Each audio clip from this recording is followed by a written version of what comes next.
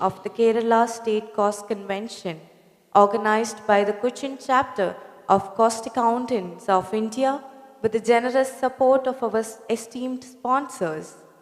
We are privileged to have Cochin Shipyard Limited as the title sponsor of the event, along with our sponsors Cochin International Airport Limited, Muthoot Finance, WFB Bid, South Indian Bank, SFO Technologies, Nest Technologies, KBPS, and KMML.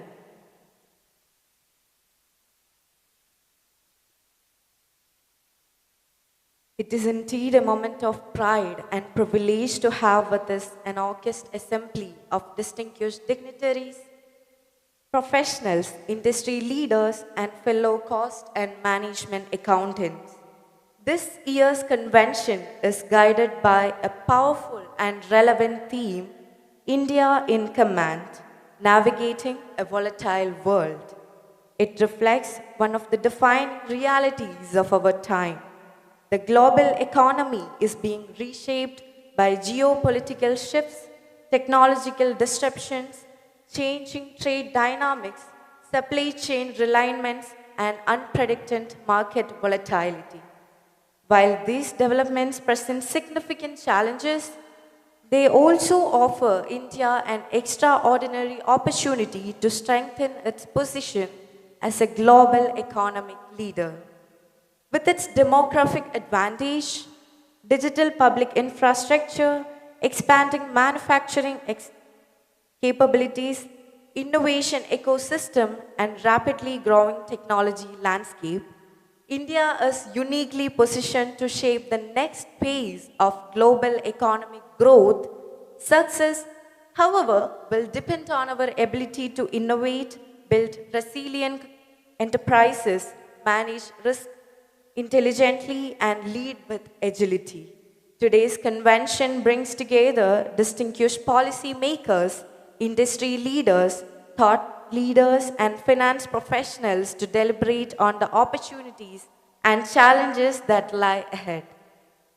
Through insightful discussions on the intelligent economy, strategic risk management, innovation driven competitiveness, and the future of leadership, the convention aims to provide perspectives that will help business and professionals navigate uncertainty and create sustainable value.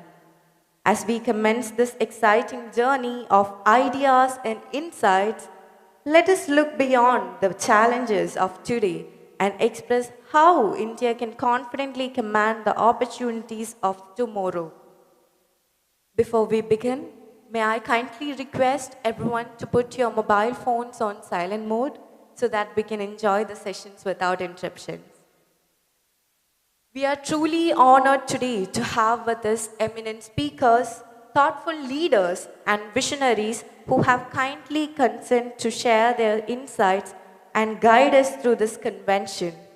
We also extend our warm welcome to all senior members, young professionals, students, and guests present here. To formally begin today's convention, join me in inviting our esteemed guest onto the dais. May I first invite CMA George P. Matthew, Chairperson, ICMA Cochin Chapter, the host of today's convention, to kindly come forward and accompany the guest onto the dais. May I invite CMA Subhash Chandra Garg, former Economic Affairs Secretary and Finance Secretary of India, CMA Chittaranjan Chadopade, President, the Institute of Cost Accountants of India, CMA Sunil Chaku, Managing Director, KBPS and past Chairperson, SARC of ICMAI, CMA Ranjini R, Immediate past Chairperson, ICMAI Cochin Chapter, CMA Arun Kumar S, Vice Chairperson, ICMAI Cochin Chapter, CMA Minusri S, Secretary, ICMAI Cochin Chapter. Let us welcome them with a big round of applause while they take their seats on the dais. Thank you, esteemed dignitaries, for joining us. With our esteemed dignitaries on dais, may I request everyone to rise for the Institute Anthem of the Institute of Cost Accountants of India.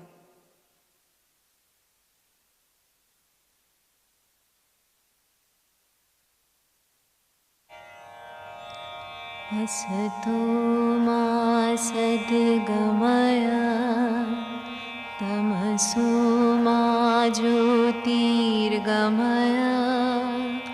मृत्योर्मामृतं गमया मा सद्गमया तमसो मा ज्योतिर्गमया मृत्योर्मामृतं गमया असतो मा सद्गमया तमसो मा ज्योतिर्गमया मृत्योर्मामृतं गमया ॐ शान्ति शान्ति शान्ति. Thank you. Thank you. May I kindly request everyone to be seated. Now, to formally welcome all of us to this convention, may I invite CMA George P. Matthew, Chairperson, ICMAI Cochin Chapter, to deliver the welcome address.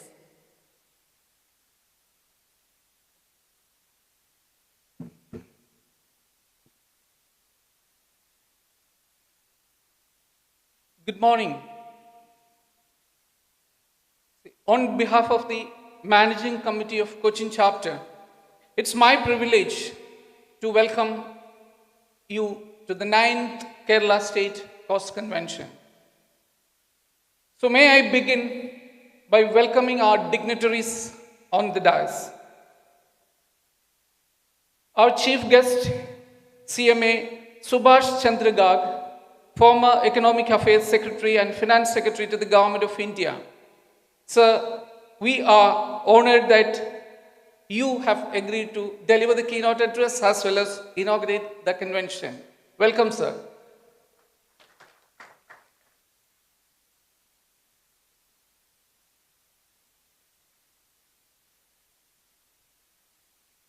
CMA Chittaranjan Chattopadhyaya, the president of our institute. Sir, your presence so soon after assuming the office means a great deal to Cochin Chapter and the CMA fraternity in Kerala. We welcome you to this gathering, sir.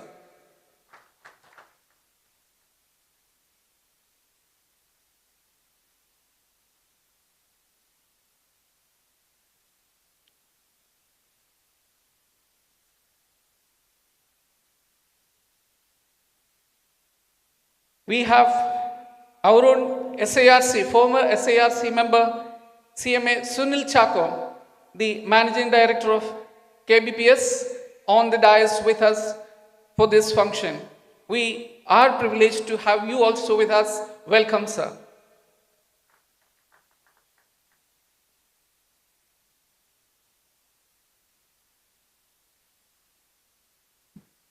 So I also welcome my colleagues on the Managing Committee, CMA Ranjini, CMA Arun, CMA Minusri, and CMA Thomas and Rajesh among the audience.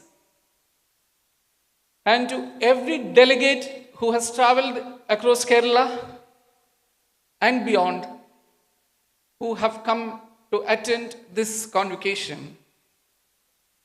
See, you have noticed that we have welcomed all of them, and the theme that we have chosen for the year is something unique. India in command, navigating a volatile world. So this past year, we have spoken to so many of our members. So the concern that mainly we hear, it's not about just tariff alone or just the rupee depreciation or the coming of artificial intelligence and taking over, but it's about the pace at which it is happening, the pace at which it is disrupting the norms that we thought will never change. It is at this juncture that this topic becomes relevant. And India has never been in a better position to take the leadership. That's why we use the word command, not just adjust. It's how to command over this and take that leadership. To command in this volatile situation, we need to control everything. And the situation is so unique that we have to respond positively, quickly, and hold on to our nerve while doing. So at this juncture, I'd like to thank the sponsors and our speakers, the committee colleagues, or everyone who is trying vigorously to make this a grand success. Please settle in for what I hope will be a genuinely useful day. Thank you. Thank you, sir, for that warm and gracious welcome. It is my privilege to invite CMA Chittaranjan Chattopadhyay, President, the Institute of Cost Accountants of India, to deliver the presidential address.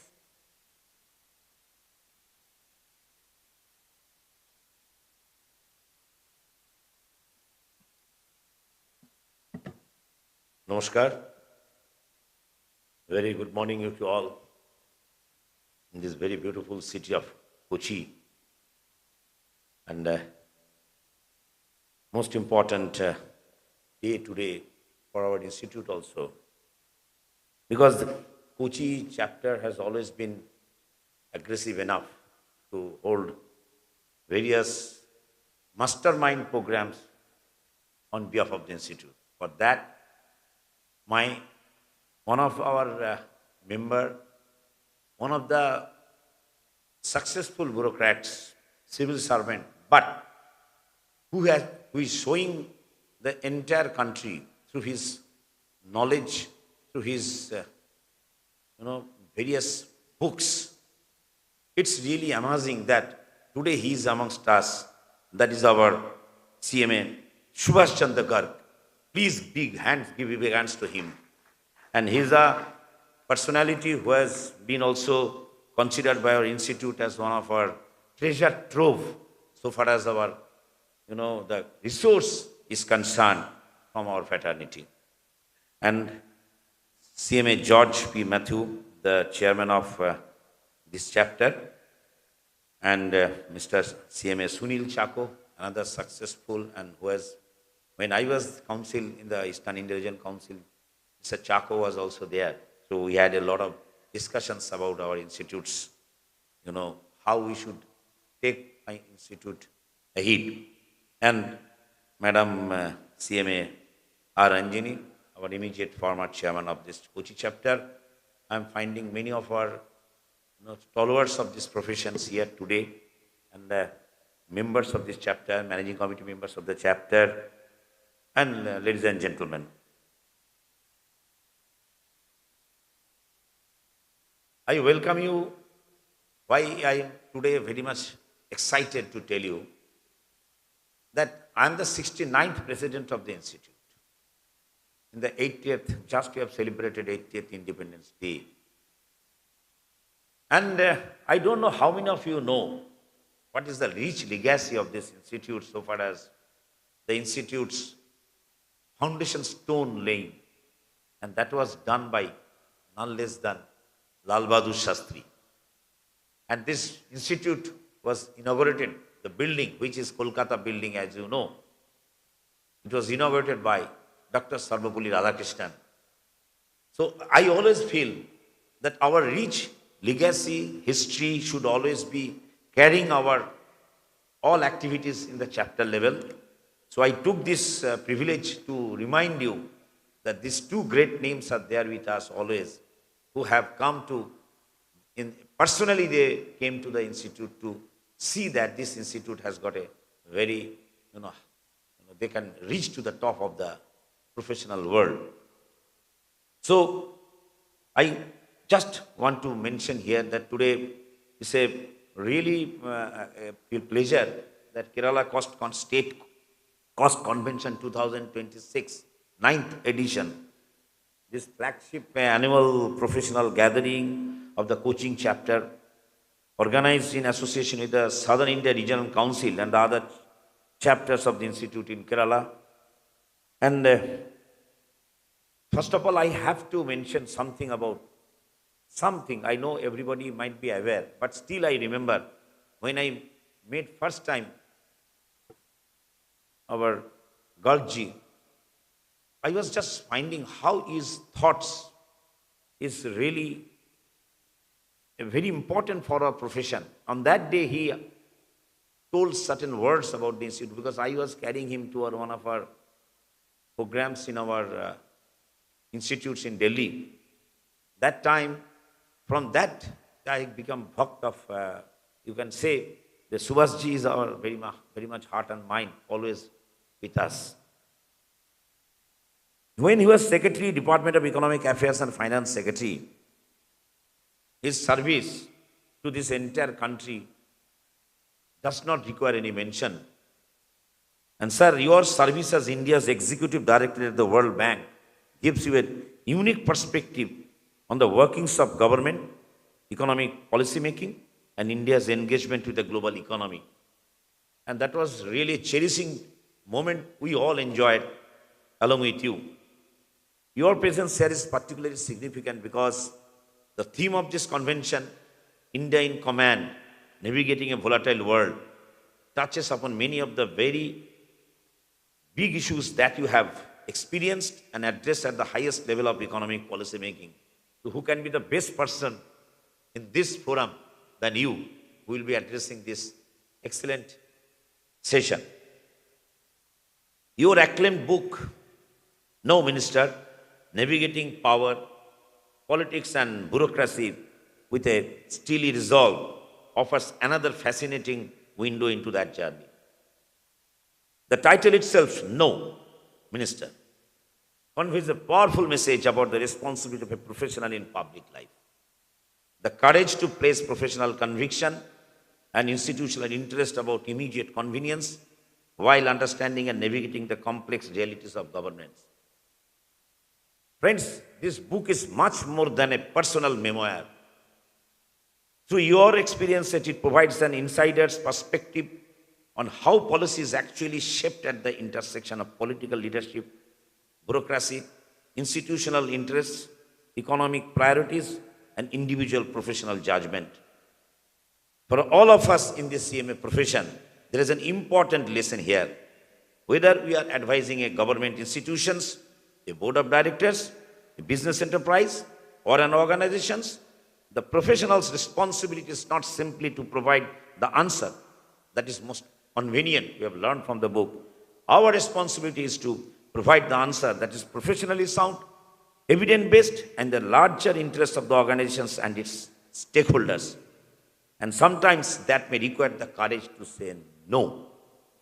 Sir, we are really mesmerized about this book, and that is why I believe the title of your book has a resonance that goes beyond public administration. It speaks to the very essence of professional integrity. Friends, for a cost and management accountant, professional independence does not mean working in isolation. It means having the knowledge, judgment, and courage to present facts objectively, challenge assumptions when necessary, and support better decisions. This is especially relevant in the volatile environment in which business operates today. This 9th Kerala State Convention has therefore chosen a theme that could not have been more appropriate: India in Command, Navigating a Volatile World. The message accompanying the theme, Navigate the Uncertainty, Command the Future, captures the challenge before us. Definitely, this convention has an excellent lineup of technical sessions covering market volatility and profitability, AI-driven boardroom strategy and governance, and India's next competitive advantage through innovations, manufacturing, and smart enterprises. These discussions are highly relevant to the evolving business environment and the changing role of CMAs. And the convention we have observed will include with a panel where intelligent, agile, indispensable CMAs in the next decade a very fascinating theme of the panel discussions, focusing on how our profession can embrace technology, build new capabilities, and remain strategic partners in India's growth journey. We are living through a period in which uncertainty is no longer an occasional disruption. It has become a defining feature of the global economic environment. Geopolitical tensions are reshaping trade routes, energy markets, and supply chains. Protectionism and tariff barriers are changing the architecture of international commerce. Currency and commodity markets are responding rapidly to policy announcements and geopolitical developments. Businesses are therefore being asked to make long-term decisions in an environment where the assumptions underlying those decisions can change overnight. And this brings us to a fundamental question. How do we make confident decisions where certainty itself is becoming scarce? It's precisely in answering this question that the relevance of cost and management accounting becomes greater than ever. And the CME is no longer merely a professional who records and reports costs. The CME is increasingly becoming a strategic navigator, someone who converts complexity links into clarity, volatility into scenarios, and data into decisions. And I believe that is the larger message that this convention seeks to convey. India has the tools, the talent, the entrepreneurial energy, and professional capability to navigate this volatile world with confidence. Our responsibility as members of the CMA profession is to ensure that Indian enterprises remain competitive, resilient, and future ready. Here I just want to mention how your institute is shaping for this particular navigations to this volatile world. Your institute has already, as you know, we have already formed an AI Strategy and Innovations Board. Through this board, we shall be reaching to every member how they should be definitely skilling themselves. As you know, now we are bringing a concept to amongst the students who are our future ambassador of the profession. This institute is now having a record of admissions within 6 months. More than 62,000 students have taken admission in this particular period of time within 6 months. And we understand that more and more interest is being created amongst the students. It is because of the chapters, excellent activities, chapters connected to the students. And for that reason, from this dais, I convey my heartfelt congratulations to all the chapters of this Kerala for bringing this glorious distinction in this particular year. Thank you, all Kerala chapters. And we have, as you know, considering the fact that cost and management accountants are going to be playing a very pivotal role, we have thought certain in manner which is rather, you can say, out-of-box thought process. We have never thought that how, apart from manufacturing sector, service sector already we are doing a lot of costing exercises, cost management exercises. But one sector, that is banking sector, has not got this sort of attention. If I understand in this way, because I was so continuously driving these particular exercises. You will be very happy. The Institute has first time come out with a guidance note for Indian banks for cost control strategies. These cost control strategies, I request everybody, when you hear the state conference, when you have joined, you should know how our cost and management accountant can help the banking sector in their cost optimizations, cost governance, and of course, how they can control cost. And we have also come out with a book, which recently we have published, just 3 days back, 4 days back, in New Delhi, in a press conference. You know, the ECL, this IFRS 9 is going to be implemented in the banking system, which has got 3 pillars. ECL deals with 3 pillars of expected credit loss. And this expected credit loss dwells upon probability of default, loss given default, and exposure at default. Industry-wise, bank has to ensure that provisioning has been done before the loan has been disbursed, sanctioned, because bank has to calculate this. And for that reason, ECL is going to be one of the big mandate for the bank, big challenge for the bank. And here, industry-wise, ECL mark expected credit loss, who will be the better person than the cost and management accountants? Because we deal with the industry indirectly, because we are empowered with the cost audits of industries. We know what are the strengths, what are the weaknesses of these companies, even the opportunities of the companies. So that gave us the idea. And you can say that group of people, along with the help of all CMAs, we have come out with these robust publications. I request you all, please be conversant with the ECL mechanism. It is going to be the future in your professional domain area. And another book we have brought, because why I am telling, I am enlightened and I am privileged that we are having a personality who was in the secretary, who was the Ministry of Department of Financial Services. In fact, the restructuring of bank loan is going to be very important for entire MSME and startups, because the lot of disruptions have occurred globally.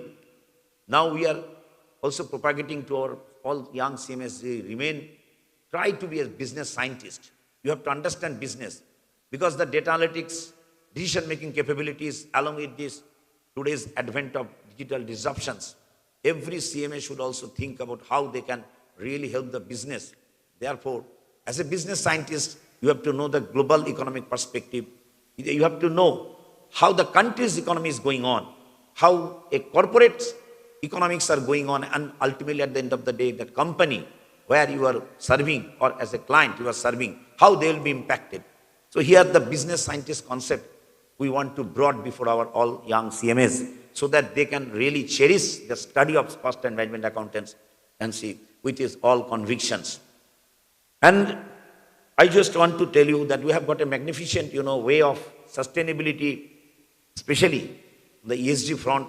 Sir, you will be very happy. We have got a dedicated board on sustainability standard board, which is having a lot of publications, and we have come out with a course on ESG course, and that is also being very popular amongst our professions.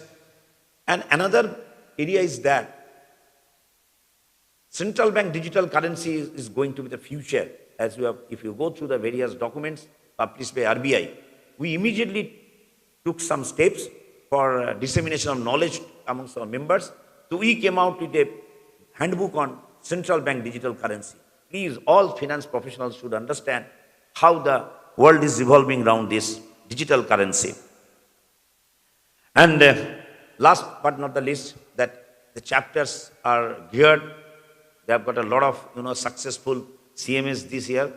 So naturally, placement is also another area.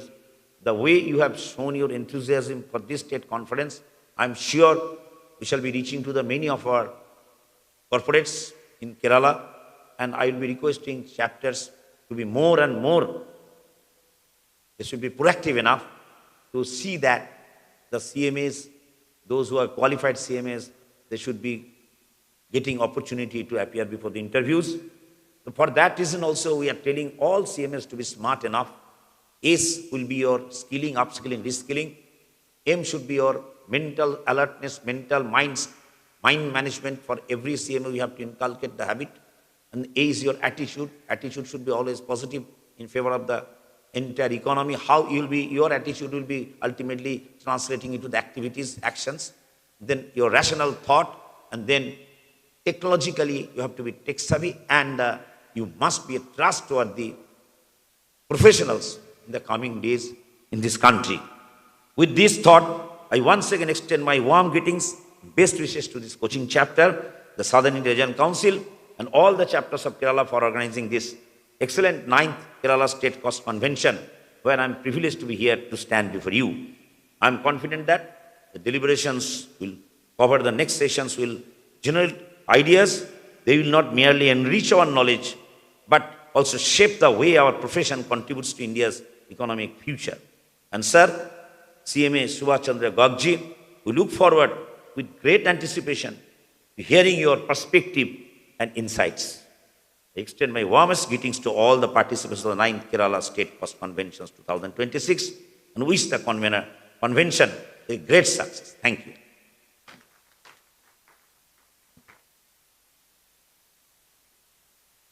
Thank you, sir, for truly setting the tone for today's event, ninth edition of Kerala State Cause Convention.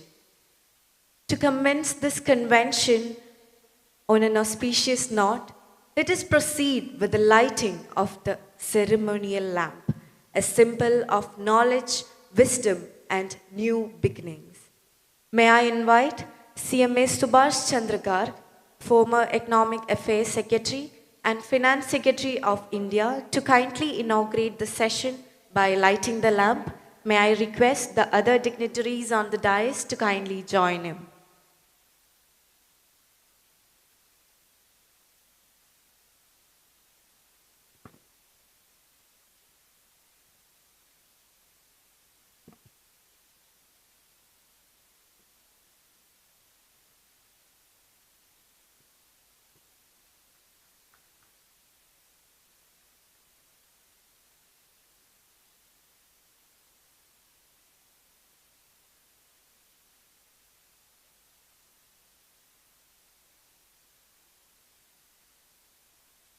I also invite the other MC members of Cochin chapter to the dais.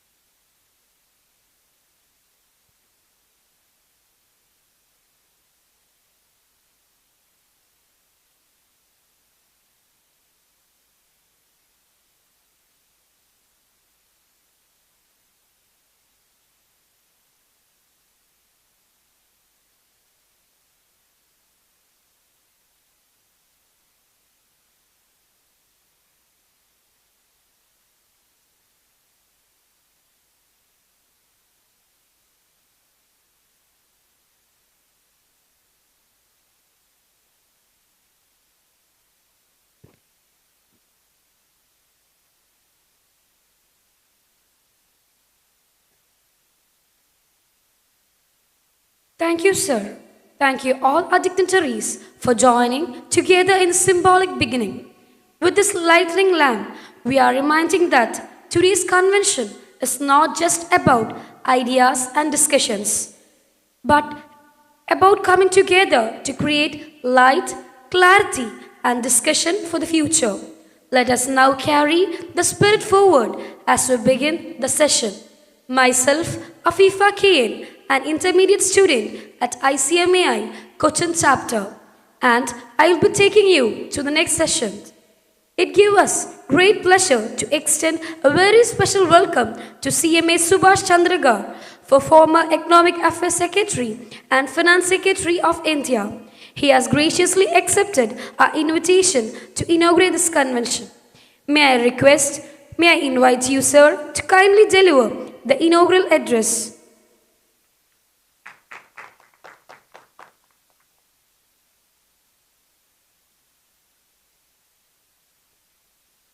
Good morning, everyone. Sri Chattopadhyay, Sri George, and the friends on the dais as well as in the audience. I have two duties today. One is what has been only asked to be done yesterday, to inaugurate the conference. My principal responsibility was to deliver the keynote address, which I'll do later. So I'm just doing the first duty today as a kind of formality, not formality in the sense, but being here in the midst of all of you, it really gives me a great pleasure to do this duty, to sort of declare the cost convention, the ninth one, to formally declared. In this part of my address, I would just explore some little subject of the relevance of the cost accountants and how do they sort of transform themselves. Because the wider theme is that the global economy is changing, and it's changing very rapidly, and how India should change in that respect to catch up or to lead the global economy. But in that, the cost accountants also have, to my mind, a very important role to play. So how should they change, or should they change or not change at all? I think is the question which we should ponder. We just lighted the lamp. It signifies that when we light the lamp, the the darkness withers away, goes away by the light. But what is the light? I think the light is essentially the ability to ask the right questions. Because if you ask the right questions, it leads to right answers. And that is the change which brings about the value addition, the change in the system. So what is the question we should be asking today on this occasion about the relevance and the utility and the value of the cost account? It's, Mr. Chattopadhyay said this very well, that there's been a big change from the manufacturing to the service today. Our own GDP is about 55% of the services. And the services have taken big way. Banking you mentioned, you take insurance, you take information technology, you take financial services, now even sports and many other things. The services are in the forefront of creating the value addition or the increase in GDP. Our profession was created largely for the industrial economy. It was basically for manufacturing. So are we reinventing ourselves for the growing economy of services? And the services are also seeing much bigger changes, from factories to now platforms, networks, a very different kind of systems using digital technologies, the AIs and many other things, which requires a very different kind of approach from the traditional approach we had about looking at the cost in terms of the labor cost, the material cost, the overheads and other kinds of things. Those are not strictly applicable to the new economy or the services. It is a very different. Ultimately, the cost creates or makes a lot of contribution in the value addition or the GDP, because the one side of the thing, one is you take the turnover or the sales price or the realizations, and the other side is the cost of doing that. The difference, the margin, is the real gain. That is what what everyone works for that. So you can raise contributions or the margin by raising the price side, or you can also do it by reducing the cost. So what are the questions we should be asking to reduce the cost? How is the digital economy? Do we have abilities, competence to sort of look at the cost side of the digital economy? Can we use artificial intelligence, which in fact augments our own intelligence, to take it forward or reduce it? How do we handle the emerging situation where the physical labor is much less needed, but it needs to expand? That's a wider economy issue, which I'll discuss later. And so all these questions if we raise, then we relate it, that what are we doing? What are we teaching? What are we building? What the kind of skills we have? It can't be that for 70 years, you mentioned 69 or 70 years, the profession would only do the way it was being doing, where the entire things outside changes. So I think all these questions, if we ponder, you have today many technical sessions and very competent people who will be discussing and deliberating on that, the masters of their own field. So I think in those sessions also, if we focus on two main issues. One, how do we build the right kind of skills, abilities and competence for helping the new economy, the new emerging economy, the new economic world order in terms of reduction of cost. And that is where we go. And how do we employ the new technologies and the abilities to do that? I think if we ponder on those two kind of questions, the cost conference today will make singular contributions to the path ahead, it should lead to a very change in the mindset and the institute's even mandate and the ability. Because if we don't change, we may not remain as relevant in times to come. So with those, I think a little bit of advisory for the conference today, I declare the cost convention open and will address you on the issue later. Thank you very much.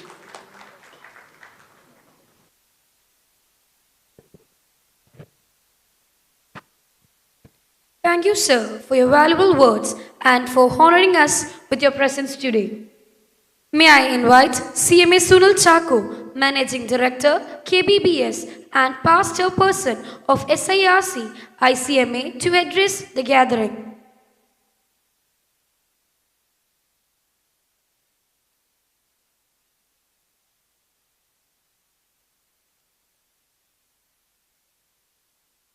Respected CMA Subhash Chandra Garg, IAS, former Secretary, Economic Affairs and Finance, Government of India. The President of India, and the President of the Institute, my good friend, CMA Chittaranjan Chattopadhyay, Chairperson of Cochin Chapter, my long-time friend, George P. Matthew, dignitaries on the dais, off the dais, and my dear delegates and friends. It's indeed a proud privilege to address this inaugural session of Kerala State Coast Convention, 9th Kerala State Coast Convention. Really, it's an achievement of Cochin Chapter that you are coming out with excellent programs like this. For the last so many years, we are continuously doing this Coast Convention, which is a flagship program of the chapter. As the President was rightly pointing out, the chapter is always taking lead in bringing good thoughts in the institute, good thoughts in the professional minds of cost and management accountants. And I'm always proud to be a part of this chapter, who is always giving some leadership to the institute, whether it's for SARC or in the national level. So today's discussion topic is also very relevant in the present day context. India in command in this volatile world. So we, the seasoned professionals of the institute, have seen many disruptions, maybe recessions, ups and downs in the economy. And in the present day, maybe we are going through the toughest time. At one point of time, that once the economic affairs are settled, once the geopolitical affairs are settled, world is going to be a very beautiful world. We have seen unprecedented uncertainties in the recent past. Tariff wars are going on upon, and the real wars are also in excess than what we experienced in the past. So in this particular juncture, discussing such thoughtful topics is always advisable. In fact, I've gone through the subtopics of today's discussion. Very insightful selection. I congratulate the chapter leaders for selecting such a wonderful topic, which is very relevant in the current day scenario. I think we are navigating in an uncertain world. Not only in the world economy, even in Indian economy also. As in the beginning, Chairman was just speaking about the rupee volatility or ever-increasing undervaluation of the rupee. See, we are proud that we are one of the largest economy in the world and fastest growing economy in among the largest economies in the world.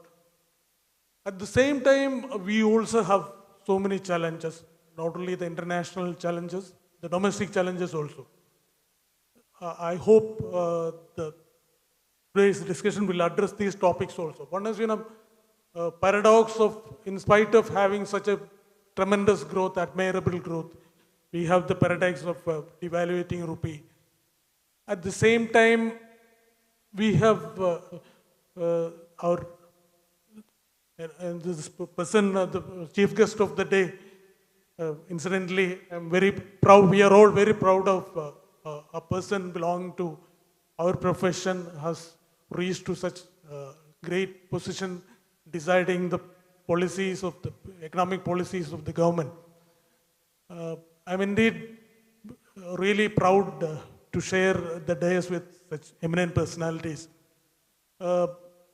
As Chittaranji was rightly pointing out at the beginning, we were together in regional council. He was in the Eastern Regional Council. I was in the Southern Regional Council in those days. I really cherish the friendship, long-time friendship with the friends, long-time friendship with the present-day president.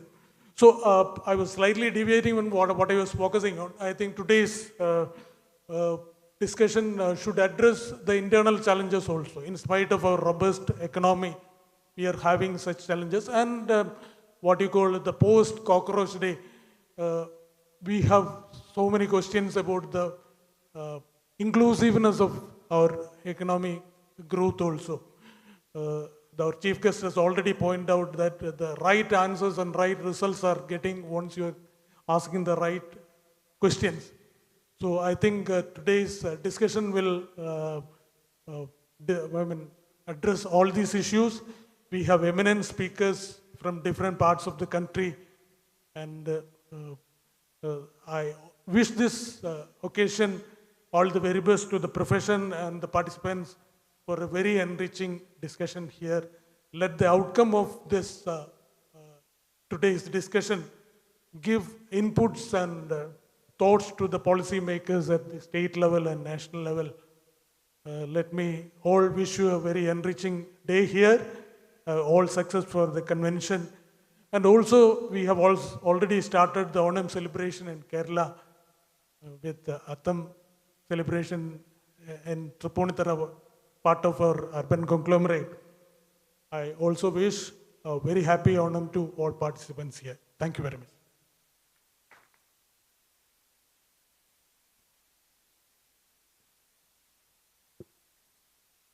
Thank you, sir, for your encouraging words. As a token of gratitude and respect, we would like to present mementos to our esteemed dignitaries. May I request CMA Ranjini R, immediate past chairperson, ICMAI Cochin chapter, to kindly do our honors to presenting the memento to CMA Subhash sir.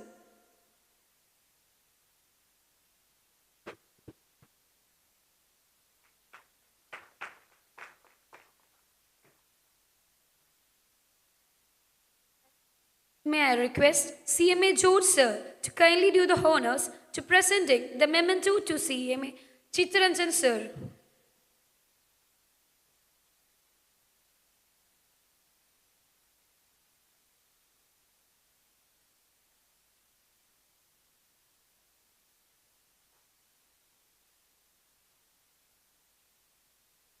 May I request CMA Ministry S, Secretary, ICMA Cochin chapter, to do the honors to presenting token of love to CMA Sunil Chako sir.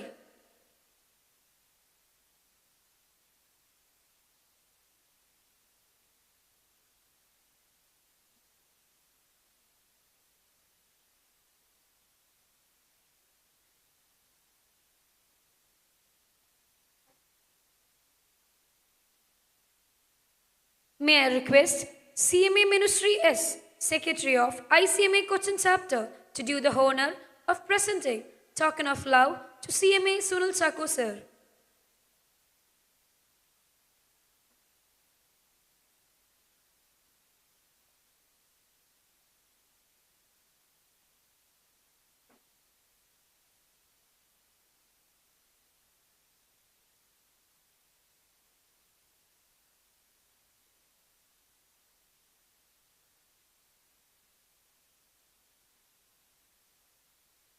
Gratitude is the key to success.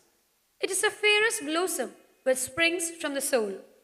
With that thought, it is now time to acknowledge with gratitude all of those who made this inaugural session truly special. May I invite CMA Ministry, Secretary of ICMA Cochin Chapter, to deliver the word of thanks.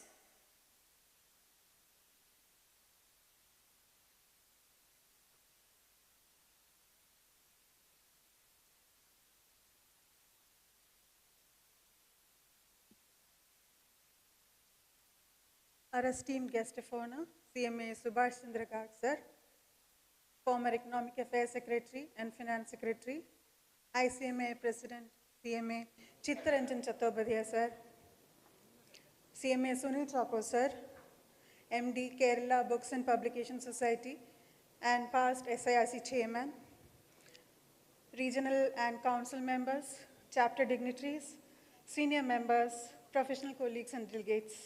A very good morning to you all. On behalf of ICMA Cochin chapter, it is my privilege to propose vote of thanks for this grand inaugural session of the 9th Kerala State Cause Convention 2026. First and foremost, we express our heartfelt gratitude to our guest of honor, CMA Subhash Chandra Garg, sir, for gracing this occasion and delivering a powerful and motivating inaugural address that sets a perfect benchmark for this convention.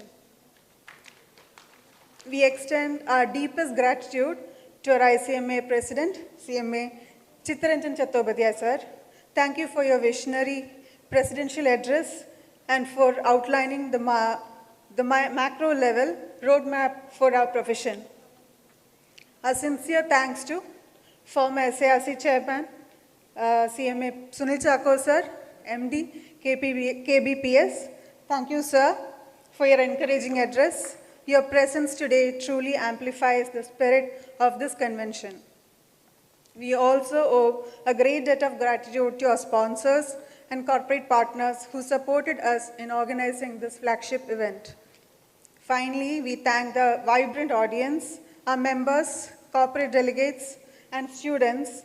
As we transition into our upcoming technical sessions, we look forward to your continued active engagement.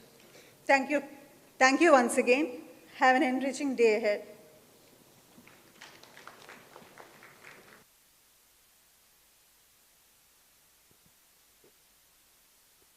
Thank you, ma'am, for your words of thanks and appreciation. May I now request our esteemed guests on the dais to kindly be seated among the audience as the stage is now set for the session to begin.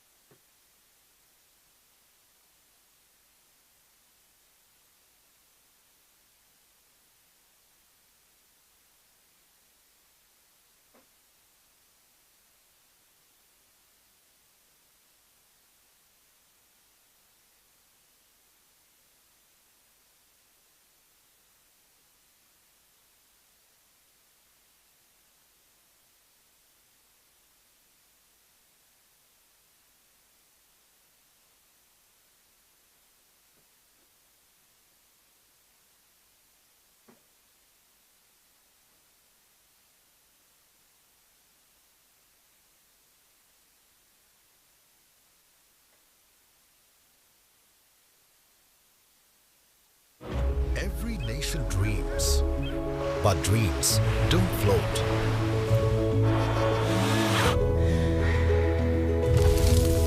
They need to be built.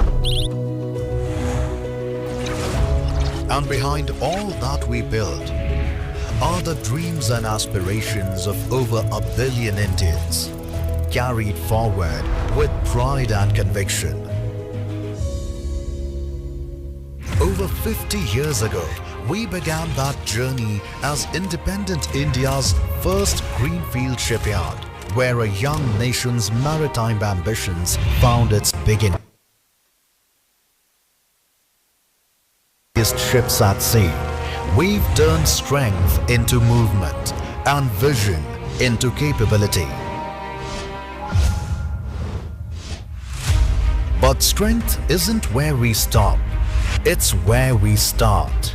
Because a nation that dreams big deserves shipbuilders who dream bigger. We build not just ahead, but beneath, beyond, and within. Expanding our horizons, reimagining our capabilities, and investing not in promises but in proof. Because tomorrow's seas demand more than power, they demand purpose. And so, we are not just expanding space, we are expanding strength.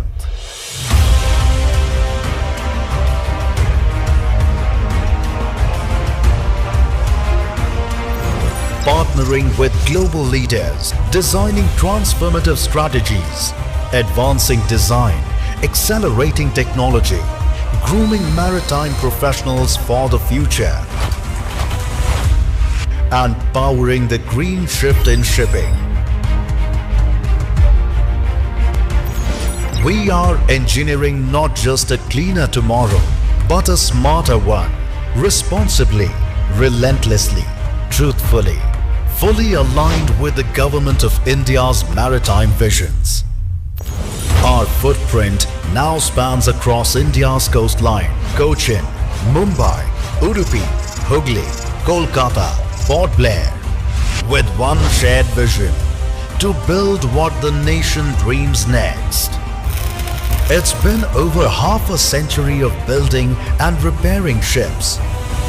But truly, we've been building something far greater. The Cochin Shipyard Limited, building the nation's dream, defining what's next.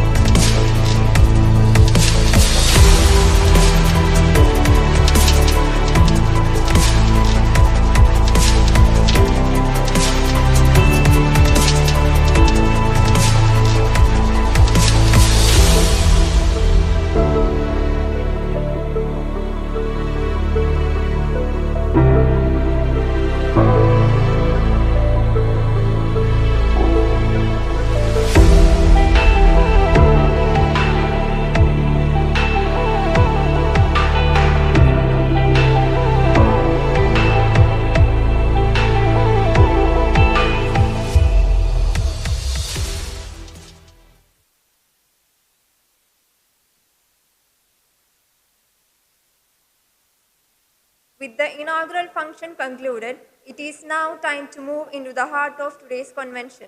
Myself, Ansha, foundation student at the ICMAI Cochin chapter. I will be taking you through the sessions forward. As mentioned in our brochure, each session is thoughtfully designed around our theme, India in Command, Navigating a Volatile World, bringing together diverse perspectives to enrich our understanding and inspire meaningful dialogue. It is my privilege to introduce the keynote session, India's Path to Global Leadership, Commanding the New World Economic Order. This session will present the global economic landscape's profound transformation as geopolitical shifts, evolving trade alliances, and technological advancements reshape the world order. India stands at a defining moment in its growth journey. This keynote sets the context for the day by exploring how India can leverage its economic strength, policy direction, and global partnerships to emerge as a leading force in the next era of economic development. CMA Subhash Chandra Garg is the former Finance and Economic Affairs Secretary and Finance Secretary of the Government of India. He is an IAS officer who served from 1983 to 2019 and held several senior positions including Secretary of Economic Affairs and Secretary of Power. He also served as Executive Director at the World Bank and represented India at international institutions such as the IMF, World Bank, ADB, and G20. He is an author, economic and fiscal policy advisor, and speaker. His books include The $10 Trillion Dream, Explanation and Commentary on Budget 2023-24, and We Also Make Policy. He holds a BCom, LLB, CMA, and CS, and topped the CMA Intermediate and CS Final examinations in India. May I request CMA Pranav Jayan, Chairman of Trivandrum Chapter, to accompany our guest, CMA Subhash Chandra Garg.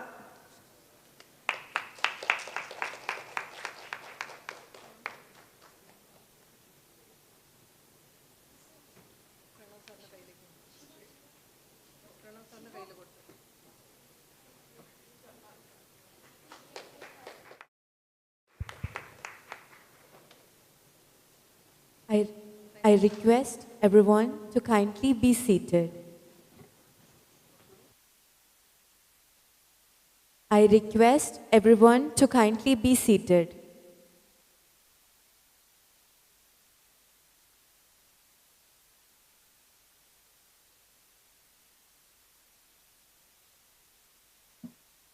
Good morning, everyone. I think we are running late. It's 10:50 now. The session was to start at about 10 o'clock. So what I'll do is that I'll speak for about 30 minutes, leave about 15-20 minutes for discussion.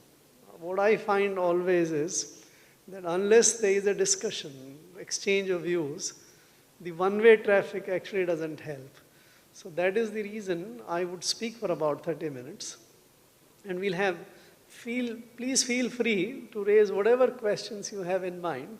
Make comment. One of the qualities to my mind of reaching towards truth or finding answer is to be absolutely frank and brutal about the questions you raise or the comments you make. Unless you have that freedom and that ability, I think we can't reach to the truth. We can't have a consensus. So please be absolutely free in raising questions and commenting. The subject which we have today, it's all in your front. There are 3 or 4 key components of it. One is this new global or new world economic order, which means that the world is changing, the economic order is changing, and that is what we need to sort of discuss and focus on. The other second part is the India's path, what is the India's path and role in this changing global order? And then there are two ambitions kind of thing, that can we assume global leadership? Can we command the global economic order? So these are our ambitions. These are the facets which we need to discuss. So I'll start with the changing global economic order. I am sure that you have been very bright students of the economy, because you can't do a job on the cost side unless you have a wider view about the economy.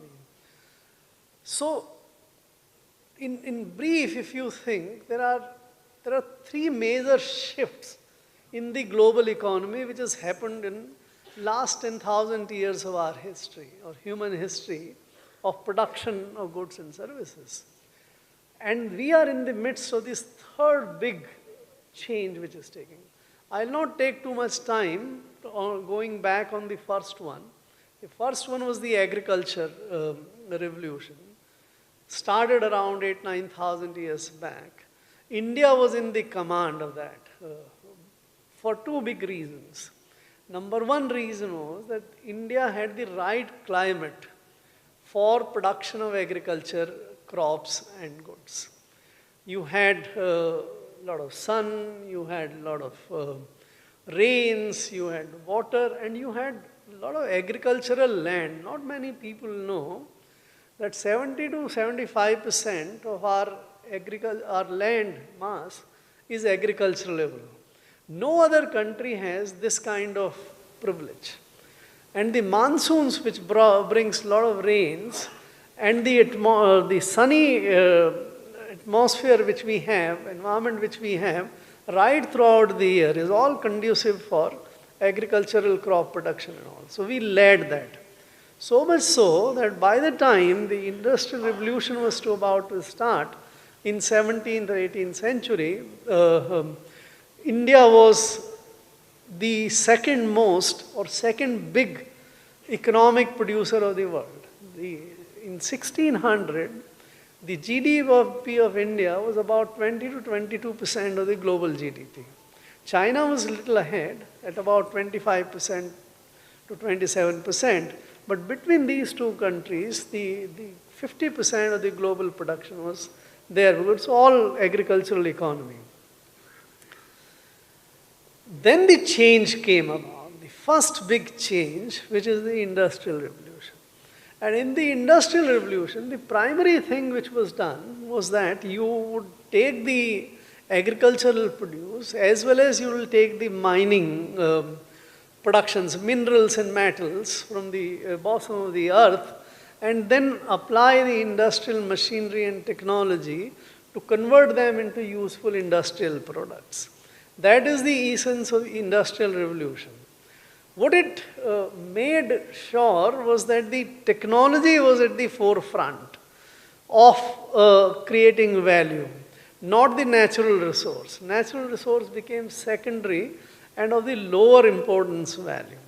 And the value it created, the industrial production, was far, far more valuable than the agricultural production, so much so that in 200 years of the industrial age, roughly the agriculture came down from 70-80% of the GDP to about 10 to 12% of GDP. Globally speaking, I am saying. And the industrial value went up to 50-60%. The rest was services. That was the Industrial Revolution. And who gained in that?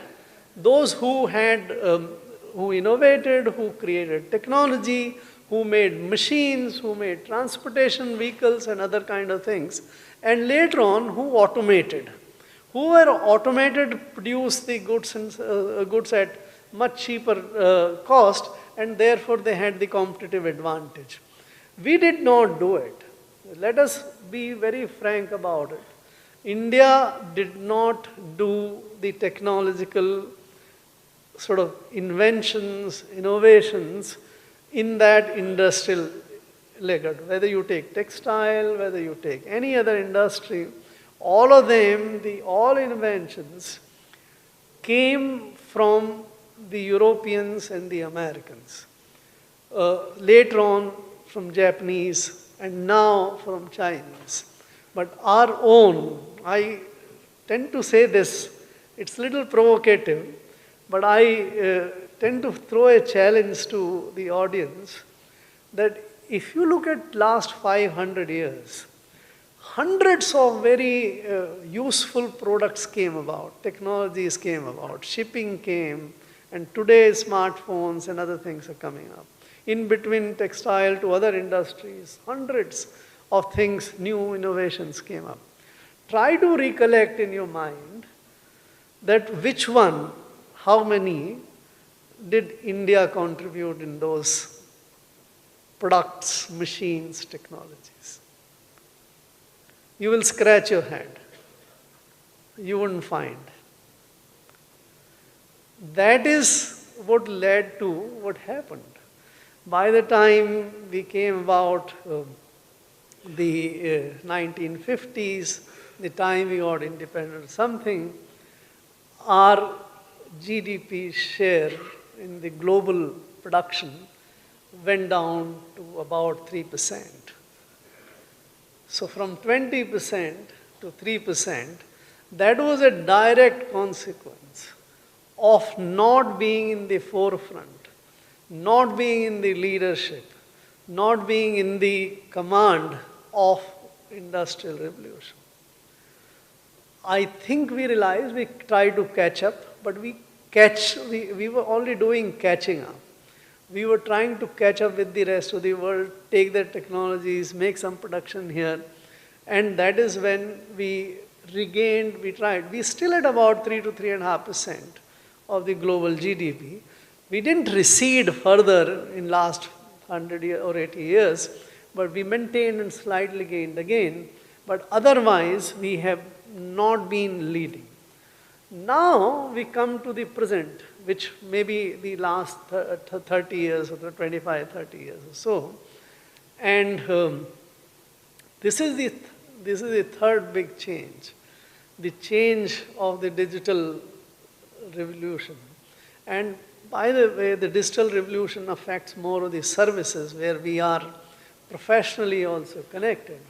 And this is being sort of engendered by, or this is being created by the two big things.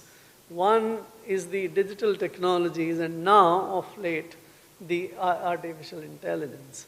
So what the machines and the technologies and the automation did to the industrial revolution, the digital technologies and the artificial intelligence is doing to services. I think we should keep in mind. I just also give one sort of broad big picture for us to keep always remembering. In the agriculture age, all production was labor oriented. You use the natural resources, the land, water, etc., and you apply the human labor. You also use the animal labor, and then you produce the crops. That was the way the production took place. More than 80% of the labor for about 7,000 years of human history was engaged in agriculture, other than the times when they were warring or fighting or sort of doing and occupying the other countries and other people. Basically, the peacetime engagement was that much. The automation changed in the industrial age. The labor became substituted by the capital, which is the technology. And increasingly lesser number of labor was required. Though industry had virtually very little, we had only handicrafts and other kind of things in the agricultural age, it went up very sharply to about 50% of the labor engagement was in industry. It's now coming down after automation. Today, if you keep track, and I think you keep track, it's the age of dark factories. The dark factories are the factories where production takes place without any involvement of human beings. You produce the entire car without even a single human being present to do anything relating to that.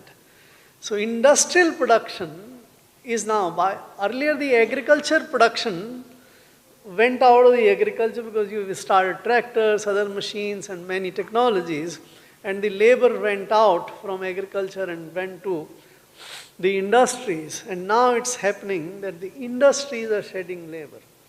It's not that the entire thing is gone, but if you look at the trend very clearly and carefully, it's not unlikely in my judgment in next 25 to 50 years that industries will have less than 10% of the global labor available. Agriculture, we have already gone less than 10%. There are many countries where the labor is only about 1% or so of the total labor force engaged in agriculture. So if you are moving towards a world where the agriculture and industry don't sort of retain the labor shifted to services.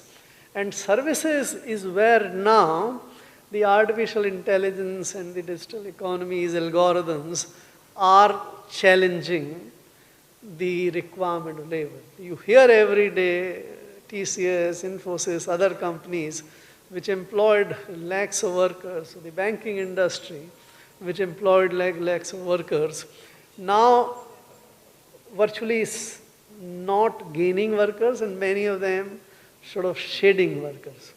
We should be prepared for that kind of situation. There is nothing wrong. What happens whenever such cataclysmic big changes take place, the value of production doesn't get down. Sometimes we worry that what will happen if the labor doesn't get employment. We should keep the two things in mind. One is that there is a value of production of goods and services which we all consume. Does it go down, which is represented by GDP? Is the GDP going down when the labor gets substituted? And the second thing, what happens to the labor which gets substituted? What is the trend towards labor supply and the labor demand? So I would like to assure you, I think we should keep this in our mind, that all these innovations and changes are not reducing the value of production. The global GDP keeps on doing. We get better and better products and goods and services to consume. The welfare of the humanity is not at risk. We are not sort of in a situation where, let's say 200 years back, there used to be famine, and if the agriculture production was not there, the crop was not there, we'll die out of starvation. That's not is happening now. The production is going up. The availability of goods and services is not a problem. There's been war, Iran, Iraq, Iran, America, Ukraine and others. By the way, even when the gas supplies and the petroleum supplies, etc., were widely affected, did you feel any sort of crunch or a problem about the petroleum products or anything about the economy? I don't think you felt that. Even some years back, when there used to be war in the Middle East, our petrol pump prices would go dry, the prices would shoot up or something.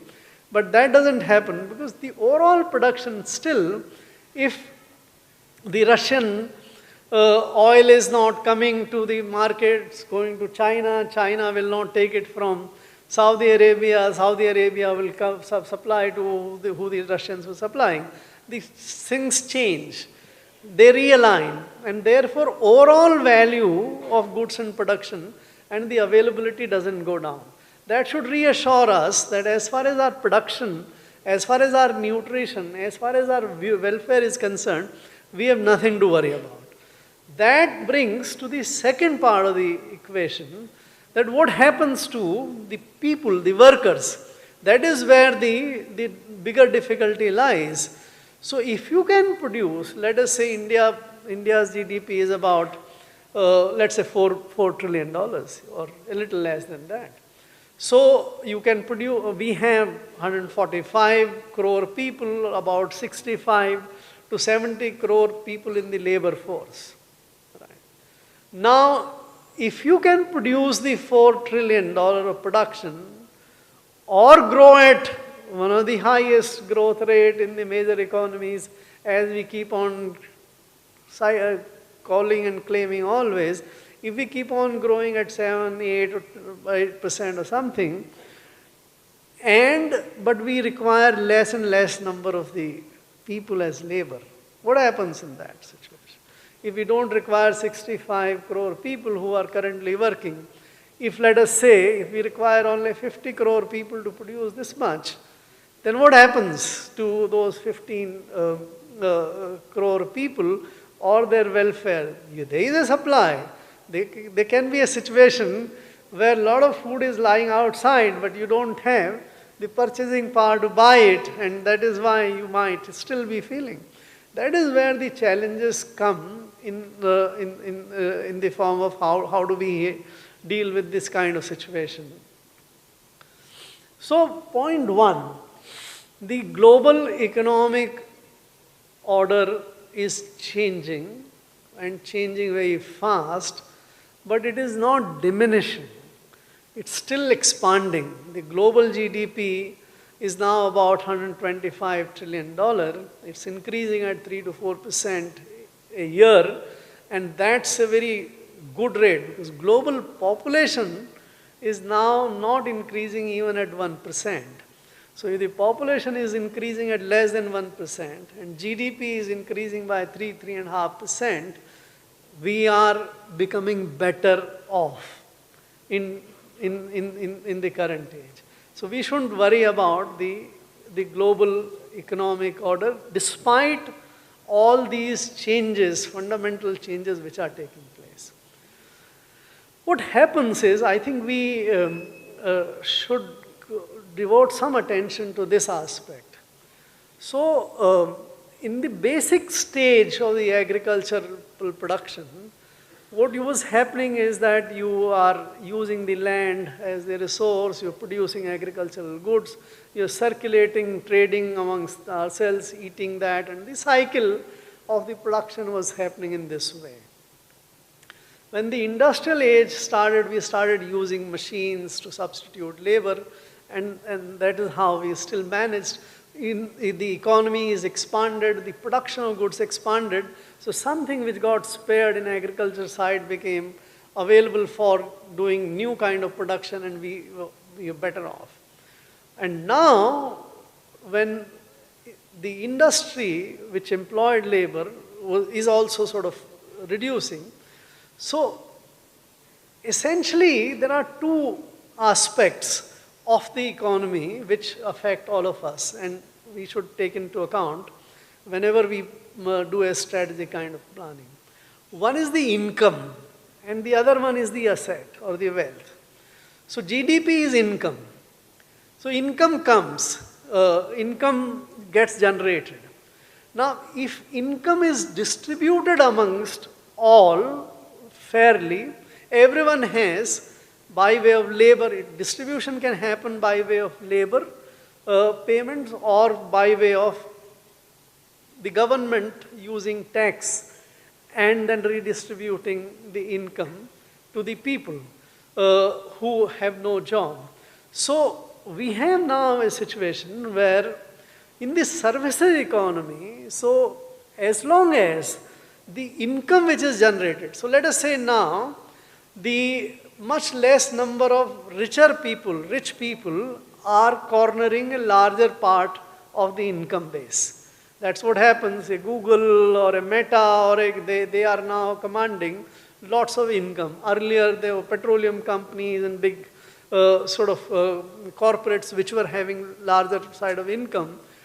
As long as the income is spent on either the two things, one is on consumption and the other one is on productive investment, The economic cycle keeps moving and there is nothing to worry. Everyone will get. Let me just illustrate. So if you, let us say, only about 5% of the people in the world takes about 80% of the income, GDP. Let's say that is the kind of concentration. But if this 5% of the people spend all its income they generated either on consumption, so they, let us say, people start consuming the services, people start consuming better health services, better education services, better entertainment services, better sport services. They start spending on consuming services which they were earlier not consuming. Then the income gets redistribution in the cycle, and the cycle of production keeps on taking place, and the people who were doing earlier production work in the industry now starts providing services, and then they start earning income through the services, and the economic cycle moves on.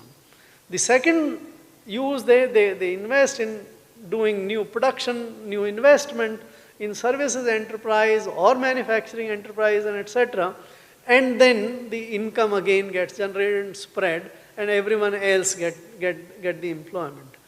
As long as the investment or the income generated doesn't get locked into unproductive asset like gold, for that matter. Gold in jewelry is a productive asset because jewelry is produced, but gold in purchased in jewelry and sunk or kept somewhere and not used for years, like cash. Cash is a pretty productive force, but if cash is put down in below the mattresses or somewhere else for years, then that becomes an unproductive asset. So long as the assets used are productive, the economy keeps circulating. This is what gives me a very big hope that the services economy is in for a massive upgradation and massive expansion in times to come. I was today, I'm staying in the same hotel, so I went for the walk in the Marine Drive today, and it's a beautiful Marine Drive which has come up. There are problems, there's a lot of water hyacinth. I didn't see many activities. When I came back in the room, I Googled that how many international tourists come to Cochin in a year. The Google told me that's between 1,80,000 to 2,20,000. Let's say 2 lakh international tourists come to Cochin in a year. In the month of May, we had gone to Spain, and the Spain had much of the same history like Kerala, so to say. Muslims had come there, ruled for many years. Christianity is very massively present, except we have Hindus here. But in terms of cultural development and all, I went to a place called Cordoba, where a Christian, where a Moorish or Muslim sort of mosque, very beautifully made, one of the best mosques in the world. When the Christians took over, they converted the inside of the mosque into a church. And today, Cordoba, you can Google, Cordoba attracts millions of tourists, international tourists there, and most of them, or all of them, come to see that mosque. Right. So it came to my mind that can Kerala have 1 million international tourists in next 5 years? Or can it by 2050 think of having 25 million international tourists? What would happen is that if we start looking at this kind of possibilities, it will require lots of changes. Enormous amount of changes which create employment. When we were visiting there, I found the guides to be very well educated. Most of them are postgraduates, ladies, many of them, and sort of graduates. So much knowledgeable about the history and the presentation in a way which connected people, made people interesting. Do we have such well-informed guides here? We will need thousands of guides. We'll need, I went to another place called Dazar, it's in Croatia. There that old city, they have created a waterfront. And that waterfront again invites millions of people every year. They've created a water sort of organ, sea organ they call it, where the sea waves sort of get converted into music. And that music, there is nothing else. It's only the sea waves coming through those tunnels and creating that music. They also use the solar lights to create a kind of dancing mechanism in the evenings which attract a lot of people. The other thing which they have done is that in that half of the Dazar city is converted into Airbnbs, which create a lot of hotel space, living space, and income for the people of that. I was wondering whether in this you have thousands of beautiful houses along with the Marine Drive. I assume that they are mostly personally occupied. But if you want to look at from the business point of view, converting them into Airbnbs can bring a lot of people to that. We'll require another changes. You have so many things nearby. You have Muziris, we're not very far from here, which used to be our port with Romans and others for hundreds of years. Kerala happened to be the place which received most of the Roman gold, the auralis as they used to call it. I think in 1967 here, a hoard was found where the 8,000 gold coins were discovered here in one place. The Romans at that time were so concerned because of the trade from here, sucking the gold from Romans' land to this place. The short point which I am trying to say is that in future, the future of businesses, future of growth, and the future of employment is in services. And amongst them, the traveling services is one of the biggest. There are also personal services. You have very famous personal messaging and other kind of interventions which make people very, very healthy and other kind of things. So there is enormous amount of personal services, travel, sports, and other things which will, I call it steps. Sports, travel, entertainment, and personal services. The steps part of the services is, to my mind, the future of growth and the employment. So the short point on this issue I would like to make is that if you want to command, or if you're looking for India's path for leading the global economy, it's not, I am saying with a responsibility, it's not that much promising in industry. It's most promising in services. Can we reorganize ourselves? Can we do it very differently and organize these services? American economy today is 80% services. They are still giant producer of manufacturing because their economy is 30 trillion, about 8 to 10 times of our economic size. And therefore the industry, even at 10%, is bigger than our GDP. So that's a different matter. But for us, our ability is enormous talent. We have the great history. So if we are looking for the path for future commanding and growth, otherwise we will keep talking. We will face, you said, Sunil, a lot of problems about rupee. Why is rupee depreciating if we are leading, if we are one of the largest producers, growth is very good. Why is rupee depreciating? Why is there so much unemployment? The industry is not the employment creator of future. It is the services. So I think on this occasion we should sort of reflect on this theme. It's very important. Everybody has ambition. and should have the ambition. But mere empty ambition will not take us anywhere. We have to strategize, we have to find strength of ours. People are our strength. The history is our strength. The variety of the countries is our strength.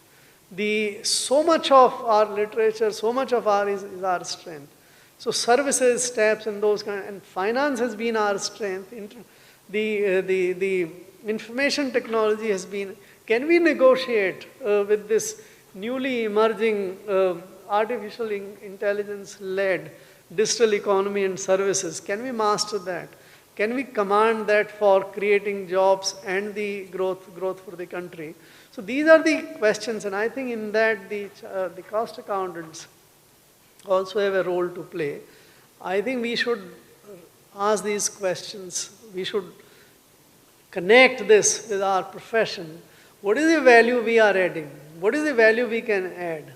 What is and that is what will, to my mind, bring sort of relevance and the future for not only the cost account. There is no great merit in my judgment about singing national songs and patriotism.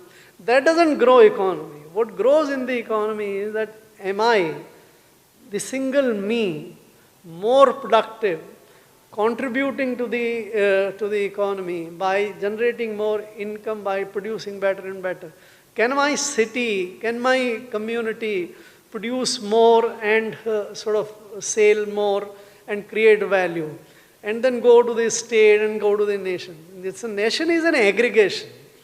At the bottom is the individual. If the individual becomes productive, if the individual becomes more earning, the nation will grow. It's not the other way around, that the nation can grow and the individuals. We are still very low in the per capita income globally. We are 142nd out of 196 countries. And we have not budged from there in last 10, 15, 20 years. We stay at the bottom. We are not growing in, so that is where the individual, aggregation of individuals' income, if it leads to a higher aggregation, the nation grows. It's not the other way around. So I think the focus should be on how can an individual, every individual become more productive and more contributing. That is the key to my, in my judgment, if you're looking for India's path for global, forget global leadership, let us first lead at the city level, at the national level and the global level. If we do that, the global leadership will also come. Otherwise, it will remain empty words. I stop at this time, and I think we should have a free and frank discussion. Thank you very much. So anyone raise questions? Yeah, please.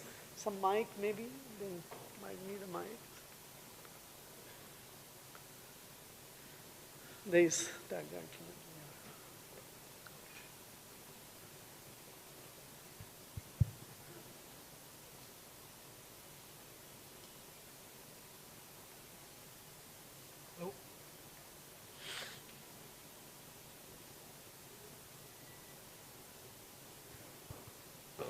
Hello. Hi. Happy to meet you. Very proud to see you. And so my question is, like you had mentioned services.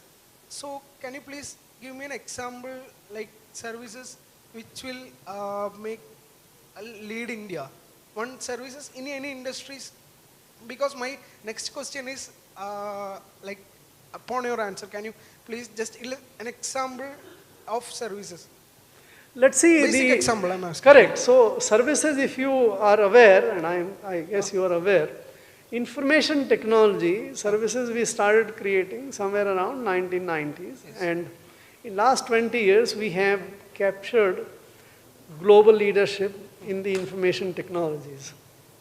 Our export last year were $180 billion. $180 billion. Our total services export is about $350 billion. Okay. Our goods export is about $450 billion. Right? information technology is alone $180 billion. 40% of the total services export. So we can do it. We have done it. But the information technology services is today at a point where there is a risk. Yeah. The risk which is coming up from the artificial intelligence. Yes. If you can make, software is made in a very different way without the use of humans, Yes. or the data crunching job which BPOs and others were doing is not available. So maybe in 4 or 5 years, we might find our base shrinking on the information technology. I just mentioned to you deliberately the example of travel. Travel today globally is a very, very big income generating. What is happening is a lot of people are having lots and lots of spare time. People retire at 55 or 60 years. Then they have income, but they have also time, but they don't have what to do. Travel provides the biggest spending opportunity for them and the income earning opportunity for the travel services providers. Okay. Likewise, look at even the personal training. Today, health is a problem. Most of us are not very healthy. Yes. We go to doctors for small ailments, etc. Why do the ailment occur? Okay. There is a way, if you lead a life or you can create the conditions where the infections get reduced, etc. Yes. The personal training services, health services, actually can reduce the... So there are enormous opportunities everywhere. Actually, in sports, you are seeing today, the IPLs, yes. today they're valued in billions. Yes. Recently there was an attempt by the FIFA to privatize the FIFA. Yes. They were looking for billions and billions of dollars for monetizing the FIFA assets. Okay. Right? This will happen. 50 years back, the sports was amateur. Wimbledon was played only by amateur people. Professionals were not permitted. Right? Because at that time, individual was becoming professional. Individual was earning out of sport. And the world thought amateurish is the way for the right kind of sports. But today everyone is a professional. Correct. There is no amateur sportsman left now. Yes. Likewise, in times to come, all these sports associations, etc., will also turn into the commercial enterprises. Okay. That's not bad. So there are enormous opportunities everywhere. Okay. My point is, sir, like earlier many software companies used to outsource their person for services to like outside countries, like exporting of services. Now that has been coming into a decline stage as per your risk you had mentioned. So you are telling that now the domains have been changed, like sports, health, they are being giving personal training regarding to health to other countries. And like if you sports training, physical education like that, many professionals in India are outsourcing their knowledge to other countries. That's your point, is right? So, yeah. Quite right. We should look at the future. Because the future gives you leadership in future. The past is where we only should analyze that yes, where are the weaknesses which is now leading to this one going down. So in the connected space, can we master the artificial intelligence to create services on this space, information technology space? We don't. I am not the master of this. The masters are sitting here. There may be many people. But the potentials are there. Yeah, like many infrastructures like data servers, many other things are also have to be there in India, right? Exactly. For becoming power like that. So the future is bright if we are prepared to look at the future as a potential. Yes. But future is bad if we look at it only as a risk and are afraid to take it on. Okay. Yes?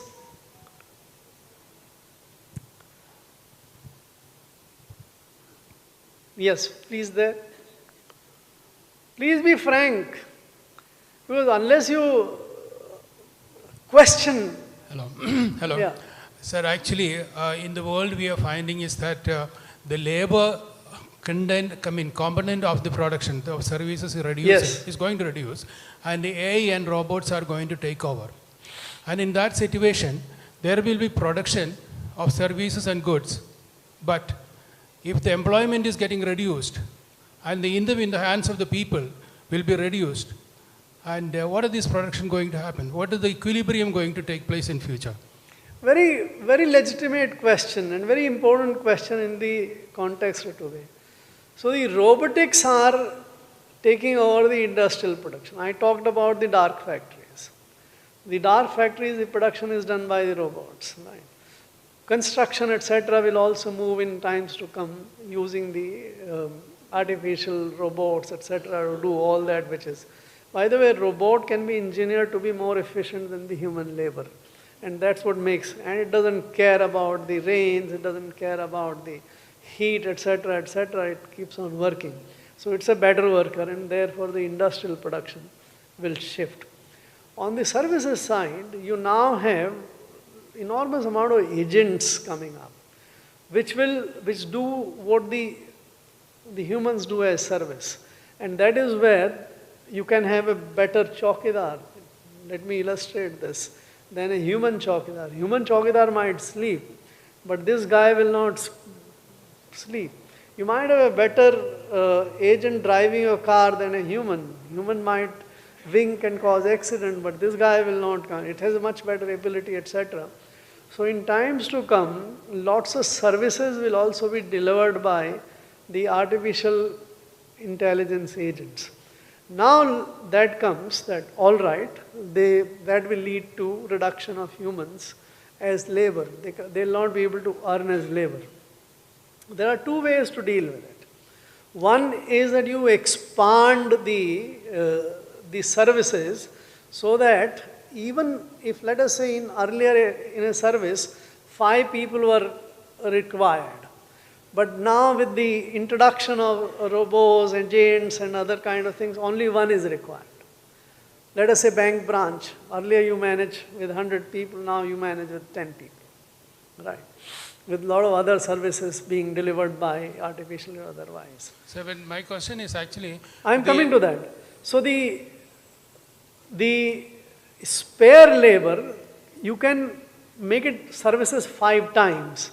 So that the spared one get absorbed, right? That is what happened in the industrial age. 200 years, 300 years back, there were no financial services, there were no banks. But it expanded to take over the related work for that. Likewise, there may be a lot of expansion of services. I talked about the personal service and other things which humans can take it and can get employed. The other one is, which is a real possibility and a real strategic question facing all of us. Assume for a minute that 20% of the people earn 90% of the income. What happens? Here the government has a role to play. You have to tax income, you have to tax wealth, you have to get the surplus from those people who are making production, and then redistribute this, allow it to go to the people for consumption. You can increase the studies, you can make people engage in sports, etc. Pay for that. You can engage people to acquire various kind of skills and pay for it. The government can do the redistribution, and that's why you can reduce, let us say, the week from 5 days to 3 days. You can reduce the age at which you let people go. So in 50 years, you can earn enough for the rest. Why do you work for 60 or 65 years or 70? So there are various ways in which we can manage to take the labor out and compensate through the additional job which the government can support through the redistribution. That's my way of looking at how do you handle the emerging situation of less labor in times to come. Because what I was thinking is that the consumer, the human beings are the consumers, the end consumer. Whether you produce it for the industry, that industry produces things and that comes to the consumer. And if the consumer, the number of people are less, or even they don't have the enough purchasing power, all those productions will not sustain. Absolutely. This is where the redistribution plays a role. Either the idle, so every labor which loses income is also a consumer, and that consumer needs income to sort of be in a position to consume. So either it shifts to other jobs which the new economy creates, or is supported by the government through redistribution for enabling his consumption to take place, to be done. Right? These are the two ways in my judgment. The third way, or the assumed way, that the consumer has to be a labor in the old industrial production system where he is not needed, is not a right solution. That would be forcing industry and the production system to employ people. What is happening in agriculture in India, if you look at it? We still have 45% of our people in agriculture. But if you look at that, if you see, Kerala may be much less, but many states, there are lots of people who say that we are employed in agriculture. But they don't contribute anything. They're not required. They are surplus, excess, still supposedly employed. That's not a real employment. That's not a real. Likewise, in the industry or services elsewhere, if you have people who are not actually contributing to value addition, that kind of employment is not employment. Okay, right. Due to time constraint, we have to one or two and more questions, and then we'll done. Sir, I'll just make it very short. I am CMA Rakesh Shankar with the Internal Audit Board, and we have the framework for the cost accounting standards for insurance industries in the pipeline from the institute. It has been presented to the regulators, and our government has got a vision for the insurance for all by 2047, one of the pillars of the Viksit Bharat. If you look at the Indian insurance industry, we have so much of private players. Again, the government is trying to bring in insurance coverage for certain categories of people. What is your opinion on having a common guidelines on the costing system, or fixing up the product profitability standards? So what is your view, and what will be our role in that? See, I am little of a rebel as far as these kind of concepts are concerned. I don't think the government should have a framework or an object of the insurance for everyone. It's not the government who provides insurance. It's not the government which consumes insurance. The insurance provider is there, the consumer is there who needs insurance. If both of them see business, see value, that the consumer thinks that there is a point, there is a value in taking insurance, and the insurance is able to provide that kind of service, the insurance will happen. If the government mandates, insurance will not happen. If you study the agriculture insurance in the country, the government has done insurance of lots of agricultural farmers by sort of mandating that whoever takes loan has to take insurance, and you pay only 2.5% of the premium. The rest of the premium is paid by the government, state government, central government. That's not insurance.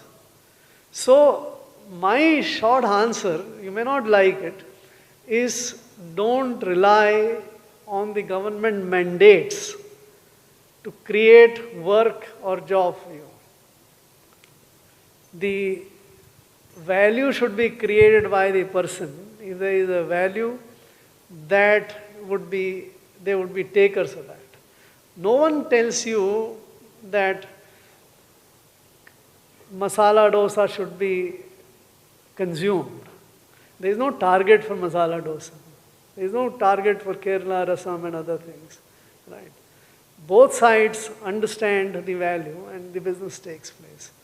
Imagine the government making a Rasam target that everyone will consume Rasam. What will happen? So when we have the common framework from the institute, maybe could it be in the cadre of voluntary guidelines, or maybe as a Correct. guidance? So the institute has a value to create.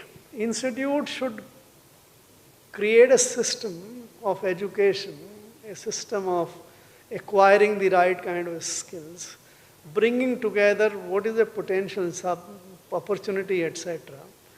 And that is for, to my mind, the potential cost accountants.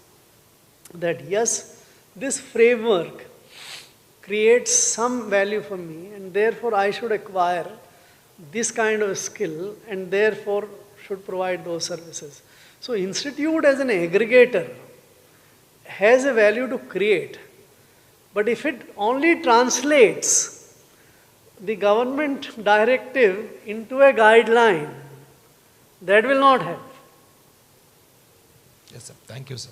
All right, I think we should close. Last one. Last question. Thank you. It has been very insightful.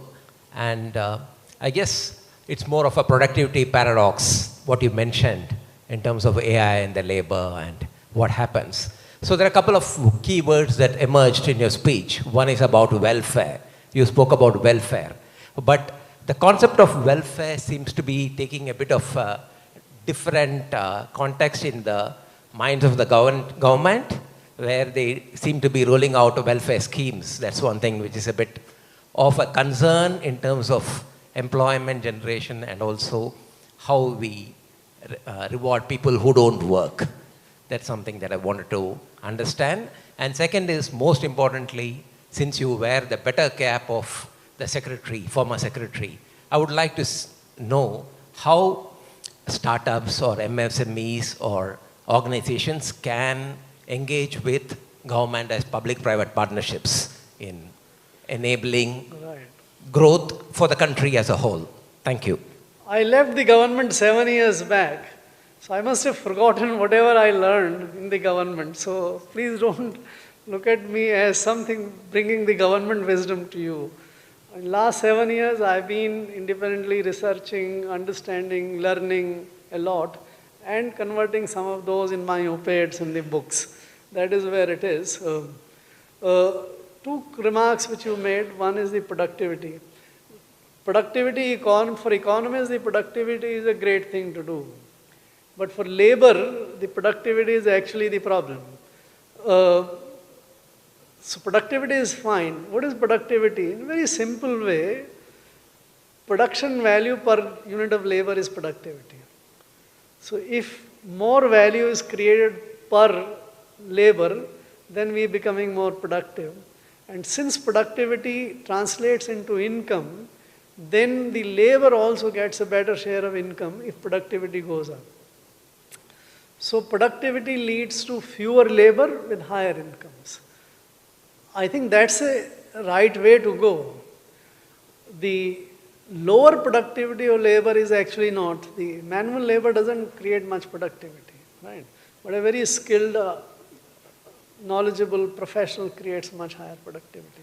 So that's the way to go. Let's not fear. It's not a paradox. It's a very clear thing that productivity is value and the labor also gains. Of course, the fewer number of labor gains because of the productivity. The second thing about startups, etc., I think there are lots of people. This country also is a startup behemoth. There are lots of good startups in this country as well. Globally, there are all Googles, Metas, etc. were startups at some point of time. Somebody started 25, 30 years back selling books electronically through digital media. And today that Amazon is a giant, one of the largest corporations of the world.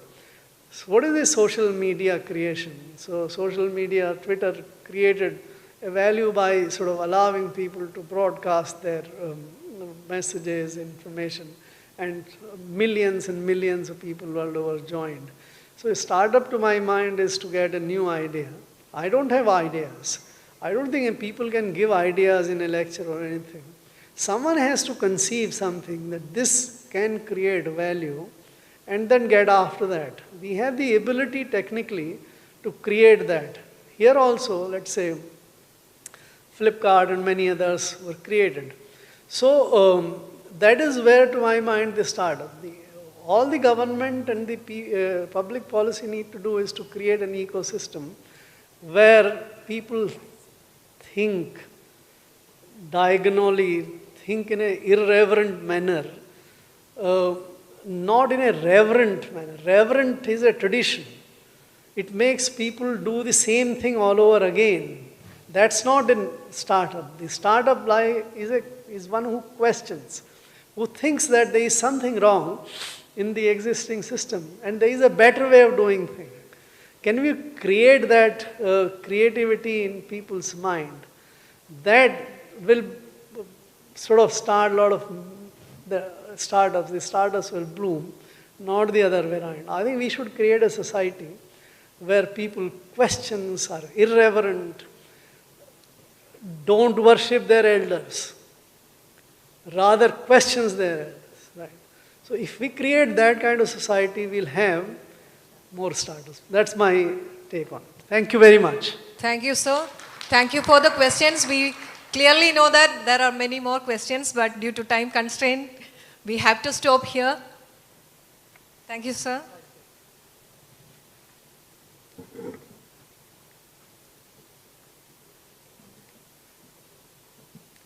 Thank you, sir, to remind us where we stand as a nation and what we should aim at as course experts in our way forward towards global leadership.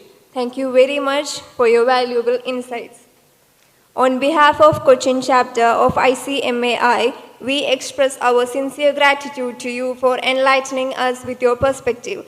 Let us take a moment to thank CMA Subhash Chandra Garg for his efforts for us today. To present the gift, we invite CMA Siju PK, Chairperson of Kottayam chapter, to the dais. Please join me in giving a warm round of applause to honor his contribution.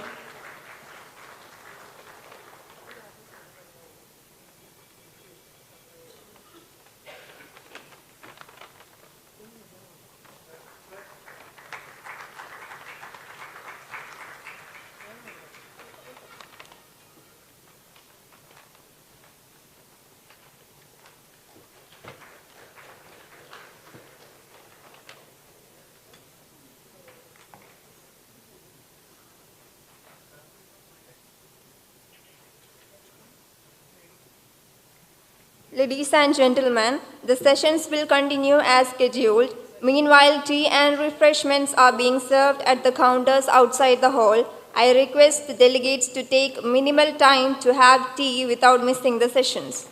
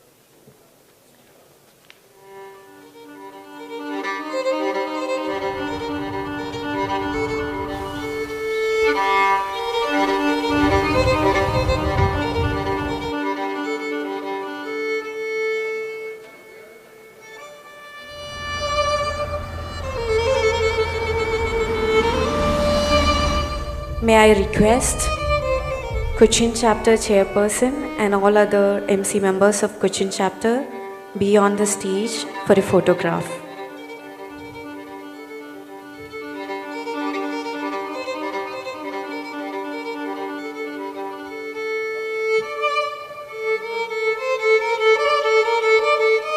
May I request the Cochin Chapter Chairperson and all other MC members of Cochin Chapter to be on the stage for taking a photograph.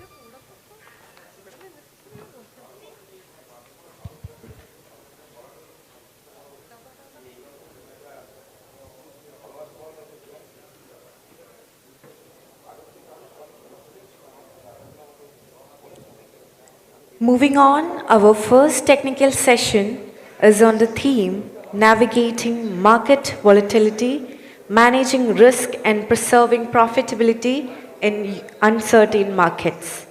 Volatility has become the new normal for businesses, from currency fluctuations and commodity price movements to geopolitical tensions and supply chain disruptions. Organizations must continuously adapt to preserve profitability and sustain growth. This session explores strategies that help businesses anticipate risk, build resilience, and make informed financial decisions in an increasingly uncertain environment. CMA M. Hariharan is the founder director of Xavier Fair Management Services Private Limited with 30 years of experience and a global presence, specializing in consulting and training in strategic cost management, new product development, lean thinking, and people alignment. He was recognized in 2015 as the best consulting organization in lean manufacturing by the Government of India's Ministry of MSME and the National Productivity Council. His expertise spans consulting across power, steel, FMCG, banking, automobiles, heavy engineering, and projects. And he has served as a top trainer and CEO coach, delivering over 800 training programs. He is also a visiting faculty member at prestigious institutions, including SP Jain Institute of Management and Research, Great Lakes Institute, SP Jain School in Dubai, Singapore, and Sydney, and IMT Ghaziabad, and is a certified design thinking professional from MIT Sloan. He has served as a jury member for the CII Cluster Summit and CII National Award for Excellence in Manufacturing, as well as a former board trustee of TI Mumbai. His contributions include articles in notable B2B magazines on strategic cost management, lean thinking, new product development, and people alignment, along with initiatives such as Gold Sand Program at CII Naroji Godrej Center for Manufacturing Excellence and Visionary Leadership for Manufacturing Program with Professor Shoji Shiba at CII for over a decade. Please join me in welcoming CMA M. Hariharan to have his session accompanied by CMA Meena George,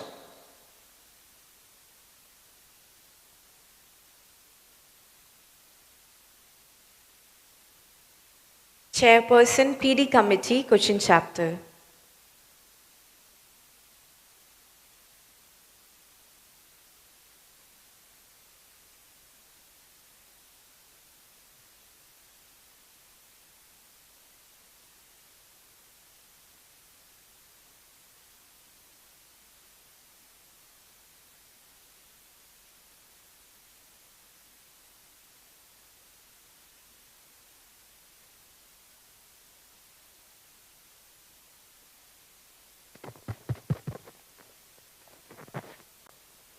Yeah. Shall we start? Good afternoon. No, exactly noon. Good noon. So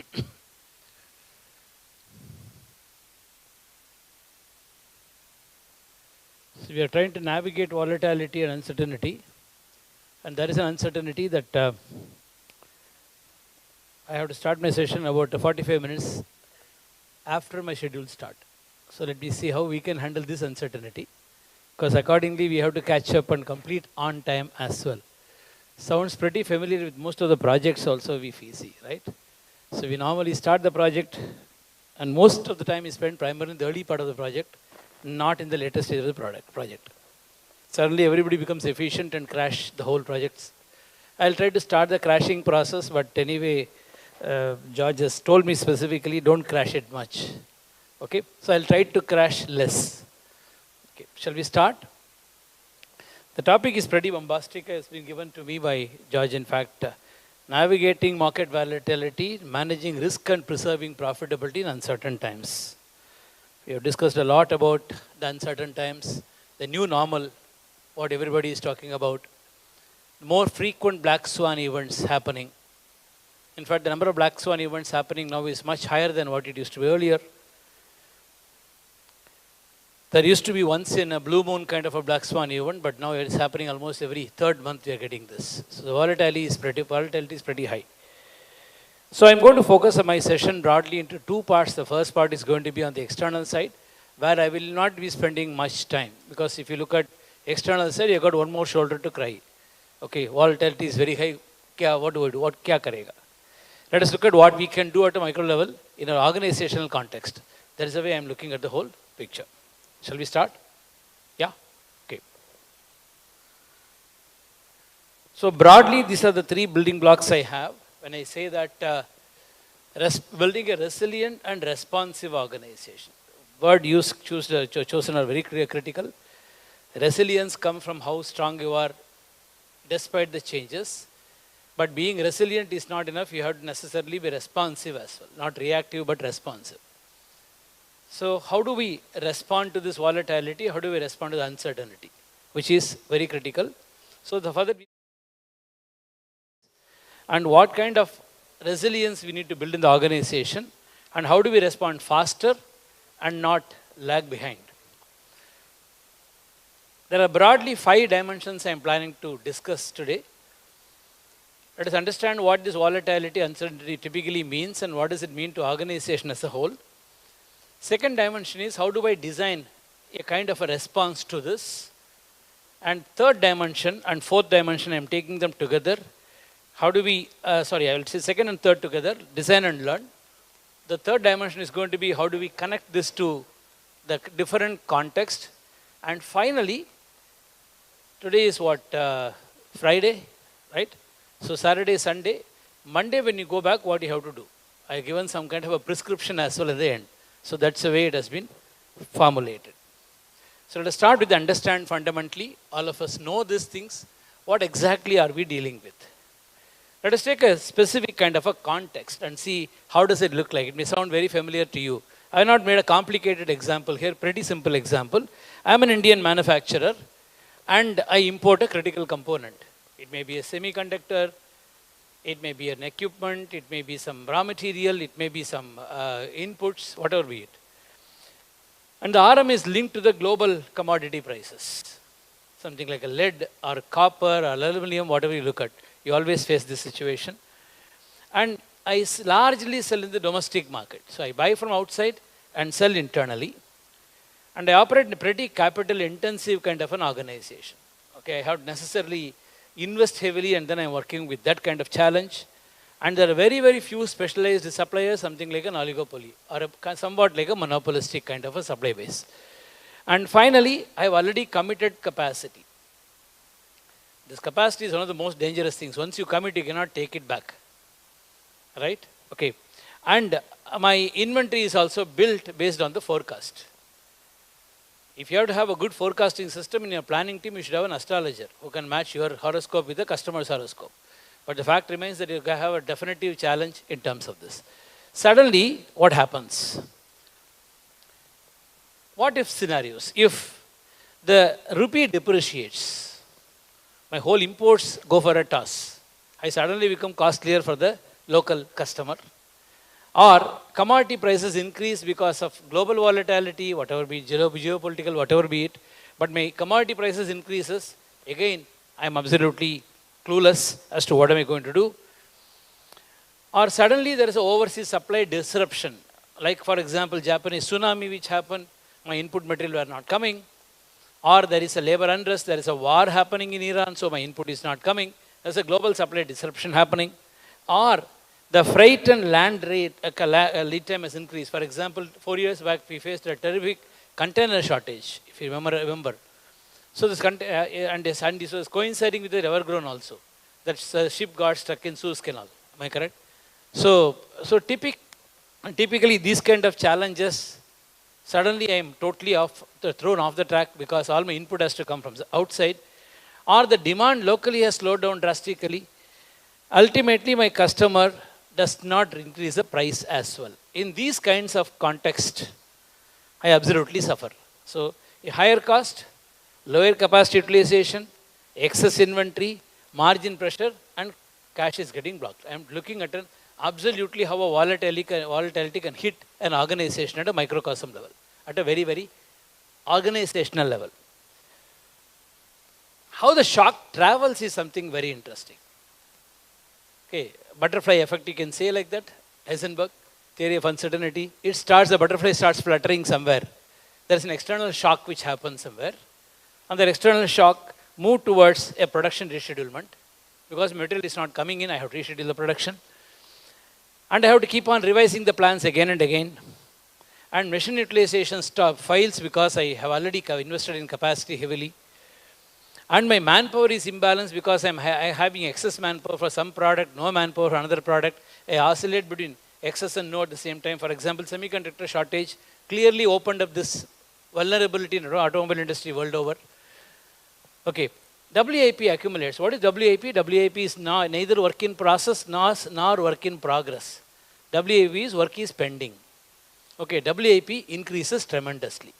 And as WIP is a clear reflection of our inefficiency. At least raw material is built because of external factors. Finished goods are built because of uncertainty in customer market. But WIP happens. WIP happens because of inefficiency. So, this absolutely shows up. Customer delivery slips. I'm not able to fulfill the delivery on time. And expediting begins. Sounds familiar? Okay, I suddenly go for expediting, air freight, everything goes up. And my margin comes down. I don't live happily ever after. Cash gets eroded. So typically, an external factor hitting somewhere is having a cascading effect and a ripple effect, which is actually like a tsunami effect on my individual organization. This is what typically happens. I start reducing maintenance because paisa nahi hai mere paas. How do I do maintenance? And my capabilities is always postponed. Now, we don't have time to train people. We don't have resources to train people. Very, very rarely you will find companies training people and they're making losses. SR Steel was an exception. In early 2000, late 90s, they launched a massive training program for their, they call us the top guys, the critical guys. Many of them still continue there. Suppliers are under pressure and my manpower is cut quickly, easiest thing to do. And long-term investments are stopped. No more tomorrow. We stop realizing that what I am today is because of the decision I took yesterday. What I'll be tomorrow is the decision I'm going to take today. So I stop my investments. So this organizational brittleness is what shows up because of uncertainty. So instead of looking out, let us look in. So there are broadly two dimensions we have to look at here. One is VUCA, other is Bunny. I'm sure all of you know both this. Am I correct? So typically, the external dimension is a volatility where prices, demand, everything fluctuate. Uncertainty, where I'm not clear about what is going to happen, when is it going to happen. Complexity, which is there are many variables I'm not able to understand. And ambiguity, it is absolutely confusing. I don't even know how my competition is changing. For example, suppose if I say, my competition for a paint company is another paint company. If I look around this room, suddenly I realize competition from a paint company is not another paint company, it's some other company. Am I correct? Just look around. You have glasses, you have wallpapers, you have laminates. So competition for paint is not the paint company, anybody who's giving a substitute.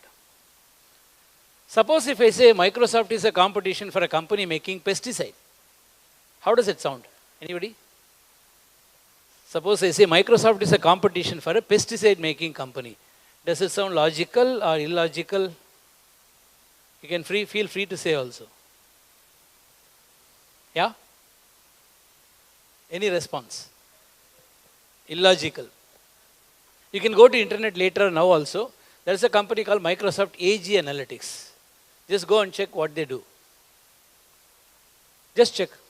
Microsoft AG Analytics. Just check what they do. Or if you want some other company, I'll give another company name. Innerplant.com. Just check. innerplant.com. Just check what this company does.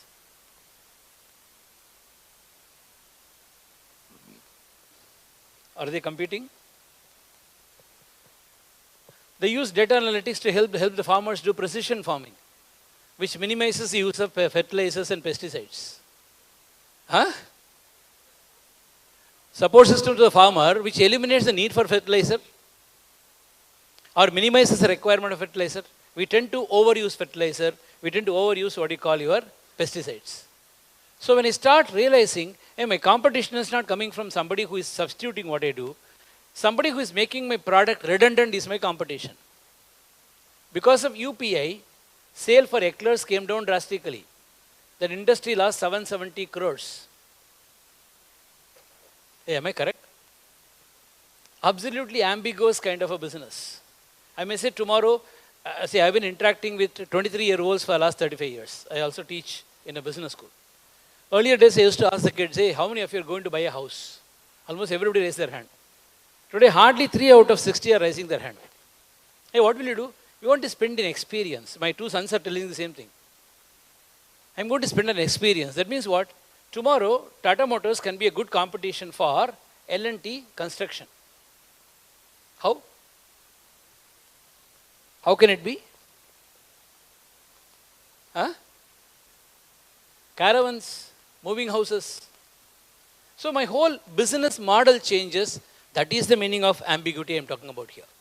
So how do we respond to this ambiguity, volatility, uncertainty, complexity? That is the internal dimension. The external pressure pulls bunny. Brittle inside the organization. I am brittle. The system fails the moment something changes. Because it's designed for a particular solution. It is no more valid. I am anxious. When I am anxious, I take myopic, short-term decisions. My decisions are knee-jerk reactions. Non-linear. If one small shock happens somewhere, the hit is somewhere else in a big way. Non-linear reaction within the organization. And most critical, incomprehensible. I am not able to comprehend what is happening. The example I gave about Microsoft and pesticide is that. Ambiguity is making me incomprehensible. When I'm incomprehensible, how do you react to market? Okay, forget about responding. Even reaction becomes very difficult. Am I correct? It's like facing a fast bowler in a dirty pitch. Right? So VUCA describes what is happening around the world, but what is around the organization. But Bunny describes how do I respond to that. Anyway, I'll be sharing I already shared the presentation with them. You can share with them later, absolutely. This particular thing I'm not going to spend time on. Highly populated slide. What is coming up? I generally don't use a populated slide, but still this is there. This I thought I will put up some perspectives to say that it is not that volatility hits only brittleness.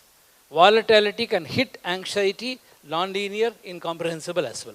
So I kind of a matrix I have created like this. You can have a look at it later. I'm not spending time on this. So this saves 10 minutes out of that 1 hour. Okay? Yeah.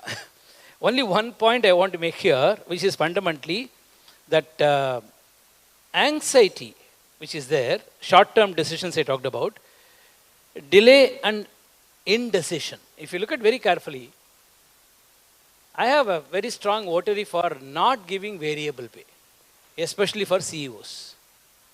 If a CEO gets a variable pay, that too based on a quarterly profitability, don't expect him to take any long-term decision. He will never.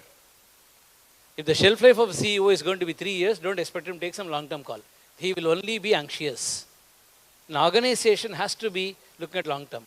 If you look at very personal level, we always think long-term at home. We always think short-term in the office. Have you noticed that? We always move from one performance cycle to other performance cycle. One performance cycle to other performance cycle. We don't do it at home.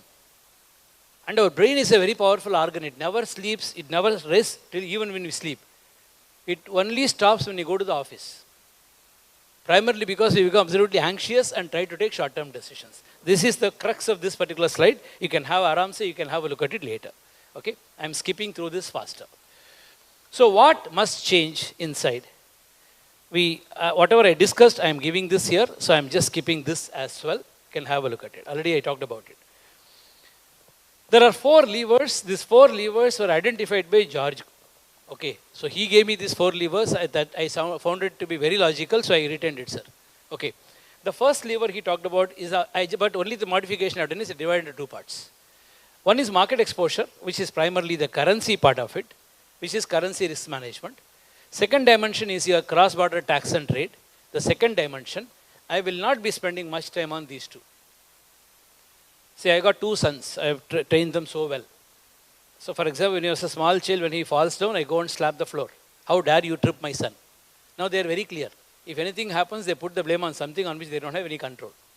The same thing happens here also. Why it is not happening? Currency fluctuation. Why it is not happening? Taxes changed. What are you doing then? So therefore, I will not spend much time on the first 2. Let us spend more time on the internal responses, which is cost architecture. What I call as an essentially a flexible cost architecture is what I am talking about. And very critical, working capital, which is primarily the resilience of working capital. We'll spend time on these 2 more. I'll skip through the next 3-4 slides faster. Broadly, if you look at currency risk begins before the treasury. We saw this example earlier, am I correct? Buys in dollars, sells in rupees, price fixed for 3 months. So you typically have a hedging which can be incorporated into this if I'm able to start exporting as well. Natural hedge can happen with export, not necessarily taking a forward cover. So partial natural hedge, what I call here, is that how do we look at creating opportunities outside your border? When you're heavily importing, it is important you should have an export to back it up. Okay. Classic example is FIBC, Flexible Intermediate Bulk Containers, manufacturers in India. They buy quite a bit from import, but they sell everything import. Therefore, currency fluctuation does not hit them much. Okay. The second dimension is primarily your trade rule, which is primarily for supply chain. I'll give a quick example here, then it will be easier to see this slide. Okay. For example, in early 2000, Electricity Act was opened up. It moved from closed kind of an industry to open source industry. Mumbai's power is given by Tata Power and Reliance. These are the 2 players in Mumbai. So we used to have, in Mumbai, our electricity charge is very high. Okay, we pay what is called a fuel adjustment cost, which is extremely high. And the regulator told these 2 guys that, hey, I'm not going to accept what you're doing. You're passing through the whole thing to the customer. Unless you take some action, I'm not going to allow you to pass through to the customer. So Tata Power went and acquired mines in Indonesia. 3 years, life was very comfortable. Their prices came down, their fuel adjustment costs came down, and they were able to save for the customer. But 4 years down the line, Indonesia put a new tax on this. The whole thing, whatever I created, goes into gas. So this is typically the challenge what I talk about here. Okay, I've taken like an assembly I've taken here, I've given a specific example here. So existing tariff rule and everything has changed, and the whole thing changes, then policy shock is tariff can go up. Equality can definitely will not be maintained because they want to protect their industry locally. That's what Trump is doing now. Am I correct? I don't want you to manufacture. We have to manufacture everything ourselves. Localization takes a big requirement for any industry, and trade becomes an exclamation mark at times, rather question mark. So typically I have to revalidate my supply chain and go back again. Pre-GST era, if you remember, it makes a lot of sense to move my product from my factory state to other state and bring it back to my state. Am I correct? We did all these kind of nonsense at that time. Thank God those things have come down drastically. Not come down, eliminated drastically. No need to do that anymore. Okay, now let us move on fast to the next dimension, which will be how do we respond? How do we design and how do we learn for being responsive to this one? So what must we design differently? There are 2 levers we can always look at designing differently in the organizational context. The first lever is outside our control. We already discussed it. External shocks, which are typically driven by about few factors like exchange rates. I don't have to read it out, you can see it yourself. But what is inside our control, the pivot has to be inside the control within our decision. First is cost. How much remains fixed? In fact, this fixed cost, variable cost classification itself is flawed. Nothing called fixed cost. Everything changes. Fixed cost is called fixed cost because variable cost is called variable cost. Okay, most of the fixed cost actually changes multiple underlying factors. So how much of my cost is realistically fixed is what we have to really explore. Okay, is it driven by factors? Definitely other than production, but driven by multiple factors. Simple example, fuel cost in the case of airlines is absolute fixed cost. Doesn't vary with number of passengers, but it does vary with multiple factors, including the tailwind, thrust, pilot efficiency, engine efficiency, what time I'm landing in Mumbai, we circle around Mumbai and come back. Okay? Last night I was waiting for the flight. I could see it in the flight radar. It goes all the way to Pune and comes back. And all these things is leading to my cost. Capacity. How much of this capacity is committed in advance? Are we committing capacity well in advance, or are we committing capacity as we move? And how easily we can redeploy the resources. The questions are very specific. I have not put any etc. in the slide. Are we looking at any specific resources? How easily are we handling variety? Let us understand one thing. Variety is the order of the day. Whichever industry you are in, you are faced with variety. I was doing an immersion exercise for Titan watches in one of the outlets in Borivali. One lady came in her 30s and she asked, oh, same collection you have? Last month I came. So what's her expectation? She wants a new collection of watches every month. How many watches Titan designs in a year? 1,500 plus. I'm not exaggerating. Going forward, it will become 4,000. When the number of new watches is 4,000, volume per SKU will come down drastically. Variety is the order of the day. Whether you are Titan watches, whether you are Infosys, whether you are a banker, whether you are a steel, whether you are a Punjabi dhaba, gravy is constant, topping is different. Your business absolutely is driven by this variety. When this variety is going to be the order of the day, how easily I am able to create variety is very critical. Inventory. How much of the uncertainty the inventory absorb? These are the dimensions we have to expose and explore very quickly. And how well I can respond to these changes. These are the 6 dimensions within our design. Let us look at this quickly without much ado. So when you say flexible architecture, let us look at it carefully. A rigid cost structure, how does it respond? Capacity added in one large block. You might have seen that Pokiri movie of Vijay. Capacity is like that. Once you commit, you are committed forever. Or wanted Salman Khan, those who are not familiar with Vijay. So ek baar commit kar diya to, main khud nahi sununga. So once I commit a capacity, I am stuck with that. So we have to be very, very clear. Best investment is no investment. Second, people are tied to narrow roles. He cannot do any job other than what he is doing right now. This is another biggest challenge we have. Third, machines are meant for making only one type of product, SPMs, because I want scale economy. Product variety created very early, meaning I don't wait till the end for creating the variety. Variety is happening in the beginning of the process itself, the most dangerous thing to happen. Inventory, it is used to keep the system running. This is typically what we mean by absolutely a rigid cost structure. A flexible cost structure sounds costly, it is not costly.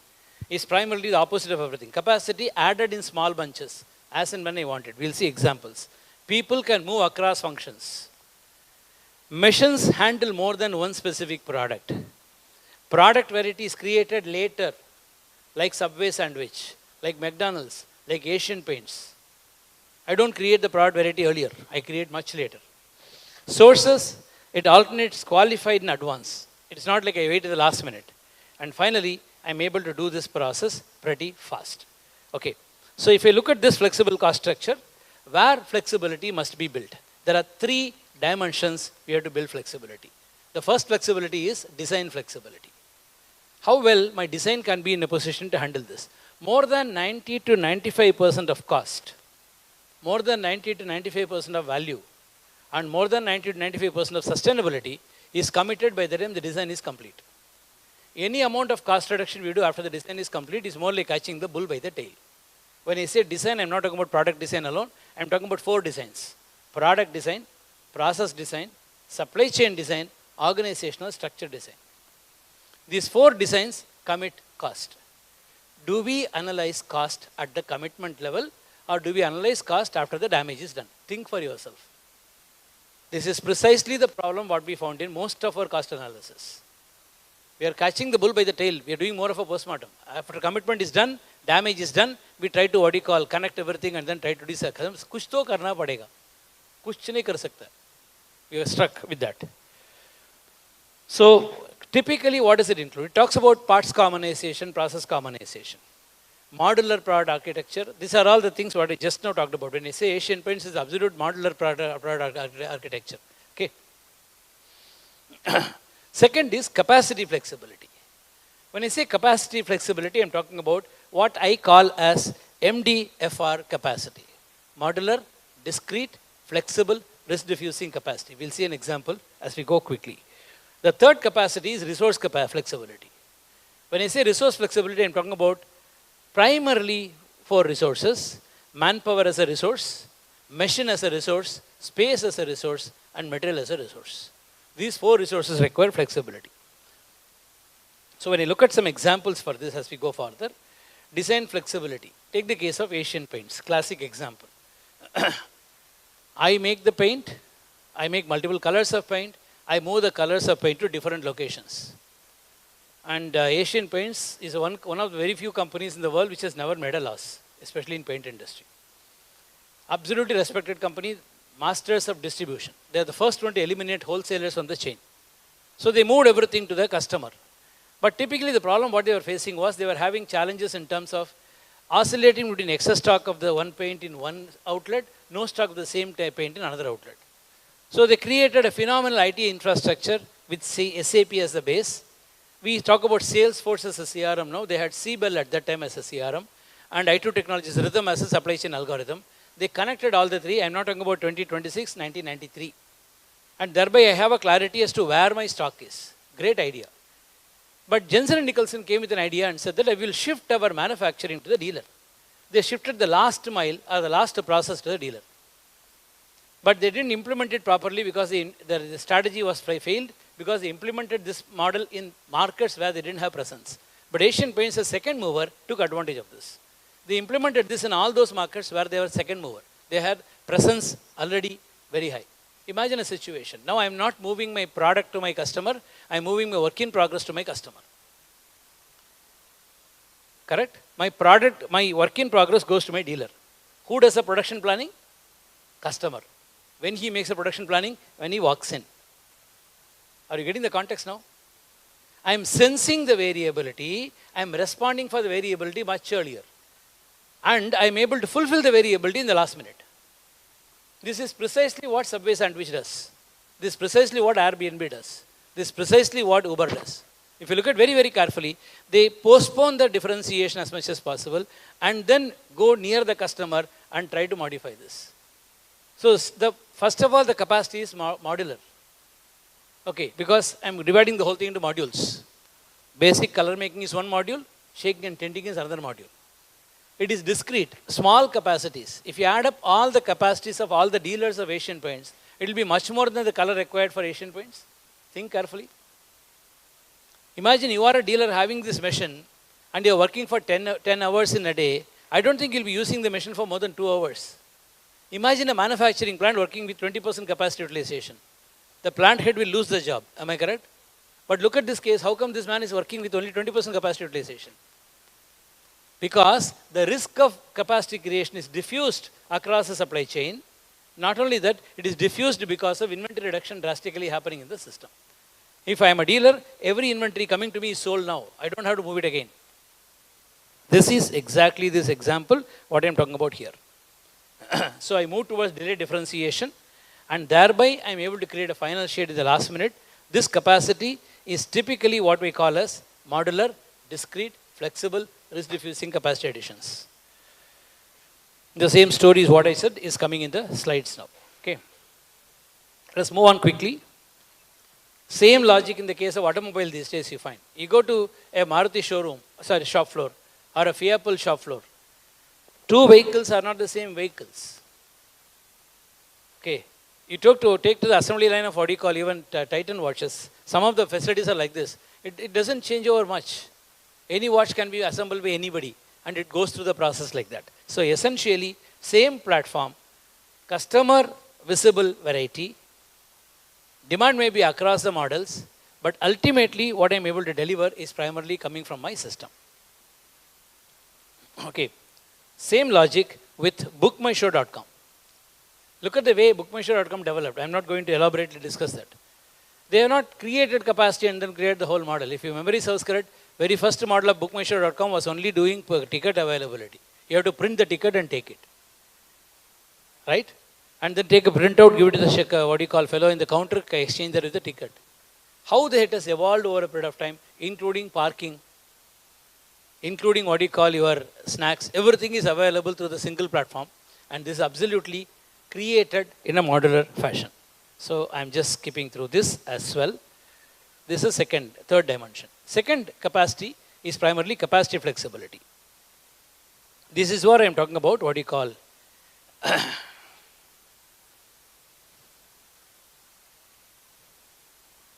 okay, just to make the context clear, I've just taken a poem from Shakespeare, okay, Hamlet.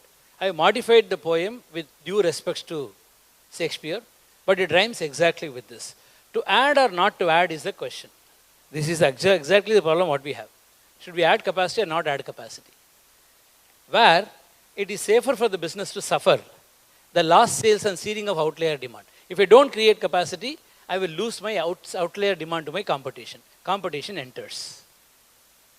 Or add capacity against uncertain demand and chasing the market share. This is precisely the problem what we find in the case of most of the companies. Am I correct?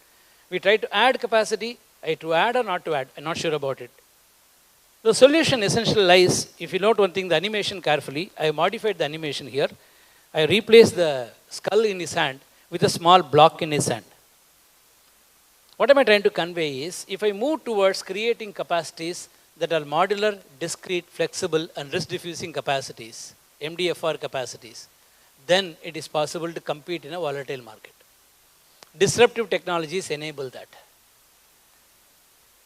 Not only disruptive technology, even business context is enabling it. For example, till 1999, one of the biggest decisions taken by companies used to be how big the warehouse should be. Do we take the decision now? 3PL is there, no? I plug and play. Am I correct? Till 2015, one of the big decisions we used to take while buying a laptop is, hey, do you want 2 TB or 3 TB? Hey, how many TBs you have in your laptop now? Hardly 500 GB. Why? A cloud, I know. If you are looking at data storage solutions, you are looking at cloud as a definitive solution. Modular, discrete, flexible, risk diffusing capacity. 3D printing is enabling this very effectively. Are you getting my context now?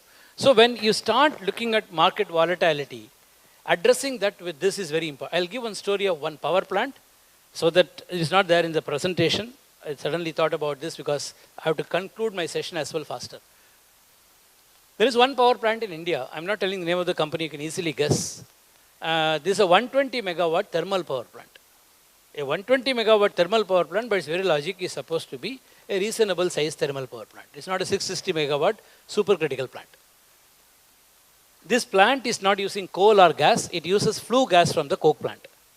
The flue gas, waste gas is coming from the coke plant, which is a waste recovery plant, recover it through the boiler and then steam turbine and generate the power.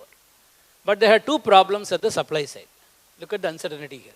First problem is, I cannot predict what is the flue gas flow rate. I can predict for next 3 days, but not beyond 3 days. The flue gas temperature also is going to change. I can predict for 3 days, but not beyond it. So next 3 days, I can say, I can generate, out of 120 megawatt, I can generate 108 megawatt, 107 megawatt, 119 megawatt like this. So on the supply side, they had an uncertainty. On the demand side, they created uncertainty. It is a merchant plant. After blocking capacity for one of the PPAs, the balance capacity is available for month-ahead orders or day-ahead orders. Open source power plant, merchant plant. Month-ahead orders means, suppose for example, I am Kerala Electricity Board, I want you to give me for 30 megawatt next month. Yeah, I am blocking my capacity for 30 megawatt. So up to 90 to 92 megawatt, they block for month-ahead orders. The balance, they block for day-ahead orders. I am short with 3 megawatt. Can you give me? I don't have 3, I can give you 2. So they typically use the spare capacity like this. But still there is a problem. Any power plant, if you are familiar with, Ramping up and ramping down is very difficult. Am I correct? This plant is very interesting. It is made by a person called Umesh Bapat, good friend of mine. This plant has got 3 turbines, 45 megawatt, 45 megawatt, 30 megawatt, and 13 boilers.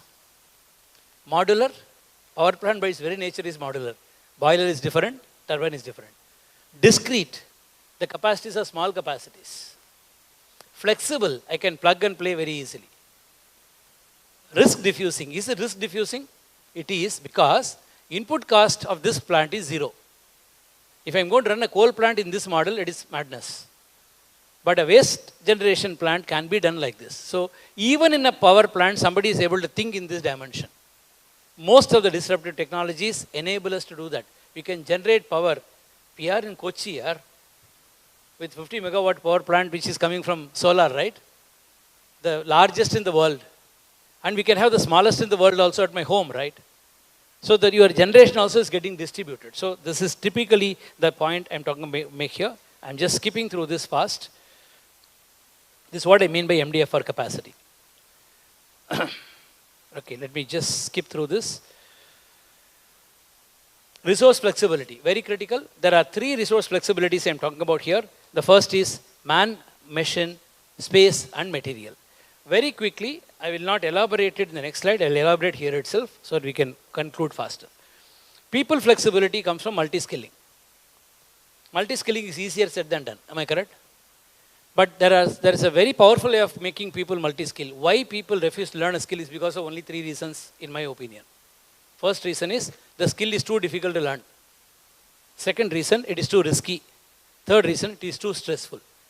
If you can de-stress, de-risk, and de-risk and de-skill your job, then you don't require multi-skilling.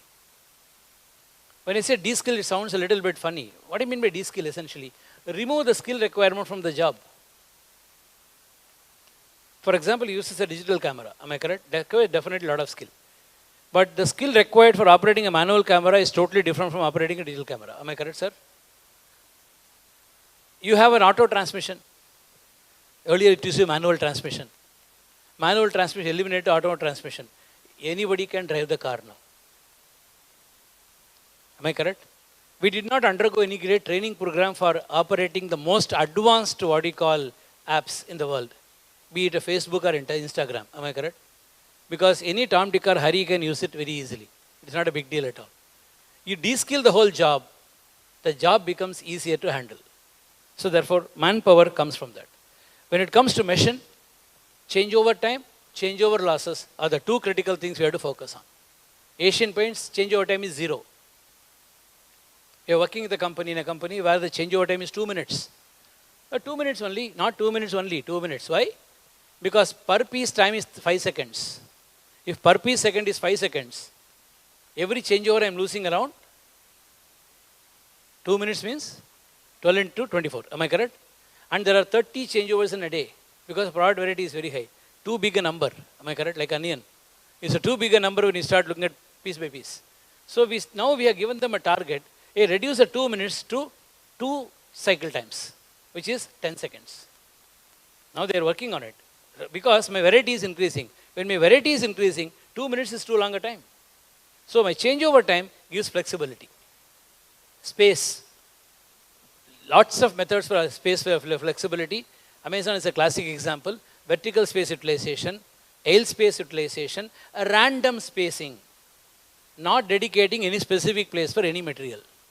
It is kept in random space.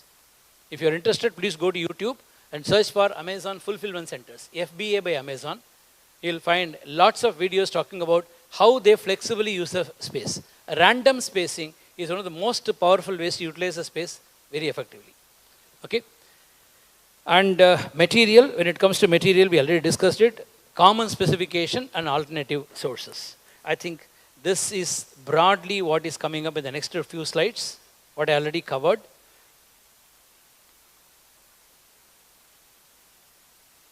Machine flexibility, I talked about it. Space flexibility, I talked about it. Okay, whatever I talked about is there in the slide as well. Let the slide follow me. I should not follow the slide, right? Okay, so, and material flexibility, we talked about it. And finally, I want to connect the whole thing. 2 more slides, George. I will stop at that level, right? Okay. Connect. How do you look at this in totality? I will give one quick story that will connect the whole picture. The story is from Caterpillar. The story is from 1993, not 2026. You're wondering why the hell I'm giving a 1993 story. Some of you may not be born at the time also, right? Okay. This story was typically Caterpillar is a company which is into selling earth moving equipments, and they are sitting in some remote site. It is idling there. Sometimes it is idling there. We don't even know that. Sometimes the machine fails. The operator does not even communicate that to the service guy. Service guy goes and checks it. He was not able to repair it on time. Calls a hub. They also take time to repair it. So what Caterpillar did in Peru and Chile was, in 1993, they installed some sensors in these equipments. The sensor was giving some vibrations, picked up by the satellite. It goes to their hub in US.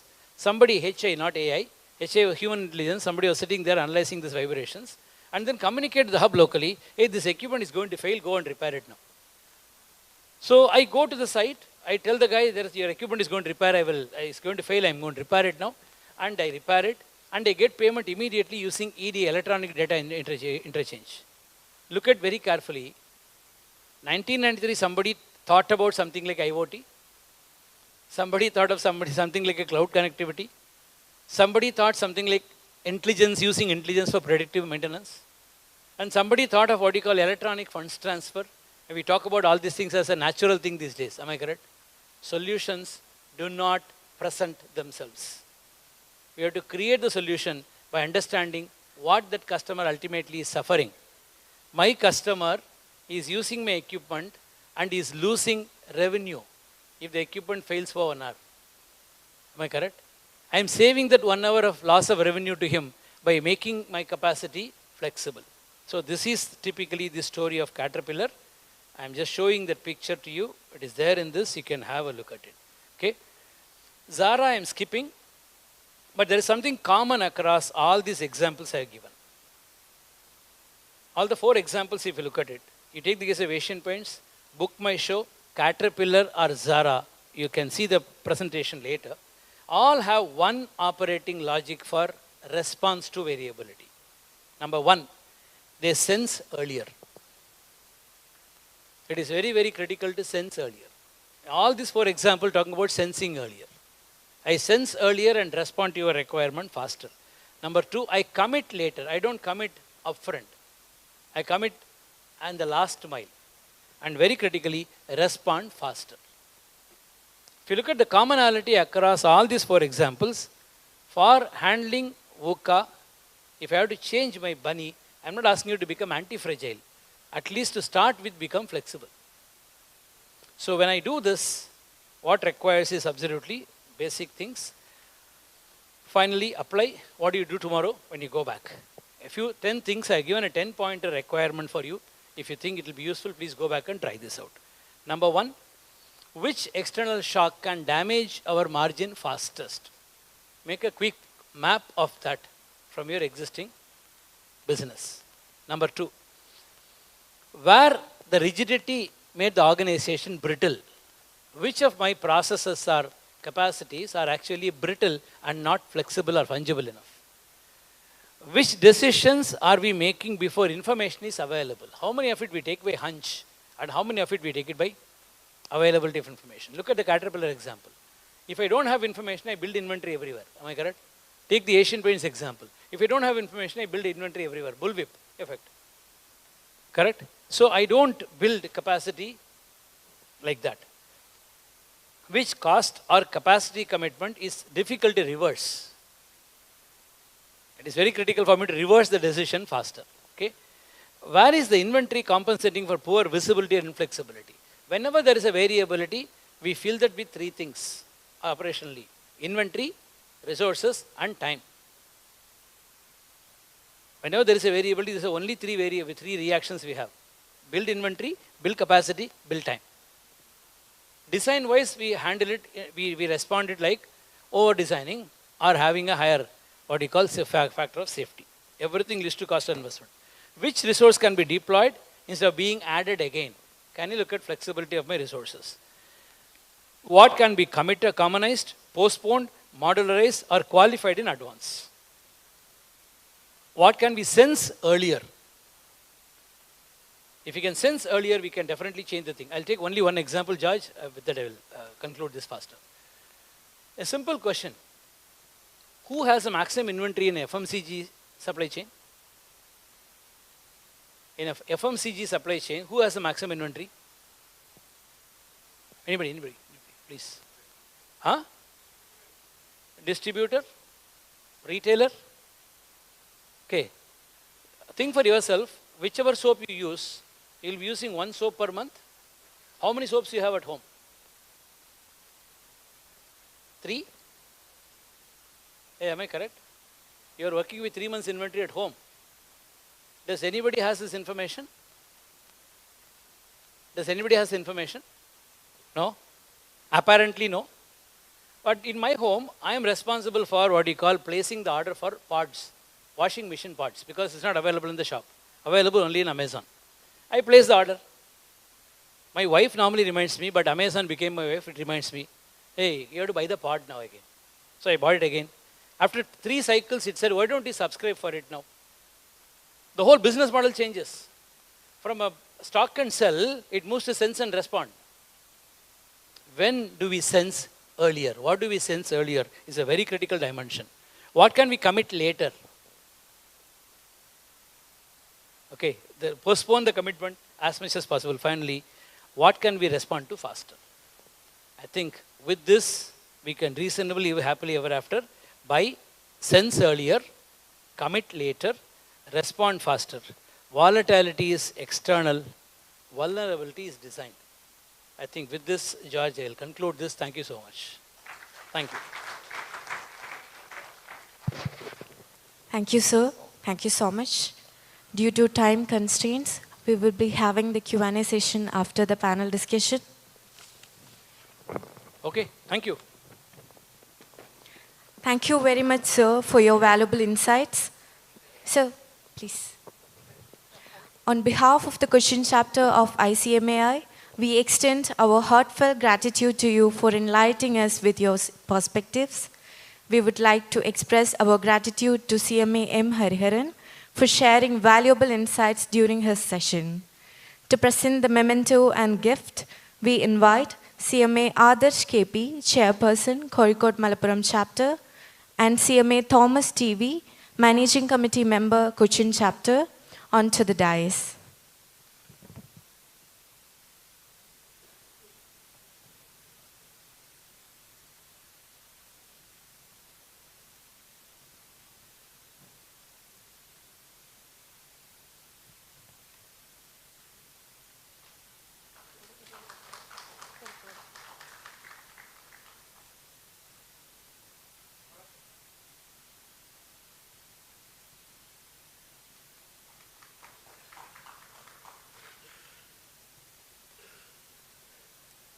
I invite Jodh sir and other MC members of Cochin chapter to kindly join them on stage.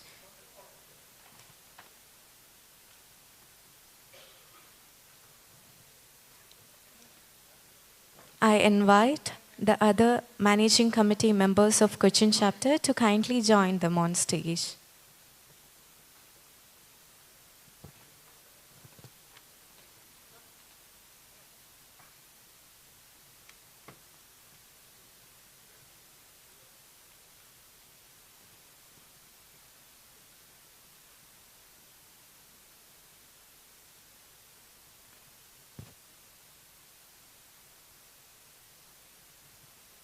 Thank you so much.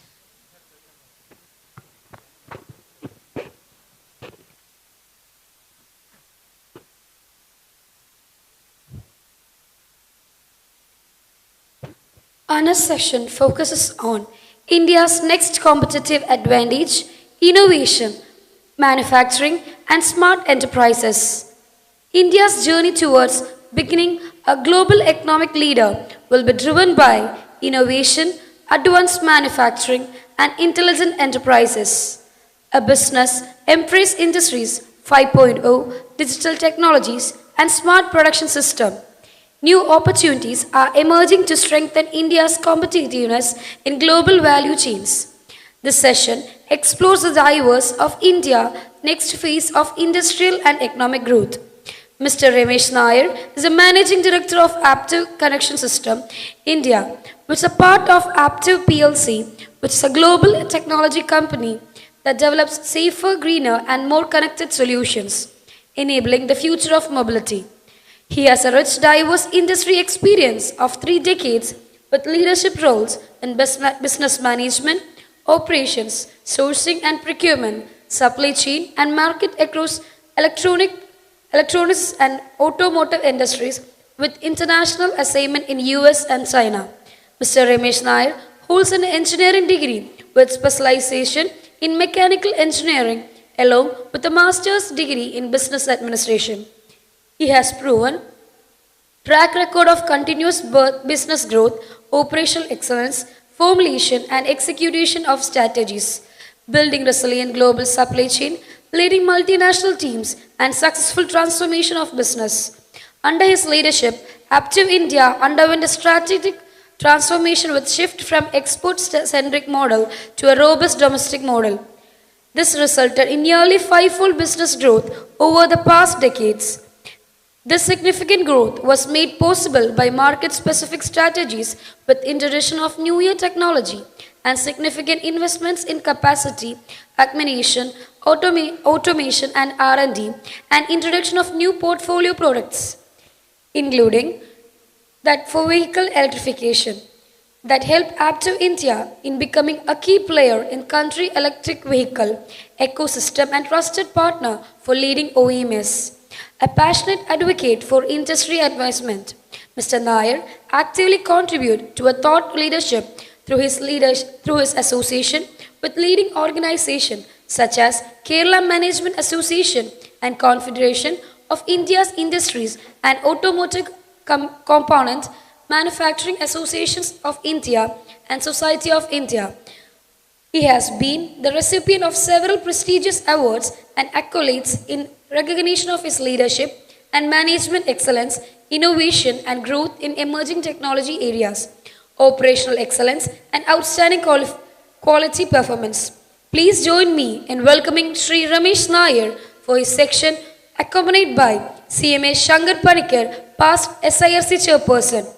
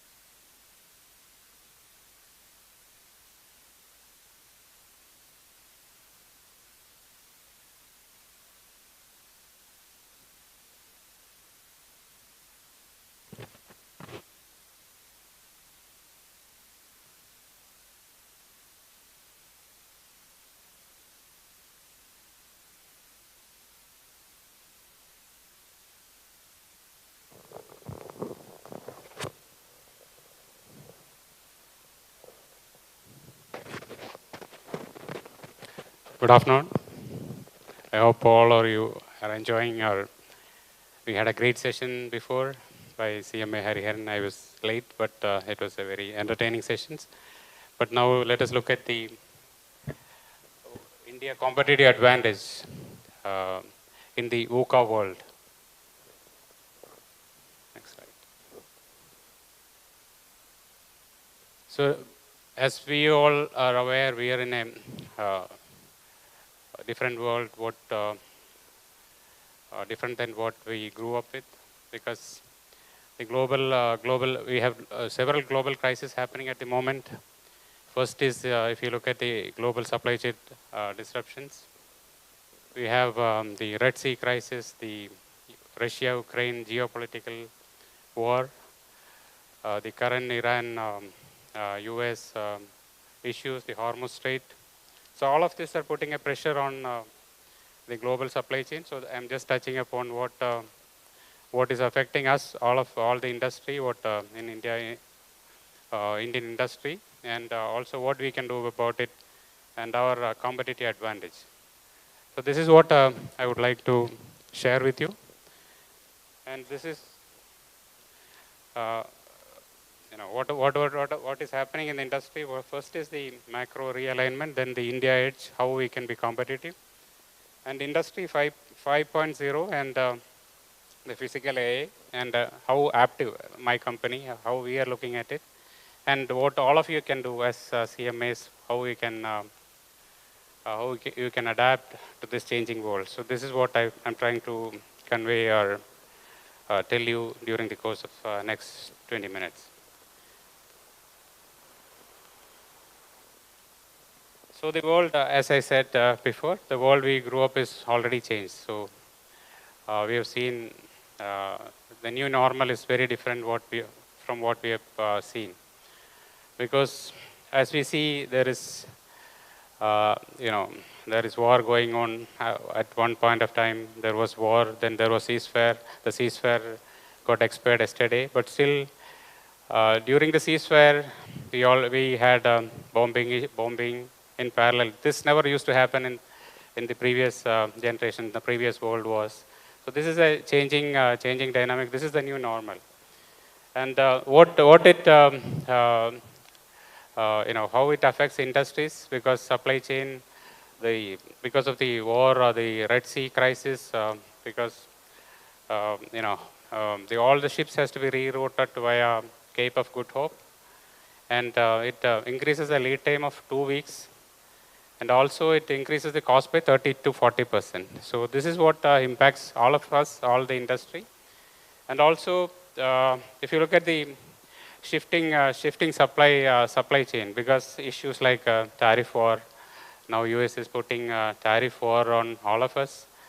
Currently India is going back to 50%. It used to be 100% few months back, and several countries have different tariffs. So this all puts pressure on the supply chain, and so this all so as industry, as course management professionals, so we all need to look at how we can mitigate this risk and how we can leverage this to our competitive advantage.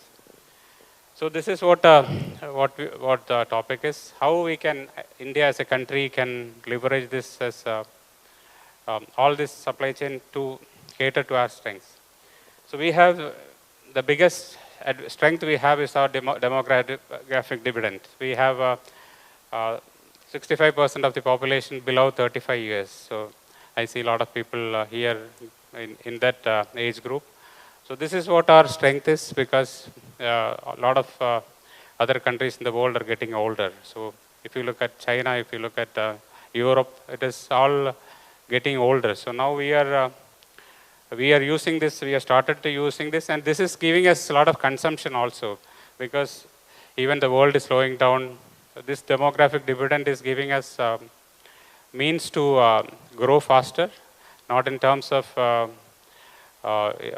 capacity building or manufacturing, but also consumption. It creates a huge market for us. And another main driver is UPI. So as everyone is aware, India is the world's biggest or largest market for UPI, and Indian UPI is accounts for 49% of world's real-time transactions, real-time digital transactions. And this was made possible by where we had a layer of the top stack was Aadhaar. This was made possible by the implementation of Aadhaar. So, and UPI and the Open Network Digital Commerce, ONDC. So this all gives us an edge. And when, compared to other second market like Brazil or China, we have the scale, we have the number. And we have a policy stability also. Government is supporting all the initiatives, like we have the PLI scheme. Most of you are aware of production linked incentive scheme. We are also one of the first 100 companies in India to get it. In several sectors, 10 or 12 sectors, government is giving a lot of incentives like 3 to 4% incentives on revenue, additional revenue generation. So this is driving the change. And also policy stability like GST. GST is a big driver for us. Since 2017, it is a game changer. We had a lot of tax, interstate taxes, state taxes, city taxes like octroi, wherein we used to have additional cost, additional transit times. So this is all taken away with the implementation of GST, uniform GST across India. And also the resilience leadership. So India was always a low-cost vendor where we leveraged our lower costs to be the back office for the Western world. But now we are emerging to be the co-innovation partner. And India has one of the most number of startups in the world. India, apart from US, UK, and Israel, we have the most number of startups. So this shows that the spirit of innovation is thriving in India. And so just to look at some of the manufacturing scale, what we have. So Apple is a big story. Apple, you are aware that Apple is making in India, and 17% of Apple's manufacturing is coming from India. So there was a big shift from China to India, and also the number last 17 is slightly understated. It is last year was close to 20 billion US dollar sales for Tata Motors Tata Electronics to Aptiv. So that was a big shift in our scale. And looking at semiconductors, government, we had, most of you might have known about the semiconductor crisis which happened during the COVID years.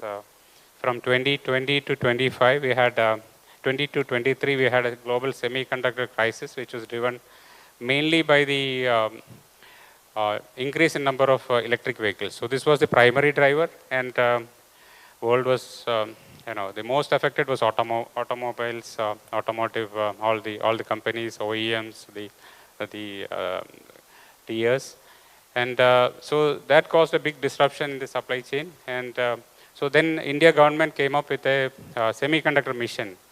So that encouraged capital investment of semiconductors in India. So there are a lot of companies like Micron, like Tata, like Keynes Technology. They have all invested in India in fabs.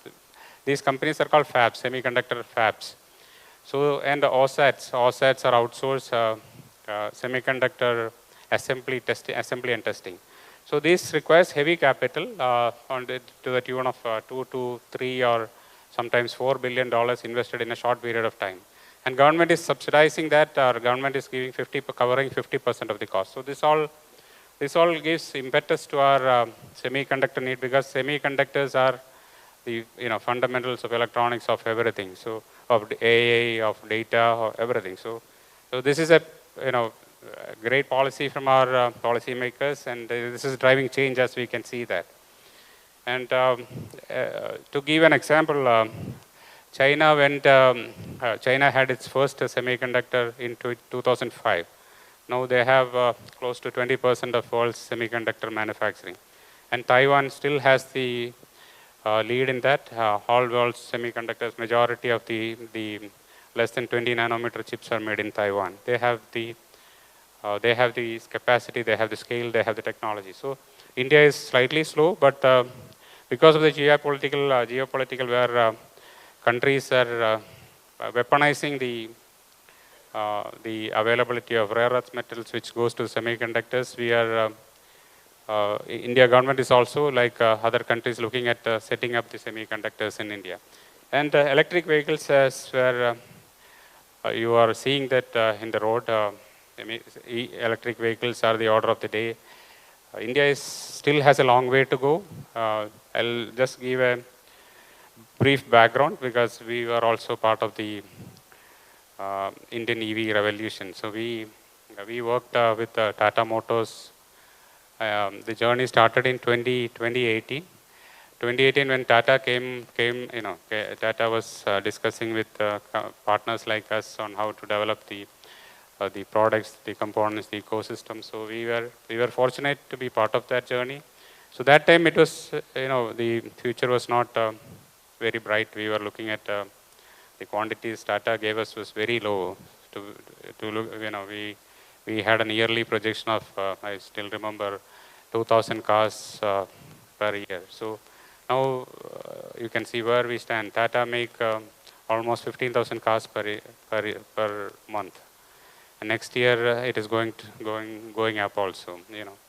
And so the Indian EV is there to stay, and China is still leading the world. China has scale. China produces around totally 23 million vehicles, and out of that 53% is electric vehicles. So it is a long way for us. Still India is 4.5% electrification only for passenger vehicles, but for two-wheelers and three-wheelers we have a higher close to 8 to 9% penetration. And global R&D centers, we have, this is something which we don't realize. We have a huge talent pool of engineering, pure engineering, core engineering, R&D happening in cities like Bangalore, Chennai, Hyderabad, Delhi, where we have 1.6 million engineers who are not just doing the previous years where they were doing the back office for their design centers in the US or San Jose or somewhere, but now they are doing pure development. So we also have a huge engineering center in India where we have close to 3,000 engineers working. So all of this are, are proof that we are coming of age, we are coming of scale, and we are looking at we have this right strategies in place to emerge emerge as a leader, emerge as a next China. So this is what we are looking at. And so again, this is very interesting to see, because if you are aware of the industrial revolution, anybody has an idea when it started? The first industrial revolution. Rough date? No, much before. The first industrial revolution started in 1780. So it was, driven by steam engines, primarily steam engines. Then, it lasted about 100 years, till first was, people were using steam engines, leveraging that, using for production. But the mass production concept started with 1870 when mass production lines, automobile production was started, and the electricity was also started being used on a scale. So for 100 years, first industrial revolution, industry 1.0. Industry 2.0 from 1870 to 1970s. So after that started the new wave where industry 3.0 is where automation, robots all came into play, and there were repetitive tasks were done by automatic machines. So this was the third wave which lasted till 2010. So the cycles are getting shorter, and from 2010 now we are in industry 4.0. 4.0 is where IoT, the previous speaker was also speaking about that, all the IoT data, big data, robotics and connected devices, ML, machine learning, everything was into play, and it is still running also, automated machines. And this is giving us real-time feedback and more efficiency, scale, economies of scale, everything. So, but now as we speak, we are jumping one step ahead into Industry 5.0. Where Industry 5.0 is where it uses AI, cognitive AI, and we use, I don't know whether you have heard of the term cobots, which is collaborative robots. Collaborative robots are human-like robots. Those robots are able to work alongside humans in the factory shop floor, or as the case may be, and they can use the tasks, and it is more simpler, and it can work along with the human. It's a augmenter. It is not a replacement. It augments your work. So this is what is happening. And it is adaptive, it is self-optimizing, and autonomous production lines. So it can run, so production can be flexible, production can adjust to the needs of dynamic needs. So it gives what Mr. Ariyan was telling. So it was, almost similar. It is modular, it is flexible, it can be, as the case may be. And it can be customized, hyper-customized. And this is the order of the day, but it is emerging. It is not yet really fully started. So this is what we are at. We are at the cusp of change. And India has a very unique advantage. If you remember, we had some of the success stories India had was the telecom journey. Because it took 100 years for the Western world to come to this data speed, the internet availability, to the connections, phone connections for everyone. It took almost 100 years. But India leapfrogged from, till 1980s, we had the lowest penetration of landlines in India. Then we moved on to the mobile phone came in the 90s, and we went from the initial technologies, the CDMAs to GSM. While the world was, because the Western world had heavy investments in the legacy technology, in the old exchanges. So they had, they went through a very, very, slow process, while we had a steep jump to the current where we are in the 4G, we are 5G, now we are looking at 6G. And we gave data with since 20s, internet is available to everywhere in India, in the rural villages. So this is where we have an advantage, because we don't have a sunk cost somewhere, because we can just leapfrog into the next steps. So this is one advantage we have. So Industry 5.0, even though we didn't have the 4 fully functional, fully implemented yet, Industry 3.0 we were falling behind, but we can make up for that and go to Industry 5.0. This is one advantage we have.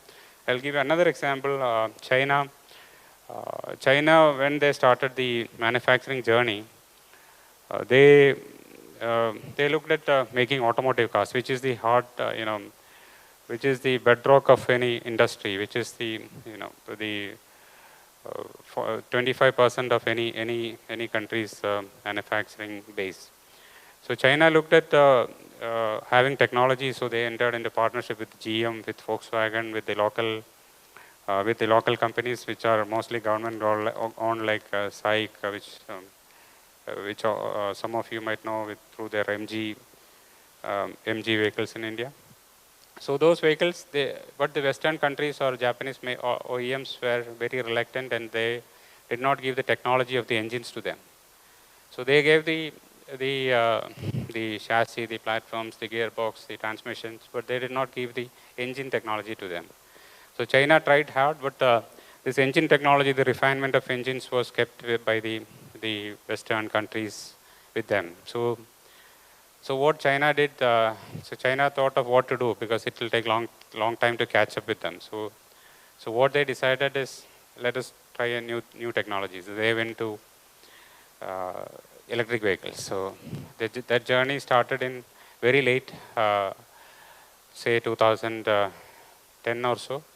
So they went for electric motors, then they developed the ecosystems, then they went for the battery technologies. Now you see the difference. Now China is leading, and 70% of all electric vehicles are made in China, and they control everything, the ecosystem. The world's best battery technology is in China. So they leapfrogged from a co-partner with or lower grade partner with the Western makers. Now they are the technology leaders in this domain. So that is how China did, and this is where we can also look at emulating China or surpassing them in the times to come. So technology is, we should not be scared of technology. We should be we should not stand still. We should embrace it, embrace the changes, and look at what we can do best. And the smart, looking at the smart shop floor, this is some examples from India. Siemens is one example of digital twin. Digital twin is a concept where you do a digital 3D replica of a factory before it is constructed, or a machine, or an equipment, or a car, whatever the case may be, and look at how you can look at all the parameters, the performance, the efficiency. You can simulate everything, the process flow, including the process flow, everything, and so this gives us results before so how to optimize the design. So this is a newer term which is now existing, and it is part of Industry 4 and Industry 5 also. And Tata Electronics, again, they have a 100% automated component manufacturing. I already mentioned about Apple. So this is a classic case of India having the latest technology, having scale. And AI facilitates all of this. So AI is a great enabler. It's a great leveler also. So it levels the playing field for us. So just to give a perspective from our company, so we have this smart vehicle architecture where we do it's a small, we consider a vehicle as has two systems, brain and nervous system. So we have both. We have nervous system is where wiring, harness, and all come into play, and we have the brain where the compute, the controllers come into, and we have software. We have a software-defined vehicle concept. We introduced that, and where we have R&D centers in India, as I spoke, where we work on not just for Indian customers, global customers also, and we.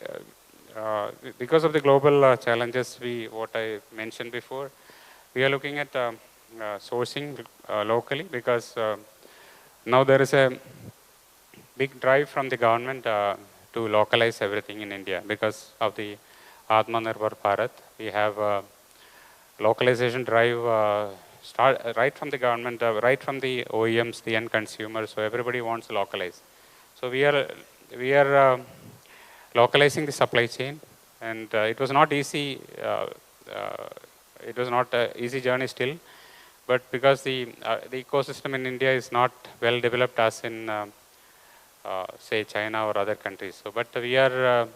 This is what companies like us are doing. We are looking at how we can have local supply chains to ensure as against the global.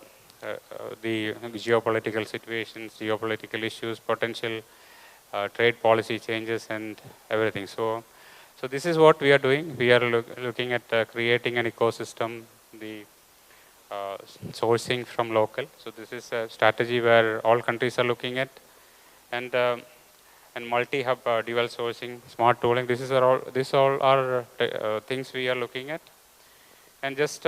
On Industry 5.0, this is something which we are doing in our China factory. This is a humanoid. We just launched it this month in August. 26 bots has been implemented in the line. So it is a learning process. It is some of the functions like loading, unloading, assembly, inspection, packaging it's in a teaching phase. So it has. It has to be taught like a human. So our plan is to have 100 cobots working, humanoid robots working along with the people in our factory. So we are looking at how this can help in productivity, in efficiency. This is something which a lot of companies are doing, but India it is. Maybe a slightly longer way off, but this is something which I just wanted to share with you. This is what world is moving to. And some companies like Toyota are already doing it. They have already deployed in production lines. You might have heard in the news also. So AI is the buzzword now. No company is insulated. No companies can keep away from AI. So AI is being used for, like the previous speaker's example of Caterpillar. Everywhere it is happening. We are also using that predictive maintenance equipments. Sensors give, predicts maintenance changes in advance so that we can plan ahead. It reduces downtime. It increases efficiency. And yield optimization, different AI models are available, and all this inspection. Inspection is one area where real-time inspection is happening, where AI can really add value. And for all of you in costing and finance, it is a great tool. AI is a great tool to work out different models, to look at how we can have a how we can hedge against forex, how we can against freight swing. So I'll give a few examples also, because we have in our products some of the products we find that it is not profitable anymore. So what can we do? So we do it continuously. We do it. What are the cost elements that is going into it? What are the supply chain models? Whether if there were some real cases, like we found that we are buying something from China, so why can't we shift it to Japan, where the duty is 0? So where we have an FTA with Japan, with Korea, with ASEAN. So we try to leverage that, so the duty can be minimized. So we look at all these costing models, and so this can be done with the use of AI. And margin analysis at a part number level. So this can be tracked with different AI models for professionals like you. And CapEx also, where to put your CapEx, which product to put in CapEx. And also the robotics also, how to put CapEx, whether how much, what is the payback for a humanoid, how we do that, what is the depreciation. These are things which are evolving, but these models are also evolving. So these are, AI is getting deployed, and AI is here to stay, and all of us should get to learn from that, and how to use that effectively in our businesses, in our spheres of work. And this is, I don't need to tell you all this, because you all have seen this happen. The roles have changed from pricing, budgeting, control. The CMA's role is changing now. CMAs are advisor to CEOs, where to put your investment, where you put your CapEx, where you put. Like when we do, companies like us, when we do even a footprint, we can start a factory in Chennai, we can start a factory in Pune, we can start in Uttarakhand, in Singapore, in Vietnam. So we look at which is the best place to put your investment in. So we look at all the factors, including tax, including incentives, including not just the labor cost, but we look at all elements which gives us that competitive advantage to us. This is something which we are all looking at. So CMAs can really help in using AI tools, make it simpler, because these decisions are not just for CapEx, for running products, which products to invest in, which products and what pricing should be. And there is we always face pricing pressure from our customers. So customers come to us for price reduction, and we cannot say that we cannot give it, because it's not there are contractual price reduction, there are non-contractual also. So customers always come to that. In China it is crazy. Customers like BYD come to us for every quarter, they come to us for price reduction, sometimes 10%, because BYD has scale. So this is the reality, and how to take out cost. So that is something which we always look at, how we can take out the cost out of a product. So this is where you all come into play, because there are a lot of cost elements. There are several, I don't need to tell you how we can, on each elements, how we can take out costs, but we look at all aspects, how we can take out. If you are giving 1 rupee to a customer or 5 rupee to a customer, I tell my team is, you have to take out that 5 from the cost. So it doesn't go from our bottom line. It goes from our cost. So this is what we are trying to do, and this is what CMAs should do. They are cost engineers, they are cost architects, they are advisors on where to put your cost, where to put your investment. So the role is more important than ever. And so I mentioned this costing. It is not about, again, this is labor rate arbitrage, you might know. Previously, companies always looked at where the labor rate was cheaper. What is the hourly rate for labor? Probably India is one of the cheapest labor availability in terms of we have probably $1.5 dollar labor rates. But when you compare to the Western economies, we might be cheaper, but some other countries might be more efficient. So it is not pure labor rate arbitrage. We have to look at other factors, the productivity, the efficiency, the scrap, everything. So when decision is made. And resilience, I already spoke of dual sourcing. So in these days, we always look at dual sourcing, not just putting our risk in one basket. We look at putting the dual sourcing strategies where we invest in more than one supplier for a product, so we can hedge against future potential disruptions, cost escalations. And also nearshoring. Nearshoring is a term where, say, for example, when we look at investing, we look at investing in Singapore or Malaysia or even Sri Lanka, rather than going to far shores. So these are new concepts where people look at for footprint allocation. So these are things where we look at. So this is again essentially a cost management professional can help us making the right decision. So this is, and finally to sum up, these are some of the skills what all of us need to learn. AI and data literacy, needless to say, this is the need of the hour. And the CMAs need to work with operations so that right investment is made in the right areas. And scenario modeling, I mentioned about the currency, tariff, commodity volatility, all of those. And leadership, driving transformation, then status quo is not acceptable. That's a key thing. We should not, if you stand still, you lose the game. So we have to always challenge the status quo and drive changes.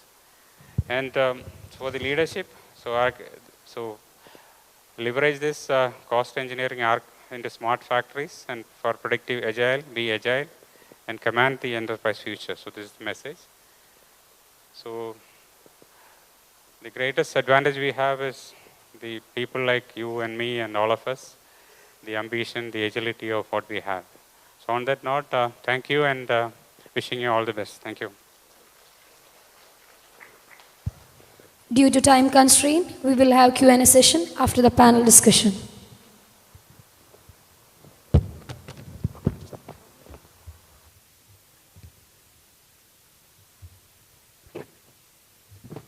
There was a time when the concept of mobile phone was thought impossible.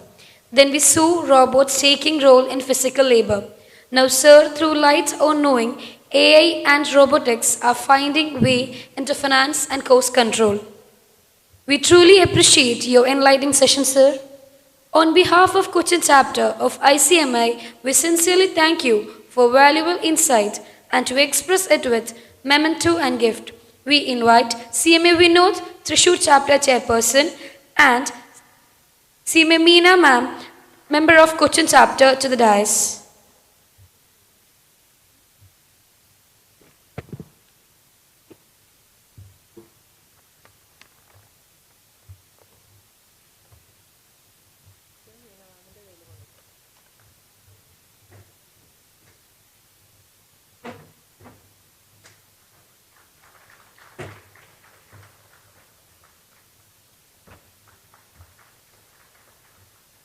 I also invite George sir, and all MC members of Cochin chapter to the dais for taking a photograph.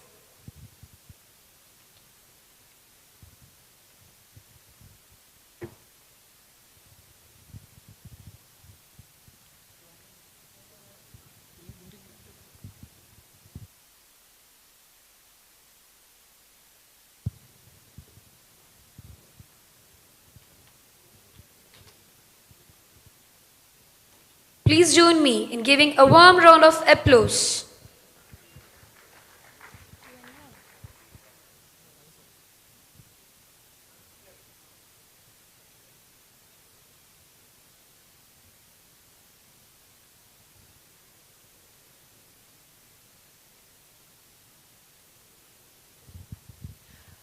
Since Sir will be leaving soon, we can have a quick Q&A if you want, because Sir will not be available after the panel discussion.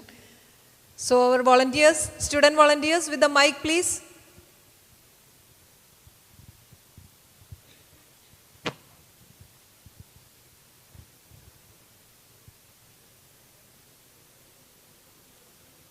We can go for 2 or 3 quick questions.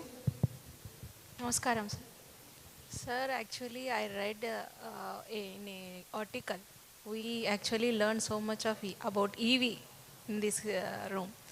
So, when I attended one of the program in Hyderabad, so I read one article that if we use EVs in future, it will affect the cancers. So many people will going to be affected because it is a out of syllabus, but I would like to know whether it is correct or not. Even medical professionals also telling that if you use the EV, it is a radiation. The sense of radiation, it will affect our health. Is that true? Actually, I'm planning to purchase a EV, but for this I stopped. Can you please? There is no study that says that EVs are dangerous for health. So be rest assured that there is nothing carcinogenic or anything. EV. There is no radiation also. It is a battery technology, and EVs are safe also. So if you look at the EV adoption across the world, across the most stringent, where the most stringent environment and health standards are there, it is very prevalent, especially Scandinavian countries. So you don't need to worry about that. Probably, every technology, every new technology has always some conspiracy theory. So don't be worried about that. Look at what it makes sense for you in terms of your cost, your driving cost, your charging infrastructure, and your power connected and connectivity at home and all that. So only worry about that, not the health, not any health hazard. I hope I answered you. Hello, sir. My name is Shankar. During your presentation, you have somewhere mentioned that cost accountants are advisors to CEO. So can you just elaborate 2-3 areas where we can improve from CEO's perspective? So I already touched upon that. If you look at a product, we have a product portfolio, or every company will have product portfolio. So if you are going to add a product, so you look at different options. What is the product? What should be the pricing? And so marketing will give us some data, taxation will give us some data. So we get a lot of different kinds of insights. So what should be the pricing? Which market should approach? So this will come from a CMA professional. So who can collate all the information and give the right response to the management in terms of which market to tap, which product to go, and what should be the pricing. So, and also on capital investment, I mentioned about footprint, setting up factories, setting up capital investment, and previous speaker was talking about modular production lines. So this is what we also do, because some businesses will not justify a dedicated production assembly line. So we always do for modular concepts where we can, very flexible also. So it can handle multiple multiple products at the same time. So this input, this information can, CMA can guide, what should be the cost point of the investment, of the capital investment, whether it is 6 crore, 8 crore, or what should be the price points, how we can do that. So they can advise the CEO or the authorities on what to do and what should be the benchmark or what should be the cost ceiling on that product or investment. So this is where it is an evolving. Previously, different functions used to handle this, but CMAs can use this with the use of AAS and can give a more comprehensive view of this. I hope I answered your question.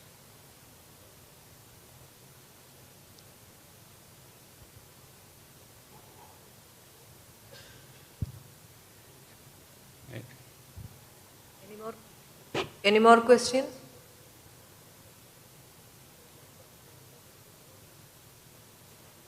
I guess no.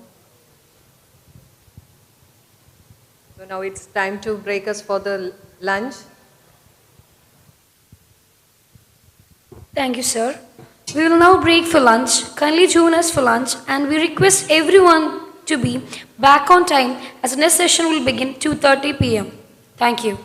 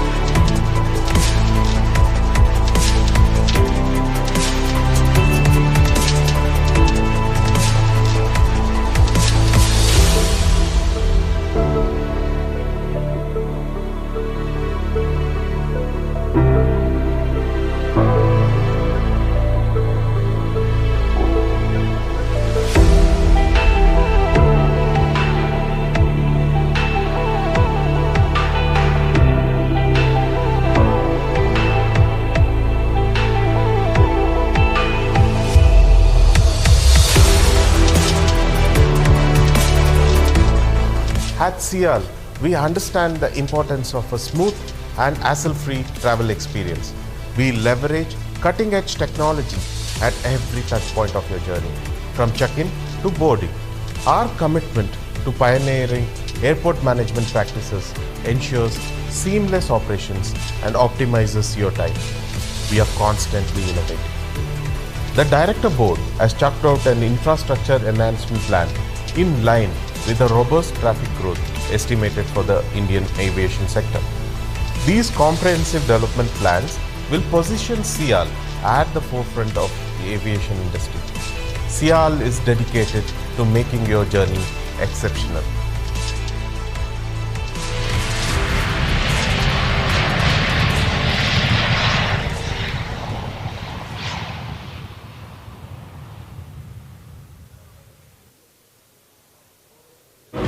Every nation dreams, but dreams don't float.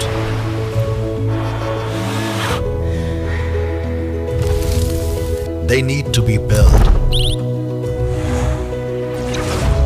And behind all that we build are the dreams and aspirations of over 1 billion Indians, carried forward with pride and conviction.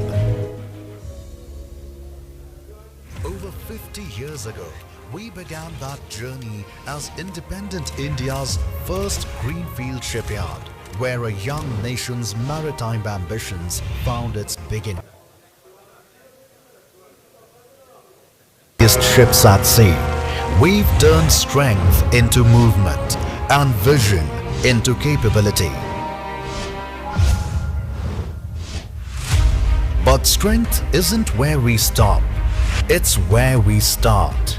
Because a nation that dreams big deserves shipbuilders who dream bigger. We build not just ahead, but beneath, beyond, and within. Expanding our horizons, reimagining our capabilities, and investing not in promises but in proof. Because tomorrow's seas demand more than power, they demand purpose. And so, we are not just expanding space, we are expanding strength.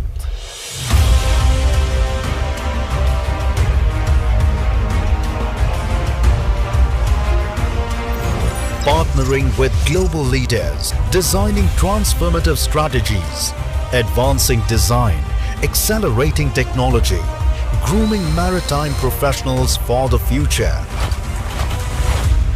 and powering the green shift in shipping. We are engineering not just a cleaner tomorrow, but a smarter one, responsibly, relentlessly, truthfully, fully aligned with the Government of India's maritime visions. Our footprint now spans across India's coastline: Cochin, Mumbai, Udupi, Hooghly, Kolkata, Port Blair, with one shared vision: to build what the nation dreams next. It's been over half a century of building and repairing ships. But truly, we've been building something far greater. The Cochin Shipyard Limited, building the nation's dream, defining what's next.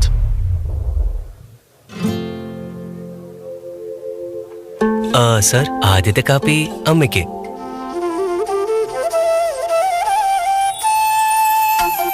പ്രിയപ്പെട്ടവർ കൂടെയുള്ളപ്പോൾ പുതിയ തുടക്കങ്ങൾ ശുഭകരമാകും. അതിനാൽ Muthoot finance കാലങ്ങളായി ഓരോ പുതിയ തുടക്കത്തിലും വിശ്വസ്ത പങ്കാളി. Muthoot finance, India's number 1 most trusted financial services brand. Gold ലോണിനായി ഉടൻ വിളിക്കൂ 1-800-202-1212. Nest Group is a multifarious conglomerate with global footprint and business interest across technology, software, education, training, food and beverage, and infrastructure businesses. Excellence achieved through an unparalleled drive towards ensuring highest levels of quality in all of their products and services became the key differentiator for the Nest Group, earning them great renown among technology giants of the world. pursuing a customer-first and employee-friendly culture across all the business units. The group is in the forefront to build a robust and sustainable business. Known as a visionary trendsetter, a true innovator and complete solutionist, Nest, over the years, delivered to the world game-changing technology advancements as a trusted backbone to the OEMs across the globe. Whether from healthcare, communication, aerospace and defense, industrial or energy sectors, all of their customers discovered that they could rely on the breadth of competencies of Nest Group like RF and wireless, digital and power electronics, optronics, sheet metal and plastics, tool room or magnetics to outsource their designs to sub-assembly manufacturing or high-level assembly of equipment to Nest. The world-class infrastructure and quality certifications with no similar parallels from India made Nest the sole icon of Make in India program, much before it was conceived by the government of India. Driven by a passion to excel, the world-class design and software centers of Nest became extended arms, providing advanced technology solutions to their ever-increasing demands of their global customers. Nest became pioneers in flight data analysis and aircraft performance and operational efficiency enhancement solutions, development of advanced spatial data infrastructure and applications, providing mission-critical solutions for the banking and insurance domains, and developing state-of-the-art IoT and cloud-based solutions. Nest is proud to announce the Nest High-Tech Park, slated to become a future technology hub of the nation, bringing global manufacturing giants to the shores of Kerala. With an insatiable quest to unravel new and challenging business arenas, Nest has built an organization of renown, enriched by integrity in relationships, business ethics, and safeguarding prosperity for all their stakeholders.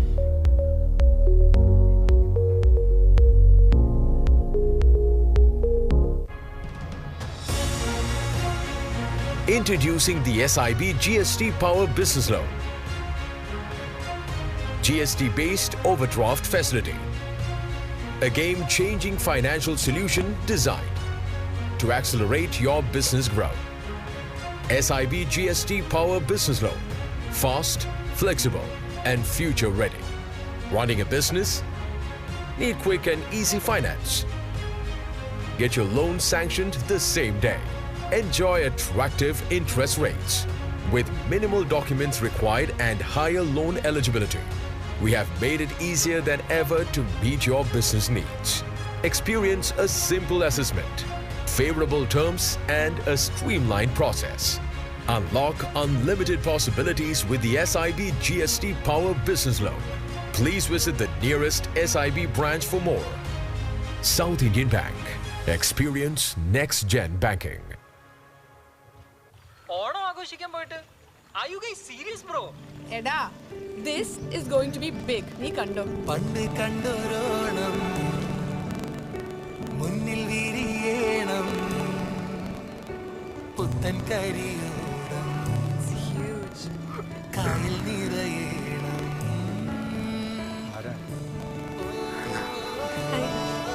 7 years, guys. 7 വർഷം വീട്ടിലിറക്കാത്ത ആര്യം കരയുടെ ആവേശാണിത്. Let's bring it back. Power. ഒരു മോഹമുള്ളകി കരിവള്ളം നീരേറി കായൽ മേലെ പായും മുമ്പാടേ നീയും കൂടാമോ കൈ താങ്ങാവാമോ ഒരു കൈയിരു കയ്യൻ കൂടുന്നുണ്ടാമോ അതിൽ പൊന്നായേ നാടിന്നൊന്നായേ നേരം നന്നായേ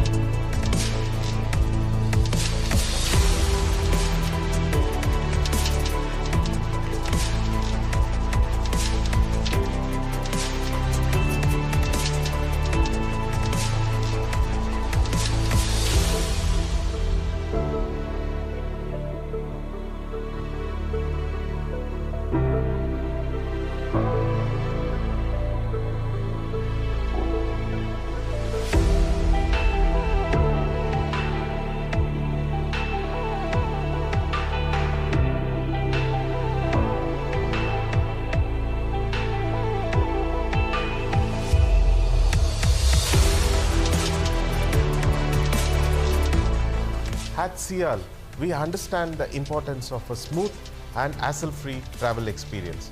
We leverage cutting-edge technology at every touch point of your journey, from check-in to boarding. Our commitment to pioneering airport management practices ensures seamless operations and optimizes your time. We are constantly innovating. The Director Board has chalked out an infrastructure enhancement plan in line with the robust traffic growth estimated for the Indian aviation sector. These comprehensive development plans will position CR.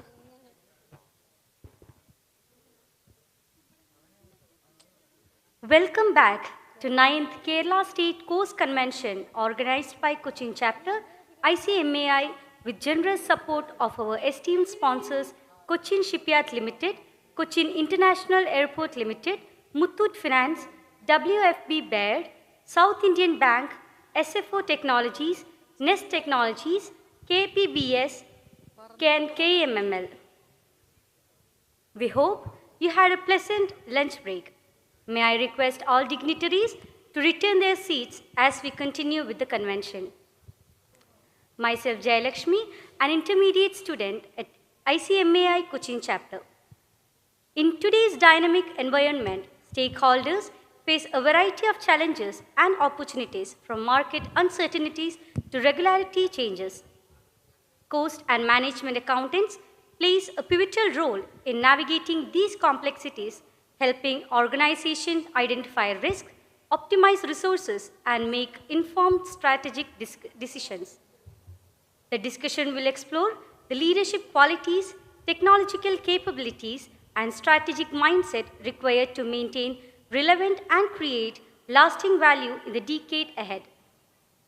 We are privileged to have a distinguished panel with us today. CMA Rahul Suresh is a finance and enterprise performance consulting professional with expertise in finance transformation, operating models, performance management, and cost and profitability management. He is a certified cost management accountant and holds an advanced diploma in management accounting from CIMA London, along with a bachelor's degree in commerce. May I request CMA Surya, Chairperson, Coimbatore Chapter, to accompany CMA Rahul onto the dais.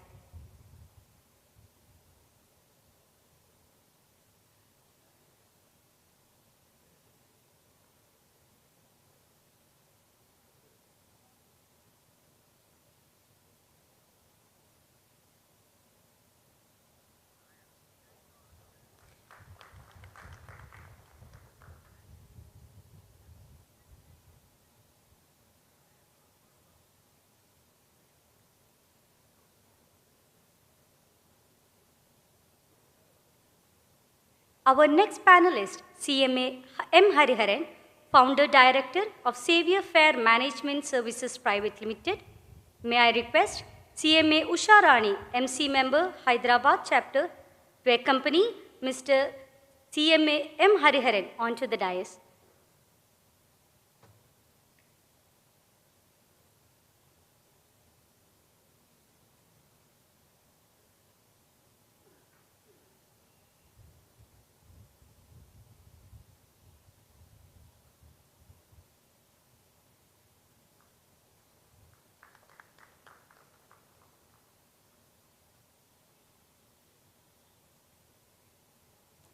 Dr. Ranjit Krishnan is a distinguished academician, researcher, and sustainability professional with over 22 years of experience in higher education, research, training, and academic leadership.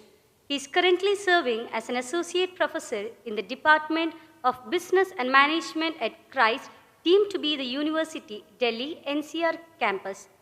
May I request CMA Rakesh Sankar, SIRC, Chennai, to accompany Dr. Ranjit onto the dais.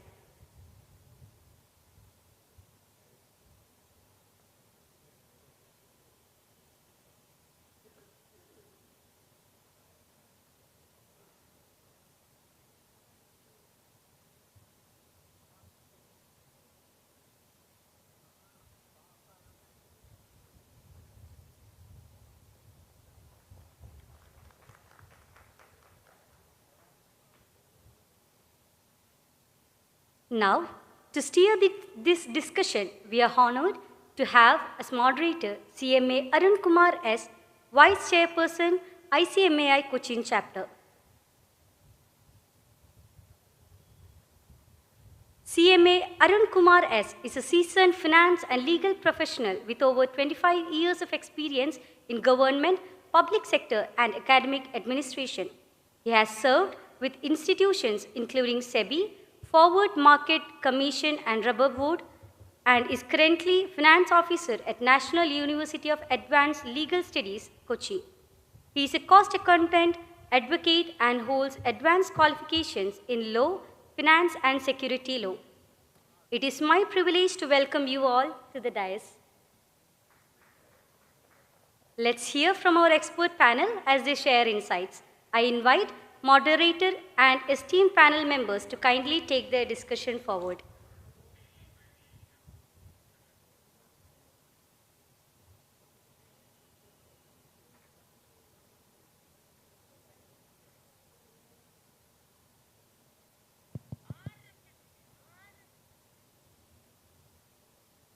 Good afternoon, ladies and gentlemen.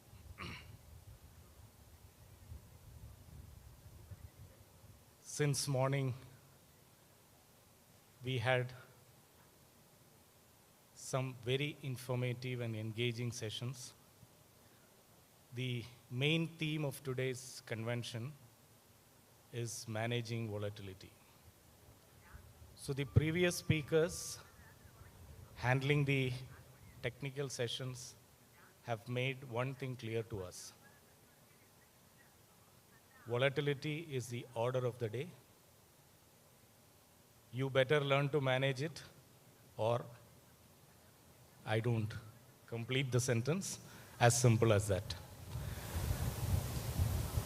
So, in the context of this main theme, we have a sub-theme set for this panel discussion. It's been purposefully worded. There are 3 words in the sub-theme: intelligent, agile, and indispensable. In the process of managing and navigating this change,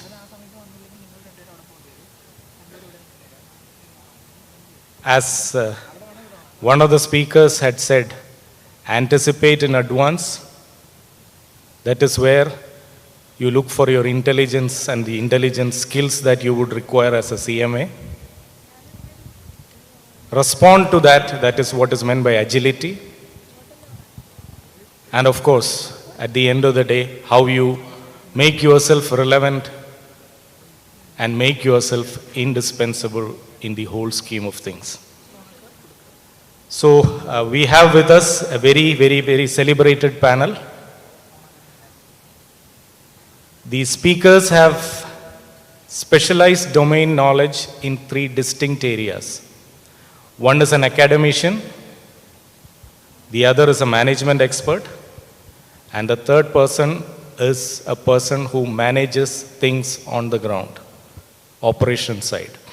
So we have 3 distinct perspectives to the sub-theme. Though it may look distinct, in the overall context of the sub-theme, they are very much complementary. With the kind of expertise they possess in their own domains, I don't think I will have a serious job. I will leave it to them because we are all here to listen to them. I will leave the discussion to take its course in a very organic manner. I will make minimum interventions. The speakers, as much as possible, will change over from one topic to the other, and to the minimal extent possible, wherever it's required, I may involve and do my bit. So, I think we have around 75 minutes allotted for this panel discussion. So the last 10-15 minutes we'll keep it separate for the Q&A session. So the general discussion we'll finish off in a time frame of around 60 minutes. So I think I'll request Dr. Ranjit, as he is sitting next to me, I'll ask him to start off or kick off with the session. First, opening remarks for this session.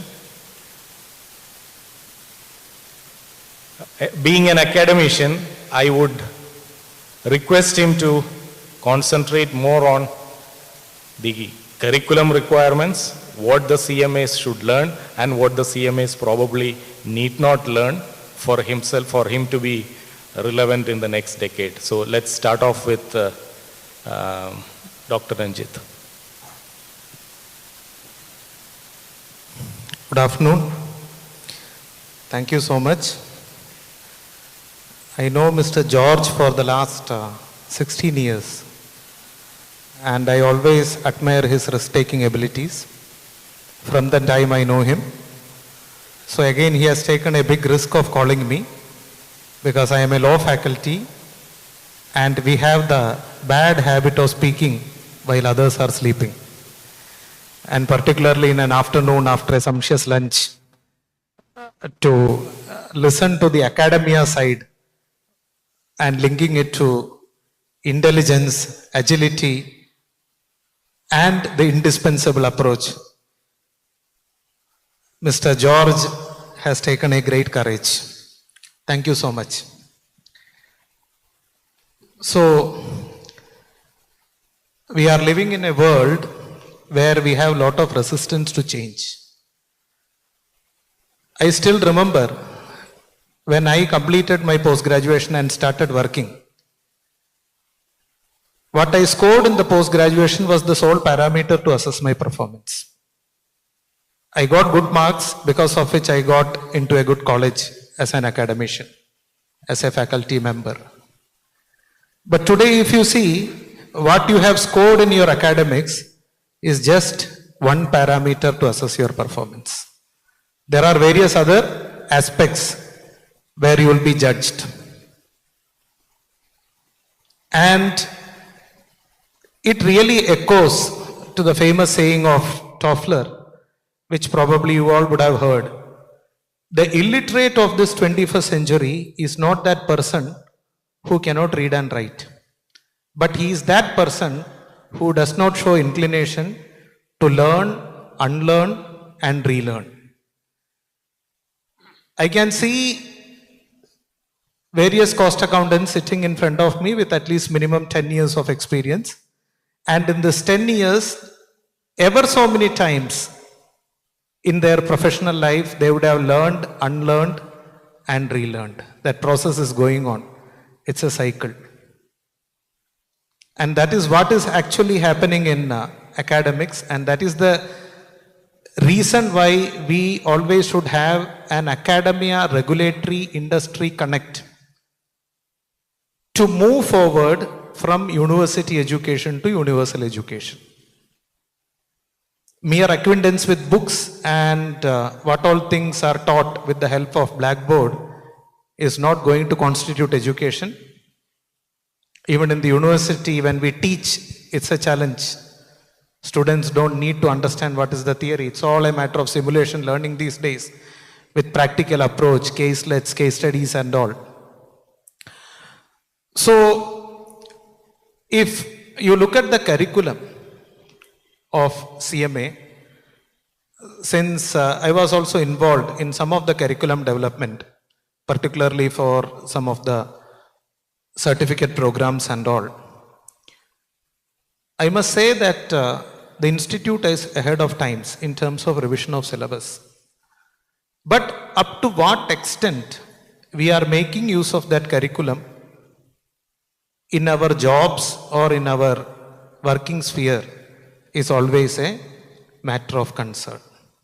And that is where we have to pitch in, where we have to regularly update ourselves, and we have to move with the pace of what is happening in industry. Few years back, if you say that I'm a cost accountant with 15 years of experience, you are viewed very seriously in the market. But imagine now somebody is coming and telling that I have 4 years of experience in AI. You are considered to be as an outdated product. Because AI is moving in an incredible speed. In fact, the recent study indicated that it took 30 years, 30 years, for the common man to explore telephone facility at their homes and offices. We are coming from a generation where we waited for 4 years to get a telephone connection at our homes. It took around 15 years for us to make the mobile phones a part of our life. Many of us, when the mobile phone was introduced, I'm not talking about the touch screen, the normal phones, many of us procured mobiles after 3 or 4 years only. And if you are looking at information technology, again it took at least 5 to 6 years.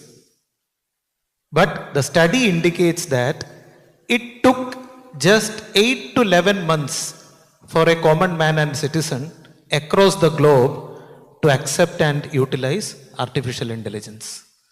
So from 30 years where we had to accept or took for making use of phone to 11 months only to the area of artificial intelligence, this is the pace at which things are moving. And if you look at the business dynamics, like what Sir was telling in continuation to that, we are living in a world where Uber, Rapido and the other, which one it is? Ola, is running the business without even having single cars. Some of the states they have cars, but most of the cities they don't even have a single car. Take the case of Zomato and Swiggy, how they are operating. They don't have a single restaurant, but they are the major chain partners for food. So that is how the business is evolving, and this is where the academia has to connect in going in jointly with the regulations as well as industry. With this introductory remarks, I will pass on to the next. I think you were just mentioning that the change or the pace is so fast. So how do you think the curriculum should adjust to that speed? Very good question. Actually speaking, if you look at the curriculum of the Institute of Cost Accountants of India, except the regulation part, if you look income tax and if you look at information technology and all, it is actually updated at regular intervals. And only thing is that it is not only the matter of, or it is not only the role of the institute to regularly update. It is also the matter of professionals as well as students to get updated with the happenings around. You can't wait for the developments to take place only from the institute, because the industry will not wait for that. Industry will expect you to be ahead of times. So there can be a lag when it comes to the matter of the institute, but as a professional, I think, unfortunately, we are living in a world where we speak more about our profiles rather than our potential. I think it's time for us to converge from profile to understanding and exploring our own potential. Thank you. I think from a practical perspective, the first part of the theme, that is the intelligence part, I think you can. In your earlier presentation also, one thing that you were mentioning is that the skill for to anticipate, to see things coming, is a key skill that is required for a future professional. So how do you think, or what skills do you think a CMA would require to actually take on this challenge? Yeah. Though I am not a faculty like him, I am also a faculty in a way because I have been teaching. So you have given the mic to the wrong person now. Okay. No, but from the practical perspective, what would? Okay. No, I will start with a simple story. Then we will move on to this question. First day I went for my CA articleship. My auditor gave Madras telephone directory and told me to add from page number 270 to 279. I had to give him a column-wise total, cumulative total, page-wise total, cumulative total, without calculator. And then that man had the numbers with him. He was checking and sending me back, no, it is wrong. Font size 5, 6-digit number. Around 6 days it took for me to complete that exercise. If I give that to her today, I think she is doing CMA, right? And she will throw this in my face and get out. At that time, the most critical skill required for me was to tally the trial balance. Now that skill is not required for me anymore. See, there are 3 domains which can enable the person to look beyond a function. The one domain is IT, because there's one domain where you can look across functions, look at the total picture. Second domain is HR. When the persons really start looking at functions across domains, he can look at it like this. The third domain is finance. These are 3 domains, by its very nature has to be transdisciplinary, not intradisciplinary. So the skill I require to sense fundamentally comes from, I cannot look at a problem as like an accounting problem or a finance problem. I have to look at the problem as a business problem. So the business problem starts from where? It starts from the stakeholders. So how a particular decision is going to impact multiple stakeholders is a starting point for me to understand, to jump into the fish bowl, to understand what the fish does. So it starts fundamentally with that thing. You mean to say that a CMA is one who should be working across different domains, learning across domains, so as to have an understanding about the entire business as a whole? He has to. I cannot say that, I cannot say that I am uncomfortable looking at a lathe. I thought lathe was a Maharashtrian name. Oh, late nahi hai, lathe hai. So somebody told me it is not Maharashtrian, it is a mission. That is the level of understanding I had when I first entered the shop floor. See, let us understand one thing very clearly. I use the word transdisciplinary. Correct. I didn't use the word interdisciplinary. Right. When you are transdisciplinary, for example, a CEO mindset has to be a transdisciplinary mindset. If a CEO has come from a ranks as a salesman and then promoted and come up to that level, and he behaves like a salesman, everybody in the organization will say, hey, abhi bhi aisa hi karta hai, salesman jaisa baat karta hai. Meaning what? Accountant jaisa baat karta hai. He talks like an accountant, he talks like a salesman, he talks like a production person. He doesn't talk like a CEO. Right. That means what? That means I have to essentially look at the problem as in totality from a business perspective and then get into micro level detailing. Our profession is the only profession where we understand very clearly, where we are supposed to understand very clearly that for every action there is a financial reaction. True. If we are not able to articulate the financial reaction of the action happening on the ground, I have no business to be an accountant. I have to really understand that, sense it and respond here. Right. So I think we'll move on to Rahul.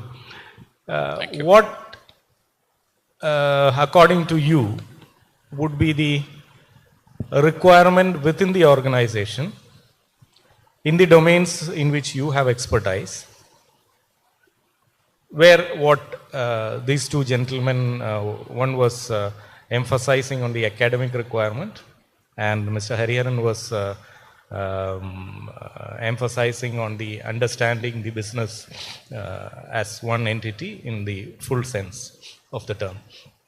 So what, according to you, should happen within the organization for these functions to actually work effectively? No, thanks for the question and thanks for the remarks. the context of a consultant. So I am a consultant, so I'll probably give you a sense of how a consultant thinks. Domain knowledge, of course, is paramount. But like Ranjit and Sir mentioned, the breadth is more important now, right? So if you go deeper into one topic, you are then specializing in a particular topic. But you will need to have the ability to speak at breadth on multiple topics so that you can come to a relevant point, aggregating all scenarios that are available in front of you. Having said that, I think the two complementary skills or the capability that any CMA or any finance professional needs to focus on is one, technical fluency or technological fluency, and second, soft skills. Right? I think the domain knowledge will come from you finishing your education, qualifying, practicing. But today, at the pace at which technology is changing, you don't have to probably know how to code, but you will need to know how to interact with technology, right? And that's what the technology fluency element refers to. So if you are able to talk to technology, ask and receive information, process that information, use that information intelligently on the context of the business, then you are a good professional or you are a successful professional. Third, largely undermined but very critical skill is soft skills. Why I say that is often, it was discussed, we've come from a place where we are looking on historical references, past performance. The context now is moving forward, right? So how can you predict with precision? How can you apply the information that is available to you and create insights? How can I help the business take better decisions? How can you think strategically? How can you apply judgment? Because a lot of the inputs that you will get from technology is limited to what the technology is aware of or knows. How can you contextualize that for your business? How can you make it relevant for your context? All of that matters. So two skills that are complementary are technological fluency and soft skills, I would say.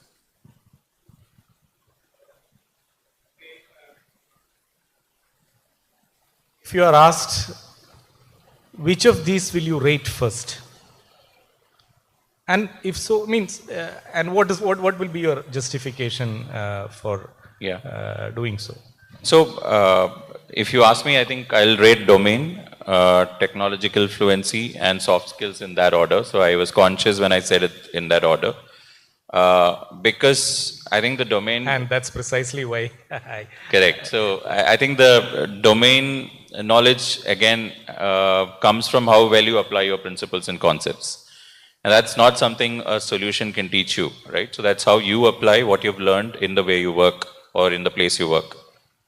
Second, like I said, the advent of technology is across every domain that you kind of touch today.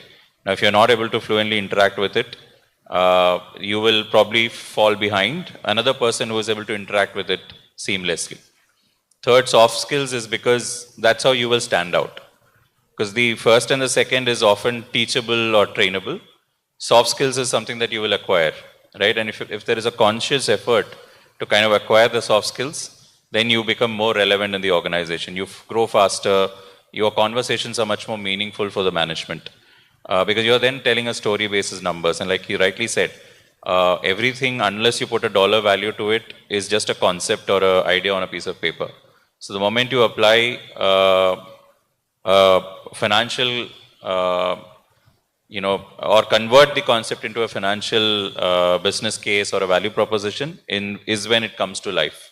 And for somebody to be able to do that and do that well, they need soft skills compulsorily integrated into the way they work, the way they train, way they use their skills in multiple scenarios that they are put in front of. I think you can. At the operational level, the skill requirements of CMAs that we may look at for the next decade. I have a mentor called Mr. D. Sundaram. He was a CMA. He is a CMA, sorry. And he was the first CMA to become Director of Finance in Unilever. So he's more like a mentor for me. He always says any accountant does two jobs. One is hygiene, second is value. Hygiene is what we do, definitely. You ensure that everything is filed on time, etc., which these days systems take care of it very well. Value part, essentially, he talks about, it is important for a CMA or an accountant to track and trap the benefits. I go with him. Fundamentally, domain skill is a starting point, which is enabled by your soft skills and enabled by understanding a spread of the business. When you are going up the ladder in organizational context, therefore it is important that we have to understand where do we commit this profitability. Businesses are not created for cost. It is not created for reducing cost. Businesses are created for improving profitability, value and sustainability. If you can look at the thing like that. Value for customer, cost and sustainability is committed by the time the design is done. But look at very carefully, most of our cost analysis happens after the damage is done. The potential for looking at profitability before the profitability is committed, that is where I have to develop a skill towards that. How do I develop that skill towards that? If I start looking at my P&L balance sheet and cash flow, not as simplistic financial statements, but a reflection of what is happening or not happening in the organization. More than what is happening, I have to understand what is not happening in the organization. Then connecting that to the bottom line becomes possible. So therefore, I have to address all these three things at the design stage itself. Right. But unfortunately, the design phase, many of the companies, what I have seen, they don't have any great information system for profitability. I'm not using the word costing system here. They don't have a great information system for profitability. All analysis is done for cost control and nibbling cost reduction, not for cost management. If you want to really look at it, the skill I have to develop is how do I sense cost, sense value, sense sustainability impact when I am designing a product, process, supply chain and organization structure.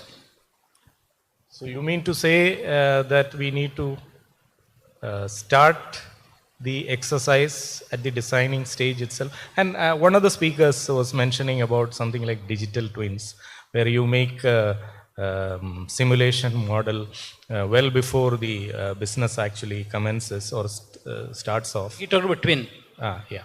So essentially, what or how do you think these kind of concepts would help a CMA to actually get involved in operational side of business? Okay. Let us take a very simple example of product design. There are three kinds of product any company does. Either it can be an incremental product, or first of its kind for you, or first of its kind in the world. If you look at 10 developments, 8 out of 10 comes under the first category. That means what I need to pull out from my existing system is not the cost of a product, but the cost of my activities and processes. Then I have to translate it to a kind of a parametric model, which can help me to connect it. When I create a parametric model with AI, it is possible for you to look at how do I simulate scenarios. Okay, so AI can be used extensively in that particular context. When you start thinking about, okay, if this particular thing is done in a particular region, what kind of processes they use. You have a capability to pull out all those, scrap all the information and get out with a RAG. So it is very critical for me, therefore, to understand how do I build a system which is going to not go by the existing cost alone, but preempting my profitability based on what happened and what is likely to happen. And that is where I have to focus more as an accountant. Thank you. I think I'll get back to Dr. Ranjit. Now we have a lot of skill requirements that have been stated by the other two speakers. Now, how do we get this into the learning process and curriculum of the CMAs? Or how they can be trained or taught or whatever you call it, to make them familiar or acquire expertise in these areas? I will take a different route to answer this question. I had the opportunity of being in the panel for interviewing the entry level CMA passed out in various organizations, both in private sector as well as in the government sector. One common problem which I have particularly seen with regard to CMAs and which is not found in management student is the disparity between talent and aspirations. The talent level is in this level and aspiration is in the bottom level. It is something which has to be bridged. It is something which has to be made uniform, and it is something which the individual has to think. It is high time for CMAs to go beyond. Many of them are not going beyond cost and costing. Now, if you take the case of even the support which we receive from the government, central government, you would have heard about the recent speech of the Vice President also, which was in the tune of supporting of cost accountants to a great extent. And even public sector undertakings than any other profession always look forward for the cost accounting professionals. But it is time for us to match the potential with talent, aspirations with talent. Many of the CMAs unfortunately think that when they pass, that's all, it's all over. The cake of slice will come to their table directly. No, they are absolutely wrong. It is all ultimately the matter of survival of the fittest. You have to pass as well as you have to aspire for the cake. Few years back, there was an article in Times of India, which in fact I have put in one of the writings which I have given to CMA Institute.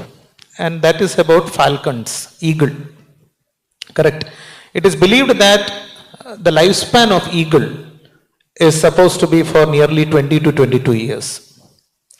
But when they reach the age of 4 or 5, they start losing their faculty, energy level and all. Their feathers will become so thick. They start growing nails in such an extent which will make them heavy. Their beak with which they take the prey or food also will lose its sharpness. So it is believed that after 4 or 5 years or 6 years, in order to live the rest of the life, the falcon goes for a rigorous transformation. It goes to the top of the mountain and it ensures that, around 3 to 4 months, it works so that it will remove all the heavy feathers so that it can fly lighter. It will make, rubbing in the mountain, it is believed that it will again make the beaks sharp. And again it will try to remove all its nails, again roughing in the mountains. So I think this rigorous process, I don't know whether the story is imaginary, because if you look at Google, there are 2 versions coming. One is it is imaginary and the other one is very motivational. But whatever it is something which is relevant for the cost accountants here. It's time that every 2 years, things are changing in an incredible speed. For example, artificial intelligence. The level of utility of artificial intelligence in a proper manner is much lesser in cost accountants. They are not interested to coming to strategic positions. I'm sorry, in fact, I have mentioned this even in the higher level meetings also. So it's time for us, for the cost accountants, to aspire for higher positions, to be a part of decision making and expand yourself in terms of strategic planning and decision making. And now, when it comes to opportunities, they have 3 different type of job opportunities. One is the conventional practice, which is always evergreen, provided you are updated with the subject. It is always there. Second is, you can work in various departments of corporate. It's not only finance. Take the case of SDGs. Niti Aayog, when they wanted consultants to work on SDGs, One of the qualifications which they prescribed was cost accountants. Not even other professionals. I don't want to take the name of those professions, but cost accountants were there.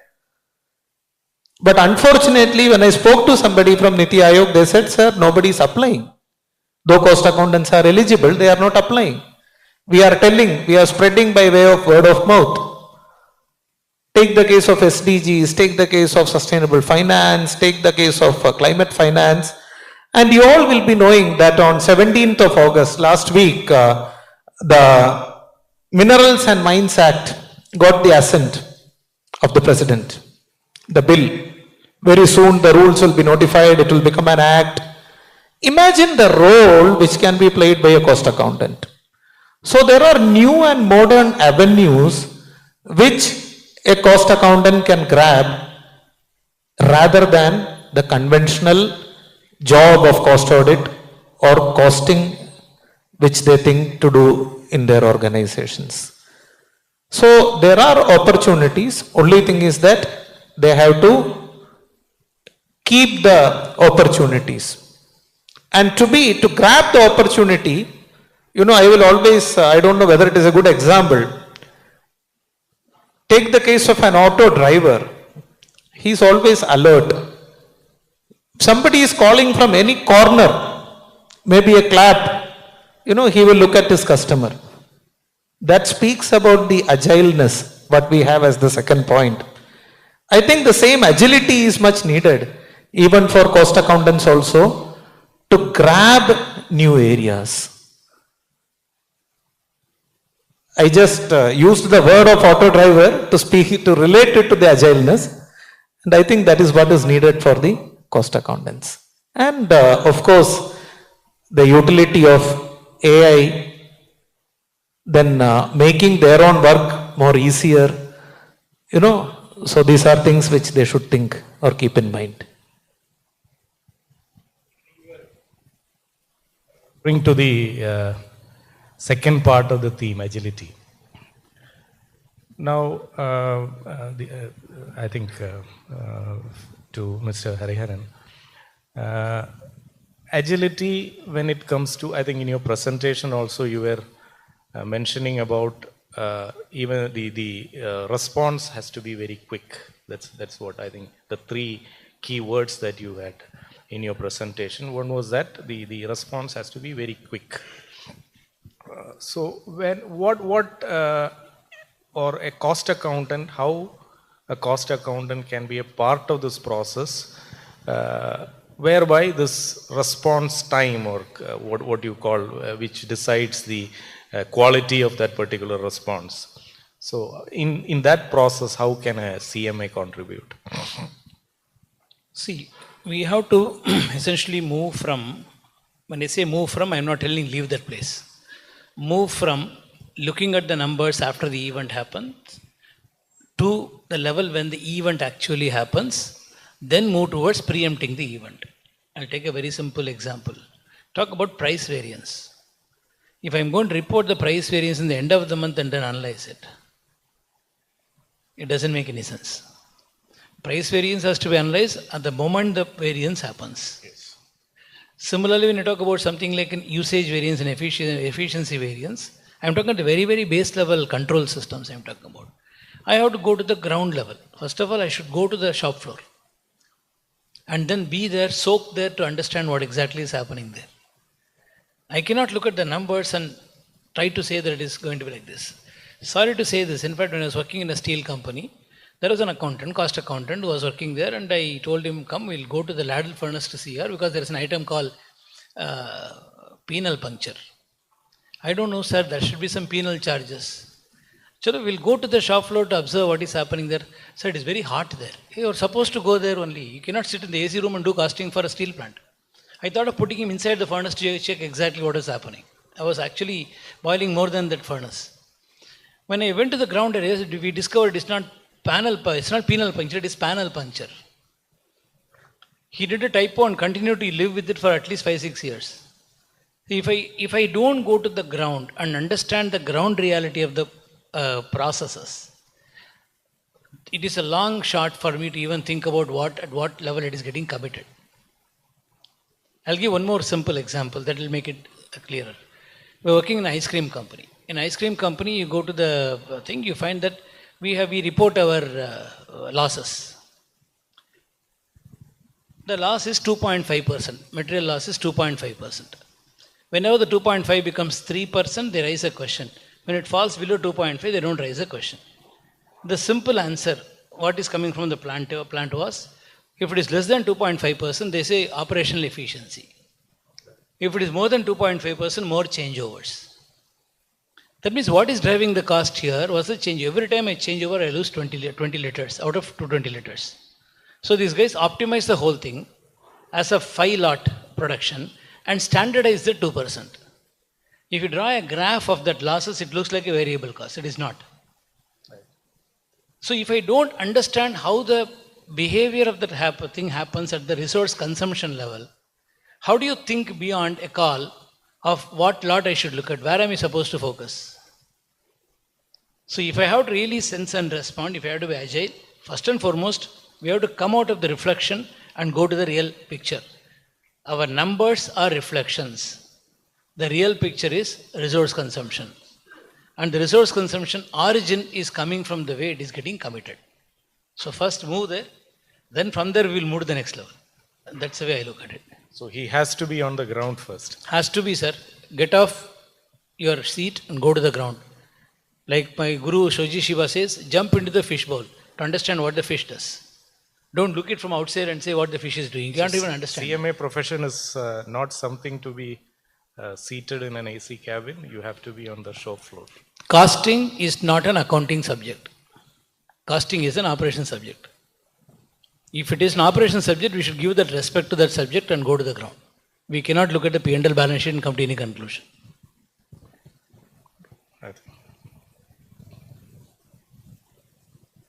Yeah. So I think just to kind of double down on intelligent and agile, right? So I think there was a reference to AI as well. And no conference is complete without referencing AI anymore. So maybe from an organization's perspective, right? So where CMAs or finance professionals are rampantly working, often the approach that we have seen organizations take from an investment in AI point of view is technology first, people and process later. And invariably, I think 60% of these attempts fail. Because if you see, if I put this in numbers, about 93% of the investment is on the technology side, and people and process takes about 7% of the investment. But the investment needs to be people, process, technology in that order, right? Because unless you prepare your people, including the CMAs who are working in the organization or the finance professionals who are working in these organizations to use and interact the solution, no point investing in the solution and expecting things to change on its own. So often organizations make the mistake of over-indexing technology over people and process. So that's probably one correction that the organizations need to make to ensure that the finance professionals are more agile and able to use the intelligent solutions that are made available to them. Second, I think to what Hariharan sir said, now the CFO's organization is looked at very differently from what it used to be. So it is an enterprise performance function, right? So it is, if I have to put it in, if I have to give you a parallel, if you take raw, the Ajit Doval is probably the CFO now. It's a central intelligence unit for the organization, and the intelligence units, like he said, preempts something that is potentially going to happen. It also has rapid root cause analysis of something that has happened. So they'll go and find out who is responsible. Similarly, I think the CFO's organization, which is stacked with CMAs or other finance professionals, have to be agile and nimble, because the moment they rely on what has happened in the past and not able to decipher why it happened, or are not able to fluently predict the future, there is always a vacuum that the organization will face, and the business will take a hit because of that. So it is becoming even more critical for the CFO's organization to be able to kind of function as a central intelligence unit And the expectations are always changing. So the strategic partner that CFO needs to be to the CEO is also true when the CFO is able to think on behalf of the CEO. So I mean, you can't just keep it narrow and focus on finance, but the thought process needs to evolve beyond finance, look at what operationally is impacting finance. Yes, everything rolls back to a number, but why that number, who is causing that number, what part of the process is breaking, that's where I think the real value will come out, and that's essentially where the pivot needs to happen.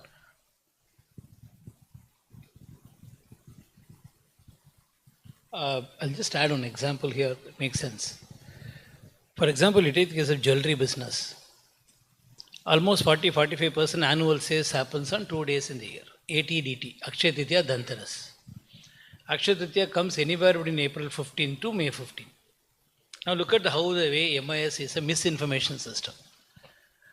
All my expenditure for Akshaya Tritiya happens before Akshaya Tritiya. And the sale happens on Akshaya Tritiya. When you want to understand Akshaya Tritiya profitability, what people used to do was, they take the same month, April sales versus April expense. Akshaya Tritiya falls in May, expense will be high. Why it is high? Akshaya Tritiya, simple. Okay, by God's grace, Akshaya Tritiya happens on 30th of April, that's the best thing to happen. Now companies have become sensible. They say very clearly, take the last 15 days spend or 1 month spend, compare the sales and tell me. You have to look beyond monthly closing, look beyond annual closing, and then look at these numbers. Cannot be accounting focus. Now, I think it may look like a standard question format, but suppose we meet in 2036. What would a CMA be doing that he is not doing today? And what he will not be doing, what he is doing today? For all the three of you.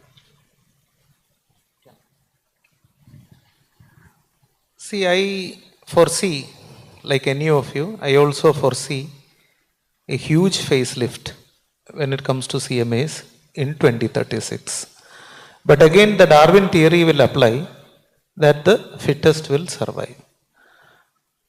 We will link with the third parameter that is indispensable here. Okay? And we will take it to 2036. If you look at the first two parameters what we have discussed, that is intelligence and agility, it is something which has to be judged by others. Right? You will judge how intelligent I am and what is my level of agility. Correct?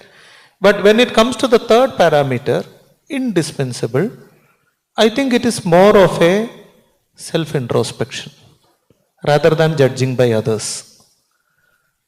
Now, to explain this, I will take the career of you, Mrs. Ranjini and Mr. George,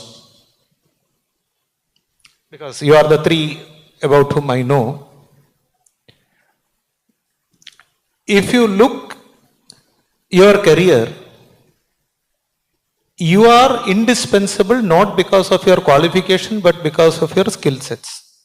Particularly, I can talk with regard to Mr. George, the way in which he has switched from one organization to another organization, the way in which he has changed his profile and all. It is not, he is multi-qualified. So it is not the qualification which has made him indispensable. To a very great extent, it is the skill sets what he has learned out of that qualification which has made him indispensable. To support this point, there is a famous statement of Mark Twain. Some of us would have heard about it. I have never allowed my schooling to interfere in my education. I have never allowed my schooling to interfere in my education. And it is exactly what is this? Indispensable. So it is up to us, when your intelligence is judged, when your agility is judged and measured, indispensable is something which we have to think. And there will be, needless to mention, there will be a huge facelift whatever we are doing today as a cost accountant, both in the area of practice, in consultancy, in employment, these things I expect a sea change. People who try to remain conventional, may sometimes face a bitter battle. I will relate with another profession, that is of company secretaries. When a company secretary was searching for a job way back in 2005-06, his designation most of the time used to be company secretary and head legal. Mr. George will agree with me. But now in 2026, if you look at most of the organization, there is a flip in the designation. He is called as head legal and company secretary. He is called as head legal and company secretary. See the flip which has happened in 10 years. How much time it is needed for this profession to have the same flip? This has happened in incredible speed with other profession. There are various examples with regard to chartered accountancy profession also. And it is time for us to increase our skill sets, to be a fit and fine person in terms of professional development in 2036. Doctor, thanks. You've given me some clue to talk about this. Okay. See, I will give a context like this. Had somebody told me that I will be working with design teams in companies, or I'll be working in operational excellence teams and doing SMED 20 years back, somewhere in 2022-23, I would have been wondering what exactly are you talking about. Life is what happens to you when you're busy planning other things. It's not my quote, John Lennon's quote it is.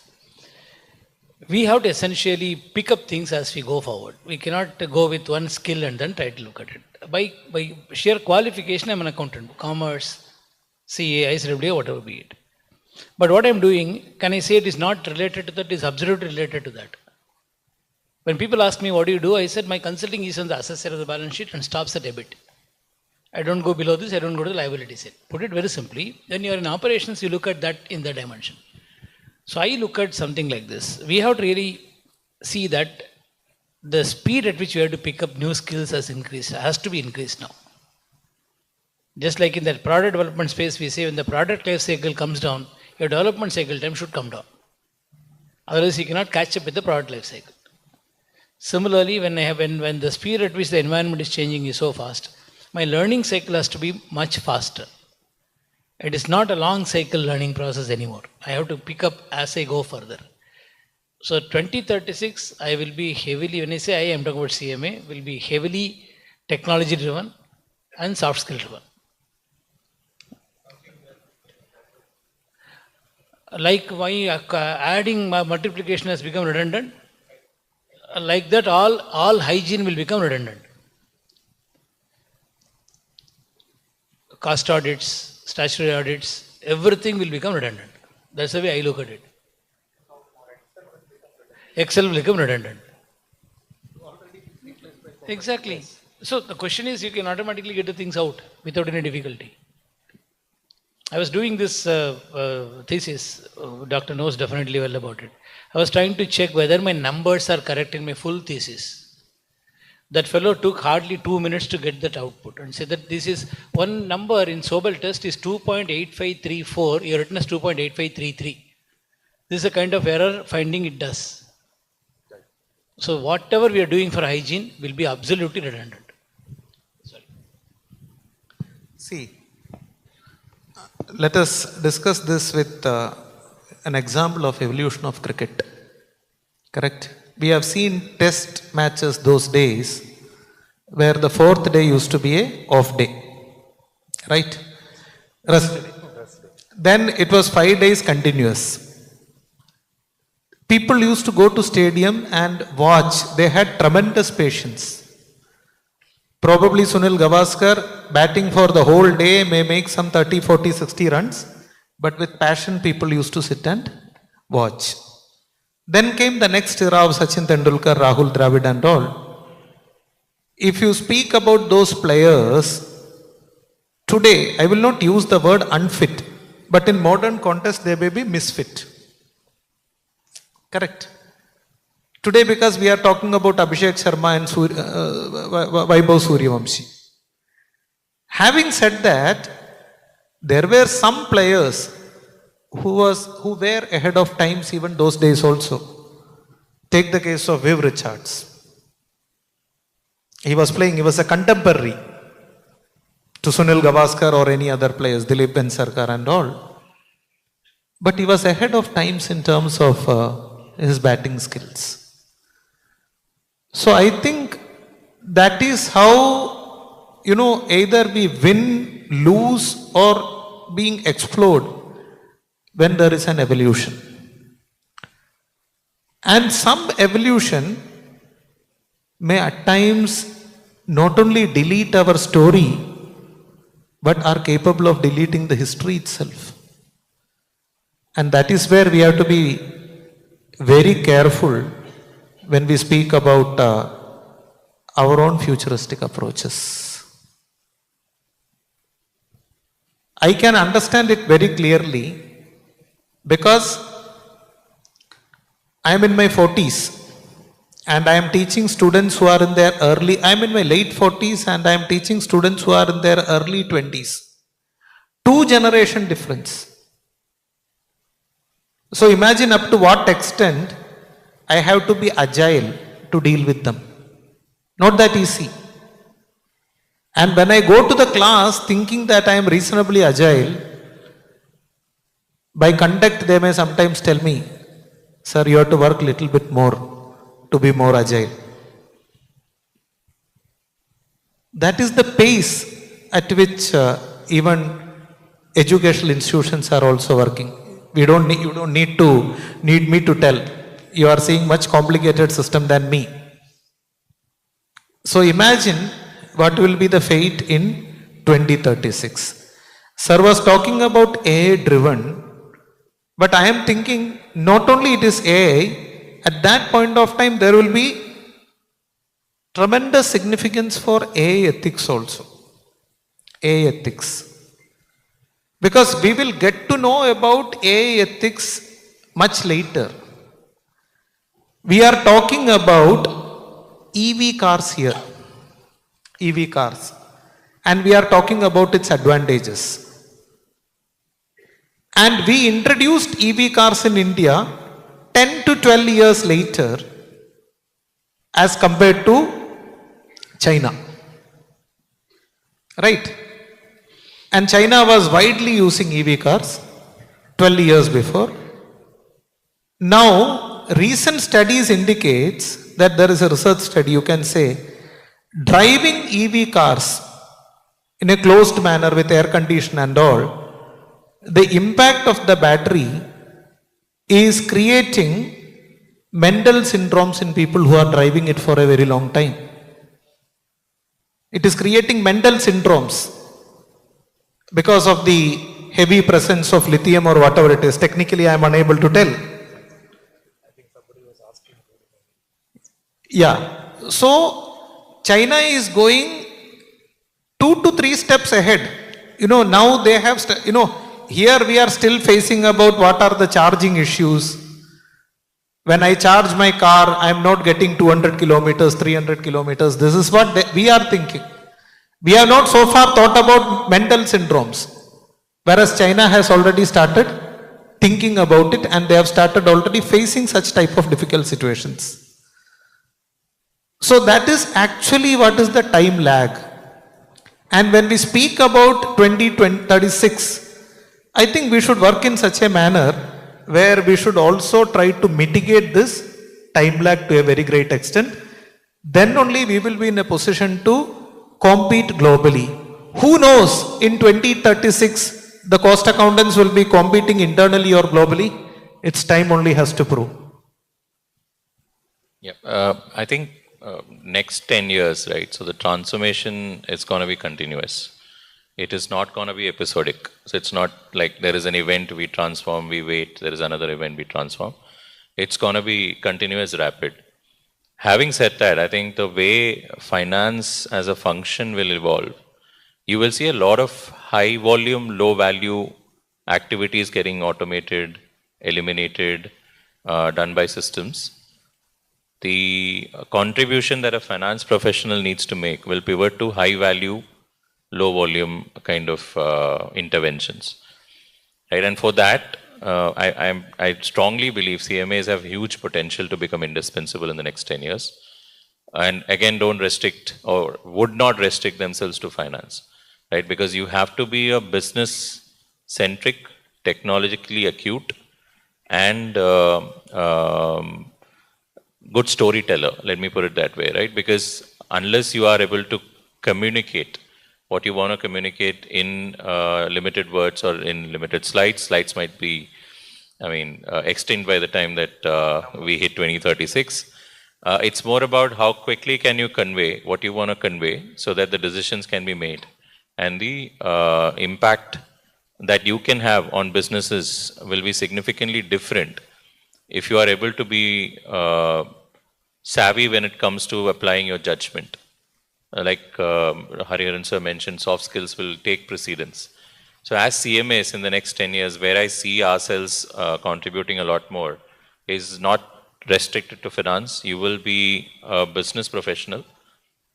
You are looking at, contributing in terms of understanding how the dynamic world will impact your business from all 360 degrees, right? Because if you only approach it with a finance lens, you're only going to be able to tell after it has happened that we have a loss, that we need to recover, so on and so forth. But the moment you have that inclination to become a business professional and not remain a finance professional, you would have probably taken the corrective action maybe 5 years in advance. Plus, I think what is also important to understand is that organizations also will start becoming very micro, right? It will not remain the kind of large organizations that will deploy or will employ 1,000 CMAs at a time, etc. So it will be very different 10 years down the road. You will have to stand out to be relevant. So, and like Dr. Ranjit and Hariharan said, you will have to be able to kind of differentiate, compete, stand out by the value you put on the table. So the board will look at, or the leadership will look at what value do you bring to any conversation you will have. So the quality of your conversations need to go up several notches. That's how I think the 2036 will kind of reflect a CMA's career as, right? So how are you adding value, contributing to the conversations, contributing to business? Finance will become a subset, but business becomes the centerpiece. We'll have one quick closing remarks, maybe 1-2 minutes from all the three panelists. Sure. I think what I would I would try and reinforce is that it is inevitable that the CMAs, as our qualification stands for, it nomenclature-wise, it's a cost and management accountant. Cost is constant, but cost has a value component to it. So how soon can we pivot from cost to value will determine how relevant you remain in in different parts or different organizations that employ CMAs. Having said that, I think there's a bright future. I think today have about 5,000 CMAs every year. I can see that going up to say 15,000, 20,000 basis how the country is moving. And if that happens, and there is, and like I said, if the pivot happens to business and not remain with finance or cost, there is a bright future for the CMAs in the coming decade. One critical thing is, if I do the same thing in the same way again and again, the result is going to be same. So it is critical for me to leave the comfort zone of accounting and then consciously move towards value. I'll just close with one quote from John Maxwell when he said that, when is the last time we did something for the first time? It's a very powerful quote if you really think about it. When is the last time we did something for the first time? If I can say, yeah, yesterday I did it, I think you're good enough, you're agile enough. If I say, I think maybe around 7 months back, sorry, you are not agile enough. So this is very critical. Agility comes from constant search for learning something different and applying something. Learning includes application. It's not simplistically learning from any website or from book or whatever, be it. Apply it, go back and try this out is very important. Then the life will happen as it happens and we carry it forward. That's the way I look at it. Thank you.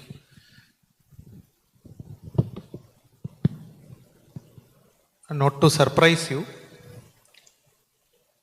or not to make you disappointed or discouraged, the times to come, cost accountants will be known as a microeconomists. The way in which things are happening, the way in which we are speaking about sustainable economy, the way in which we are giving focus to sustainability. When we spoke about hydrogen trains, when I was reading some of the articles, everybody is talking about the cost involved in hydrogen, running hydrogen trains. But so far we have not even thought of it. So coming days, I think cost accountants will be known more as microeconomists in terms of their profile or in terms of their portfolio. And that will be what the profession, the organization, as well as the practice will look forward from you in the times to come. So it's time for cost accountants, like any other professionals, to understand the heartbeats and vibrations of the market. I will give you a small example where cost accountants have to be little careful. Now take the case of a cardiologist or a cardiac surgeon. His specialty is in heart, specialty is in cardiac issues. But when he sees the report of an ortho surgeon, he will at least understand what is written there. He will not be able to treat, but he will at least understand what is written there and he will be in a position to guide where to go. Better you go to an orthopediatrician or some orthopedic surgeon or whatever it is, or oncologist or whatever it is. Similarly, a time has come where cost accountant should have absolute domain knowledge and should also understanding knowledge about what is happening in the organization, so he can at least guide. Because in the times to come, he is going to take strategic positions. Already the business world is expecting him to take strategic positions, but there is no other way. The times to come will expect him or force him to take strategic position. So earlier the better that he should gear up himself. Thank you. I think now we will take a few questions from the participants. Please make your questions short and precise. And also please tell us in advance the question is directed to which of the panelists, so that it is easier to identify and respond. Open to the Q&A. Anybody has any?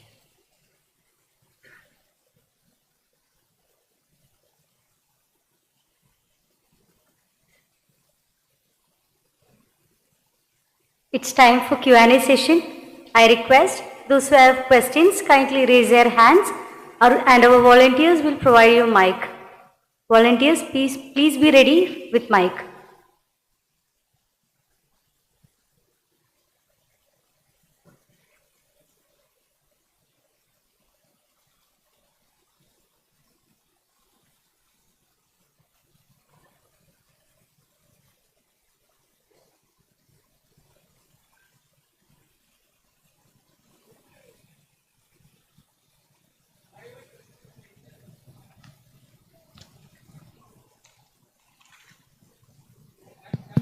It's Yeah. audible. It's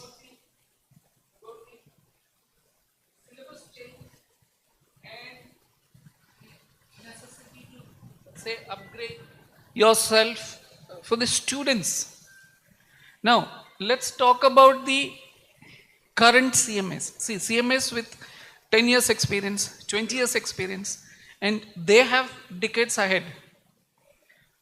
With respect to this agility, how do you advise the current practitioners who are out there in the field to adapt themselves to the changing scenario?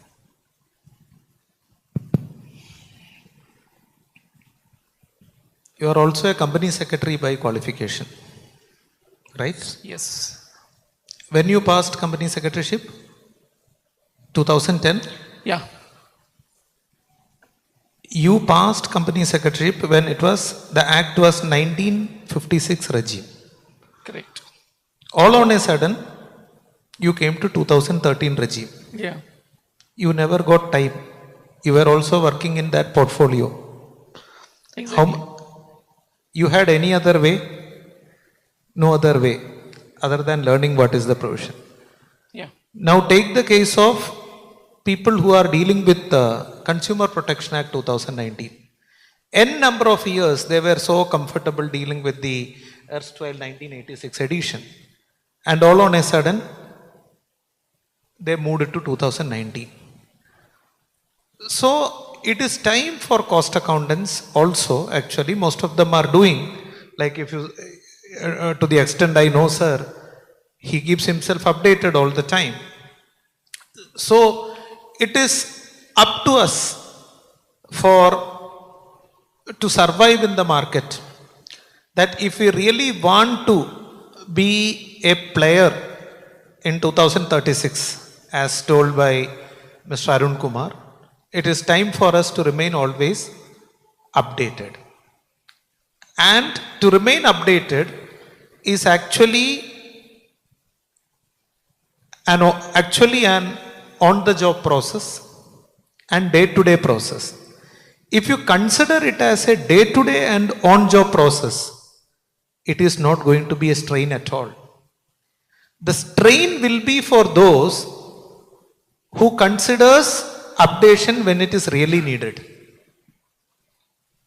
People who consider updation as the part of life will never be stressful when there is a regulatory change, because we have seen ever so many regulatory changes.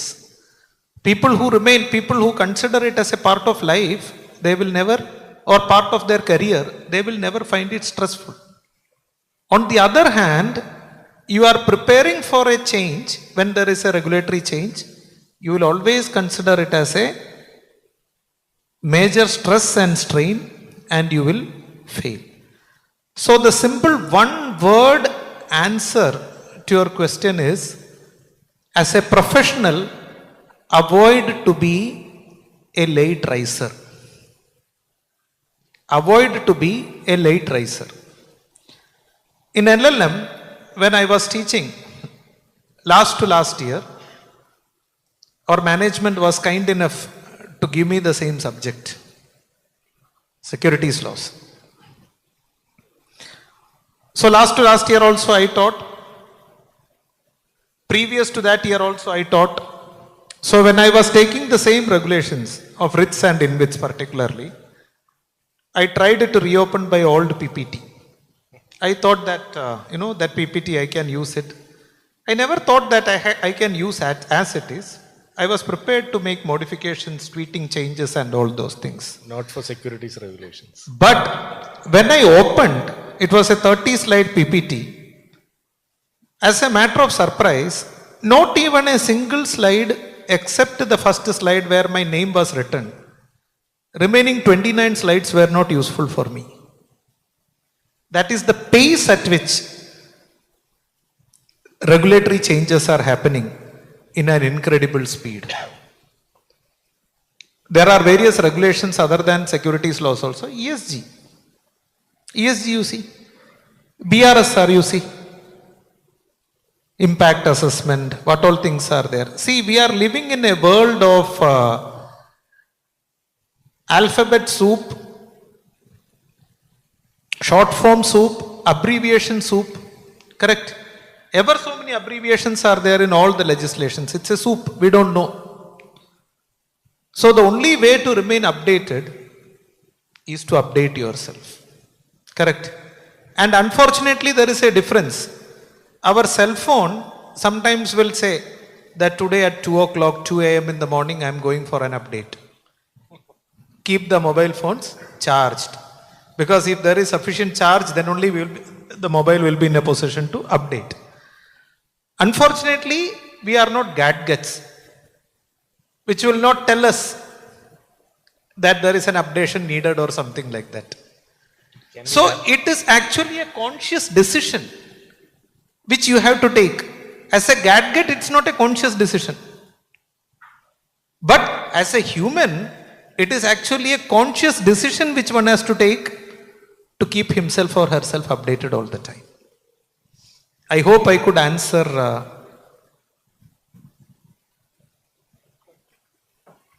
Possibly a time will come and there will be a looking forward trigger when you have to update. Right. Excuse me. Yeah, so have radio calls. I think we will also get a question. it's only a general question. Is there any ready-made AI tools that can be adopted by cost accountant, or the organization should develop based on their data? If AI tools are there, just example, some. So AI tools are, if you're part of an organization, I think you will have to rely on what the organization has provided as avenues to use AI as a platform, right? But if you are looking at specific use cases as an independent cost accountant, there are dime a dozen solutions available in the market, right? Or even the general LLM-based platforms like ChatGPTs, Claude for that matter, is very strong when it comes to financial analysis modeling, reporting enablement and automation and all of that. So it depends on what you want to do. There are solutions available in the market. What I've seen in organizations is typically organizations prescribe what an employee or a finance professional can use in their day-to-day work. And often I've seen that the enterprise-wide at scale AI adoption is hardly 8%. So of 100 people doing it, 8% succeed, right? Or 8 people succeed. Having said that, the productivity solutions or tools that are available are used rampantly by all employees in the organization, which is a Copilot, for instance, or a Claude for another, mostly the financial modeling, financial analysis resources use Claude. You also get platforms like custom GPTs that are created by organizations, which is available for you to do your day-to-day tasks, because often organizations are sensitive about data and they wouldn't want to give that out. So they will try and create custom LLMs on top of the publicly available LLMs, which also is enriched with entity-specific information. So it depends on the use case, but there are dime a dozen solutions if you are an individual who wants to use platforms. At an organization level, I've also seen, because it is a high investment, uncertain return kind of a scenario, often organizations wait for the OEMs like SAP or Oracle. So if, for example, if you are a manufacturing company and you have SAP as your ERP, you will wait for SAP to launch their AI capabilities to enable the employees to use it. The organization might not on its own invest and create instances for using AI. It will wait for the OEM to kind of deploy them, and then it's available for you to deploy. So like I said, it varies from case to case.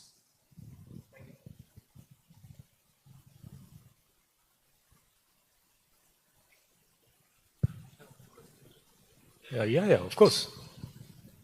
Just a minute.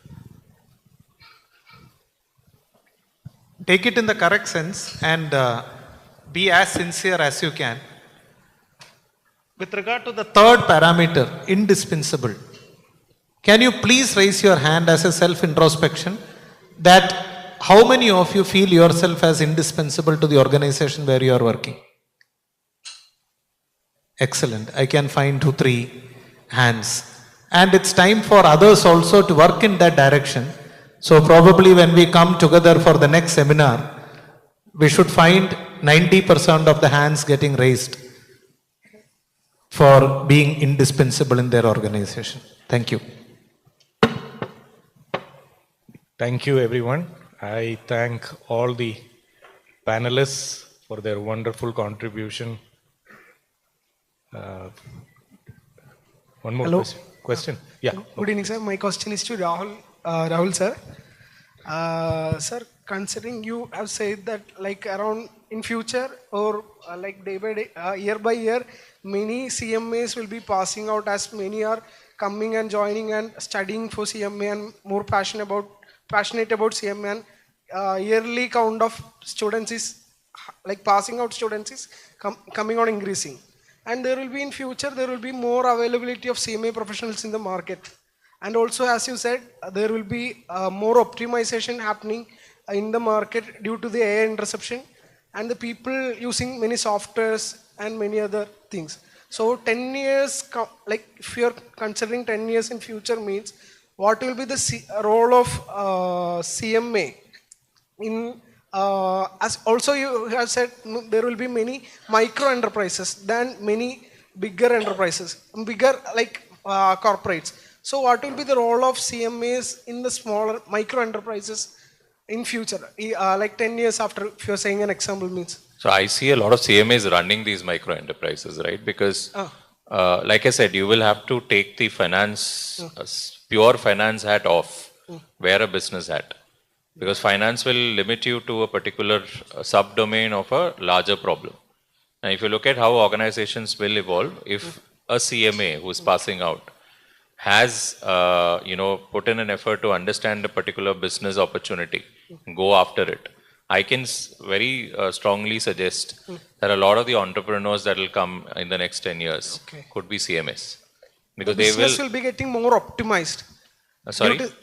You are saying that business will be getting more optimized due to the CMAs getting involved into the more like a business kind of person. Correct, correct. So business will benefit, yes. Yes.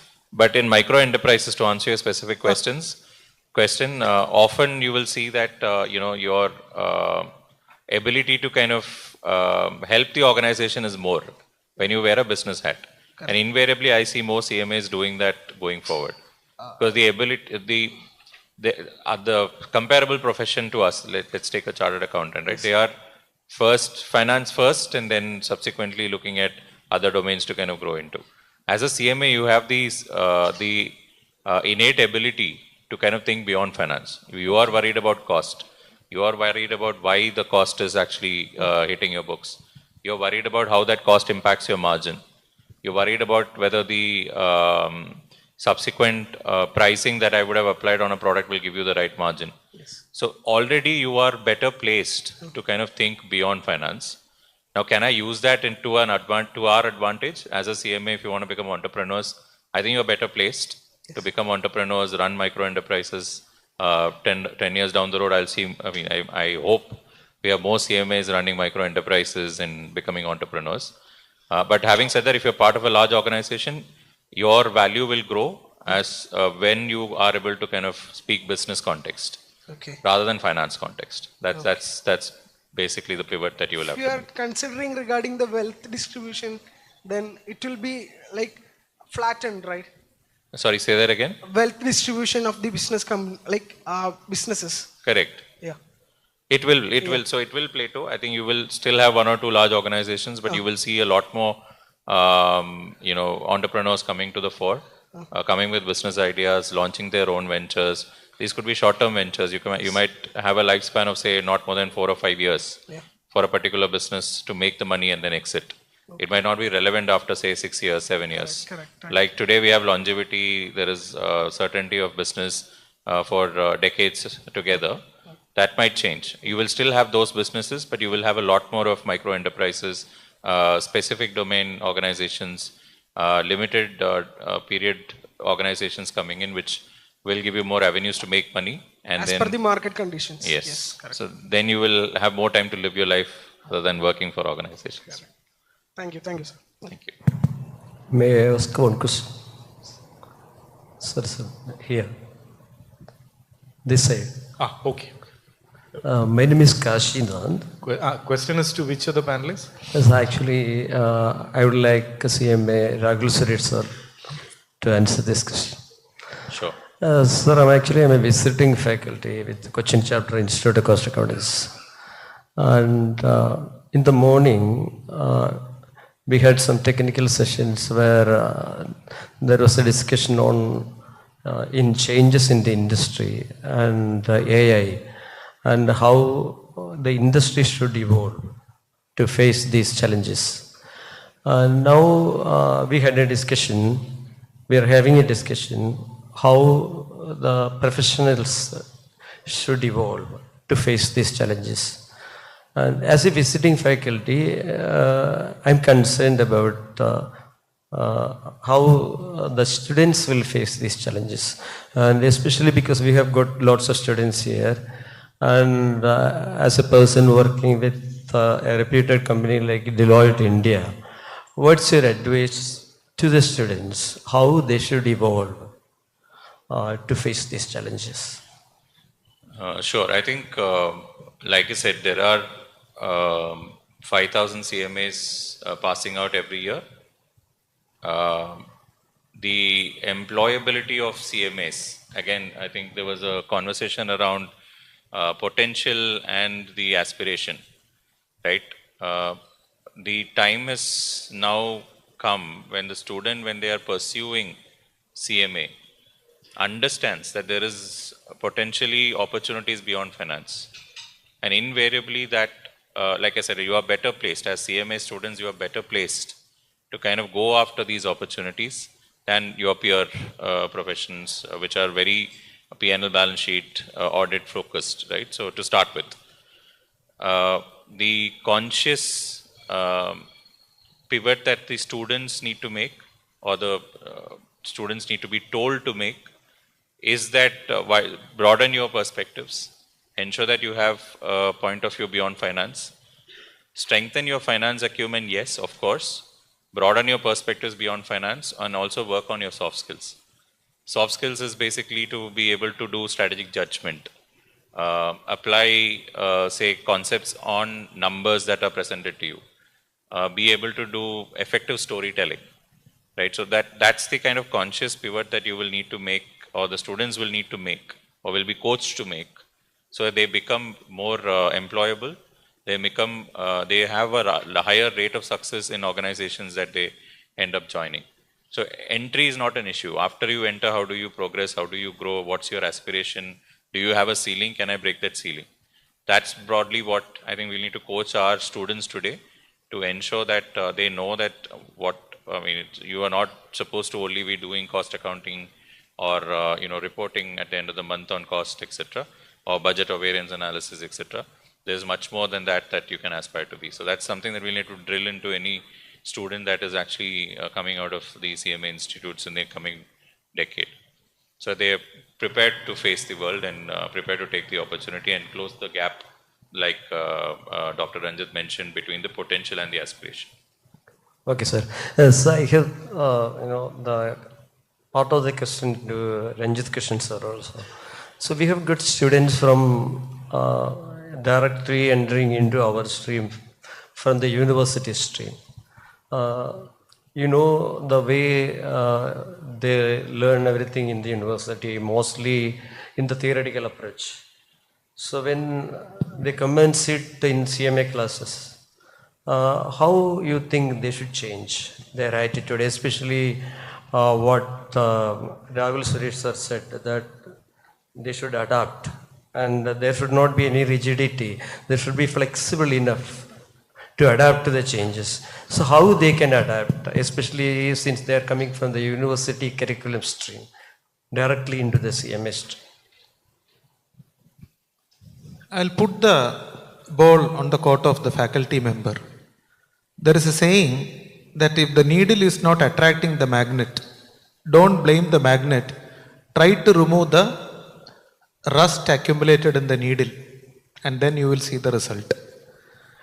Now, if you look at the teaching pattern which is followed, probably in the college education as well as in the institute education, it is time for us to move from conventional education.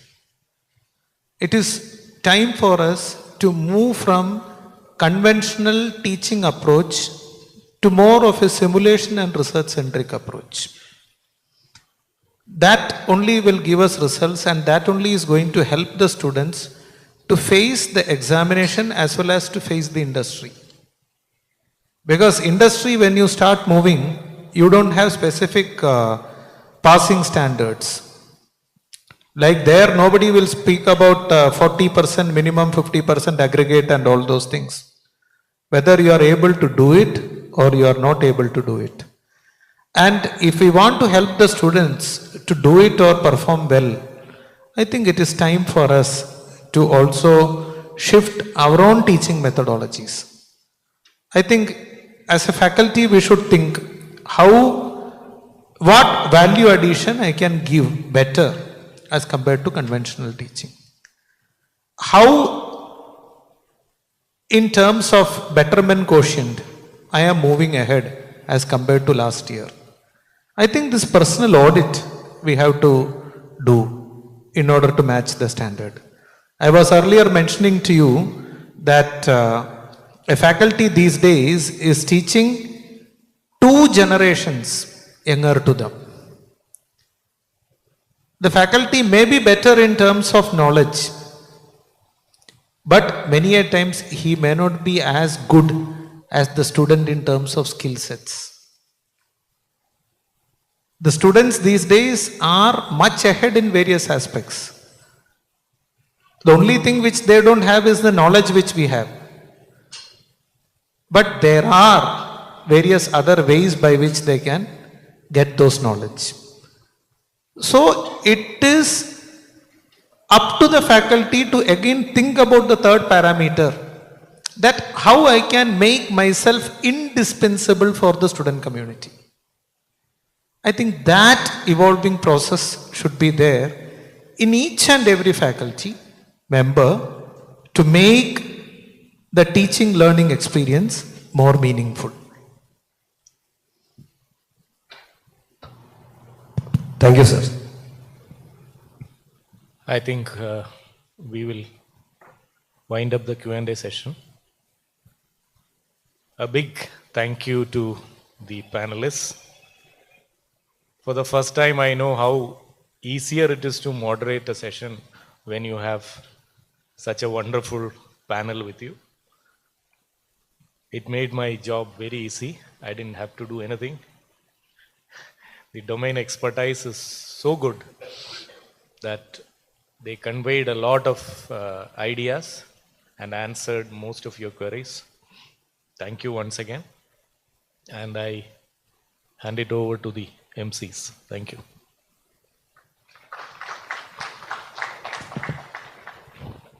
Thanks, Arun. Thank you to our esteemed panelists for such a rich and insightful discussion, and to our moderator, CMA Ernakulam S, for leading it so effectively. On behalf of Cochin chapter, we extend our heartfelt gratitude to all of you. As a token of our appreciation for the valuable insights and contribution to discussion, we would like to present something they can cherish to our distinguished panelists. May I request CMA Shyamli to present the gift to Dr. Ranjit Krishnan on behalf of Cochin chapter. May I request CMA Shyamli, Kozhikode chapter, immediate past chairperson, to present the gift to Dr. Ranjit Krishnan.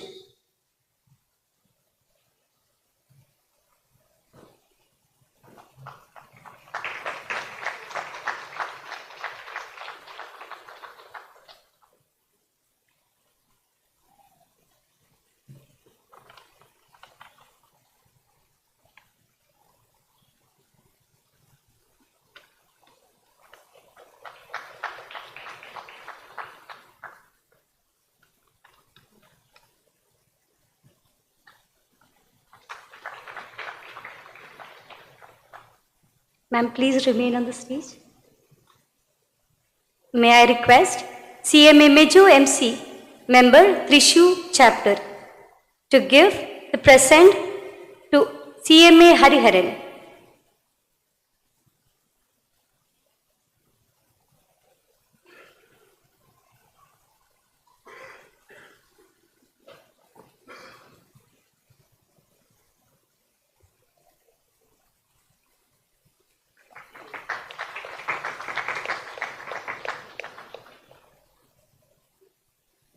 I request CMA T.R. Balachandran, Senior Member, Cochin Chapter, to present gift to CMA Rahul Suresh.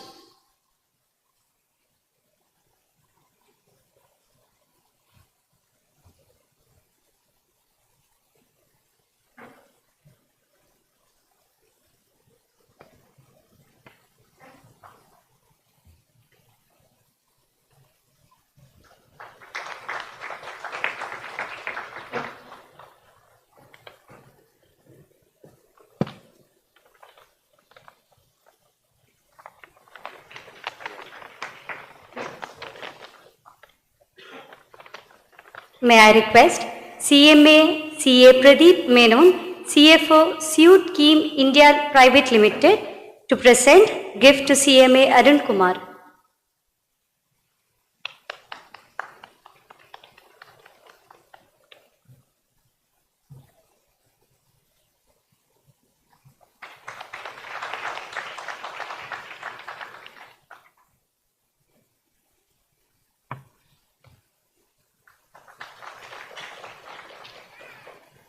May I invite George Sir and other MC members of Cochin chapter to join them on stage for taking a photograph.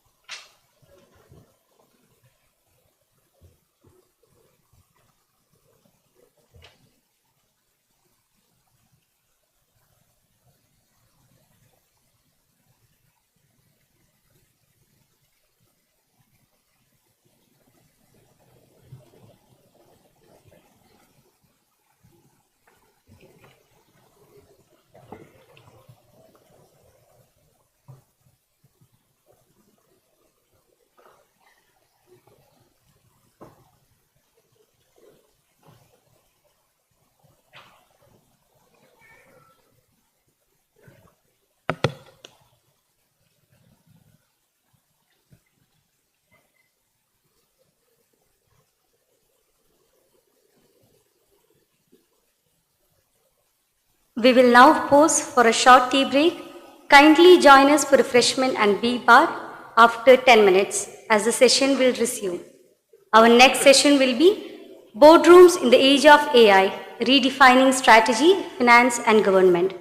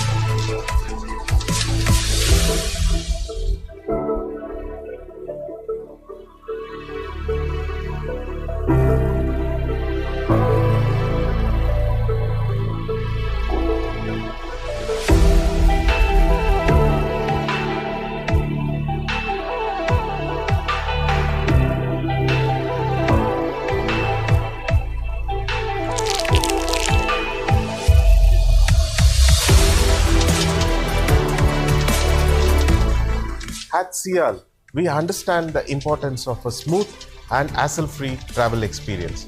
We leverage cutting-edge technology at every touch point of your journey, from check-in to boarding. Our commitment to pioneering airport management practices ensures seamless operations and optimizes your time. We are constantly innovating. The Director Board has chalked out an infrastructure enhancement plan in line with the robust traffic growth estimated for the Indian aviation sector. These comprehensive development plans will position SIAL at the forefront of the aviation industry. SIAL is dedicated to making your journey exceptional.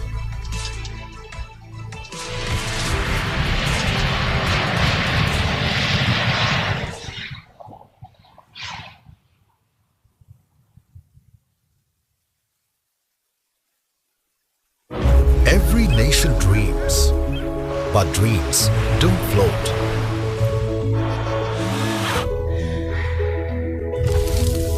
They need to be built. And behind all that we build are the dreams and aspirations of over 1 billion Indians, carried forward with pride and conviction. Over 50 years ago, we began that journey as independent India's first greenfield shipyard, where a young nation's maritime ambitions found its beginning. Ships at sea, we've turned strength into movement and vision into capability. But strength isn't where we stop, it's where we start. Because a nation that dreams big deserves shipbuilders who dream bigger. We build not just ahead, but beneath, beyond, and within. Expanding our horizons, reimagining our capabilities, and investing not in promises but in proof. Because tomorrow's seas demand more than power, they demand purpose. And so, we are not just expanding space, we are expanding strength.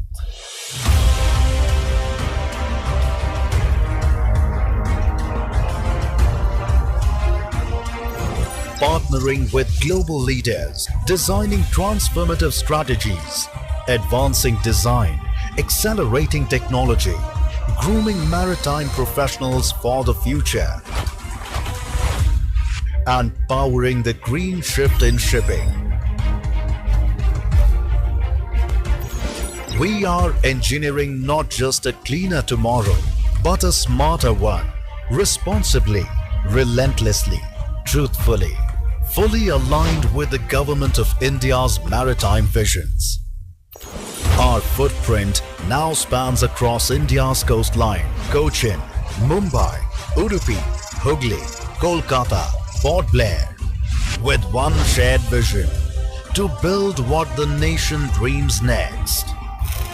It's been over half a century of building and repairing ships. But truly, we've been building something far greater. The Cochin Shipyard Limited, building the nation's dream, defining what's next.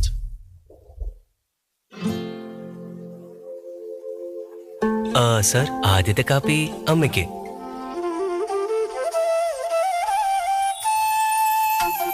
പ്രിയപ്പെട്ടവർ കൂടെയുള്ളപ്പോൾ പുതിയ തുടക്കങ്ങൾ ശുഭകരമാകും. അതിനാൽ Muthoot finance കാലങ്ങളായി ഓരോ പുതിയ തുടക്കത്തിലും വിശ്വസ്ത പങ്കാളി. Muthoot finance, India's number 1 most trusted financial services brand. Gold ലോണിനായി ഉടൻ വിളിക്കൂ 1-800-202-1212. Nest Group is a multifarious conglomerate with global footprint and business interest across technology, software, education, training, food and beverage, and infrastructure businesses.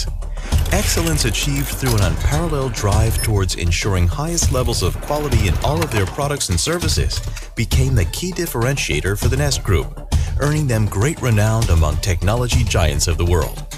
Pursuing a customer-first and employee-friendly culture across all the business units, the group is in the forefront to build a robust and sustainable business. Known as a visionary trendsetter, a true innovator and complete solutionist, Nest, over the years, delivered to the world game-changing technology advancements as a trusted backbone to the OEMs across the globe.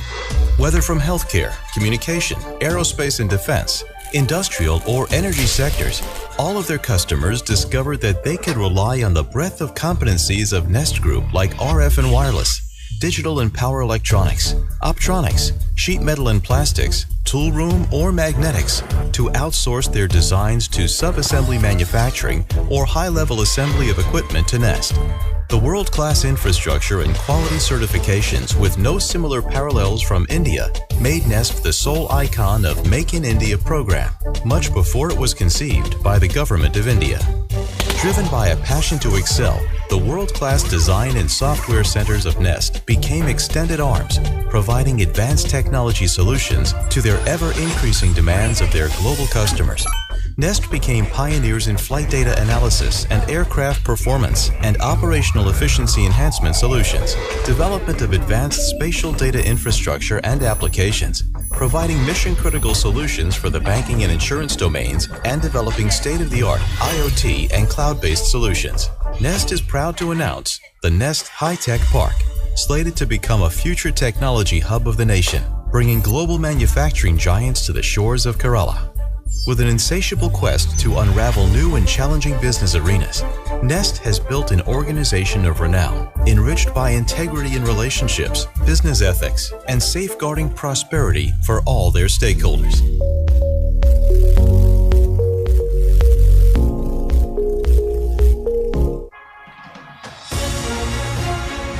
Introducing the SIB GST Power Business Loan. GST-based overdraft facility. A game-changing financial solution designed to accelerate your business growth. SIB GST Power Business Loan. Fast, flexible, and future-ready. Running a business? Need quick and easy finance? Get your loan sanctioned the same day. Enjoy attractive interest rates with minimal documents required and higher loan eligibility. We have made it easier than ever to meet your business needs. Experience a simple assessment, favorable terms, and a streamlined process. Unlock unlimited possibilities with the SIB GST Power Business Loan. Please visit the nearest SIB branch for more. South Indian Bank. Experience next-gen banking. Onam ആഘോഷിക്കാൻ പോയിട്ട് Are you guys serious, bro?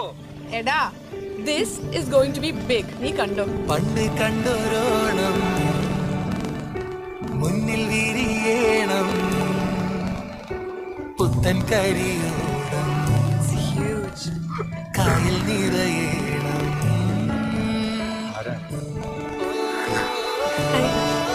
7 years, guys. 7 വർഷം വീട്ടിലിറക്കാത്ത ആര്യങ്കരയുടെ ആവേശാണിത്. Let's bring it back. Power. ഒരു മോഹമുള്ളകി കരിവള്ളം നീരേറി കായൽ മേലെ പായും മുമ്പാടേ നീയും കൂടാമോ കരികൈ താങ്ങാവാമോ ഒരു കൈയ്യൻ കൂടുന്നുണ്ടാമോ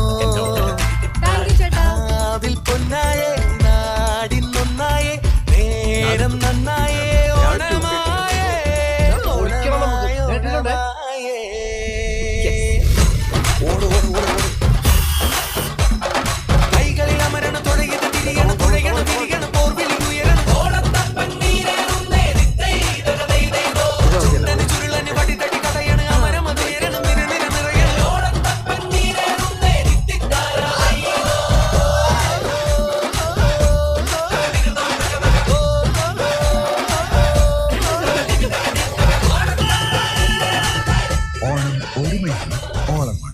South Indian Bank. Yes, sir.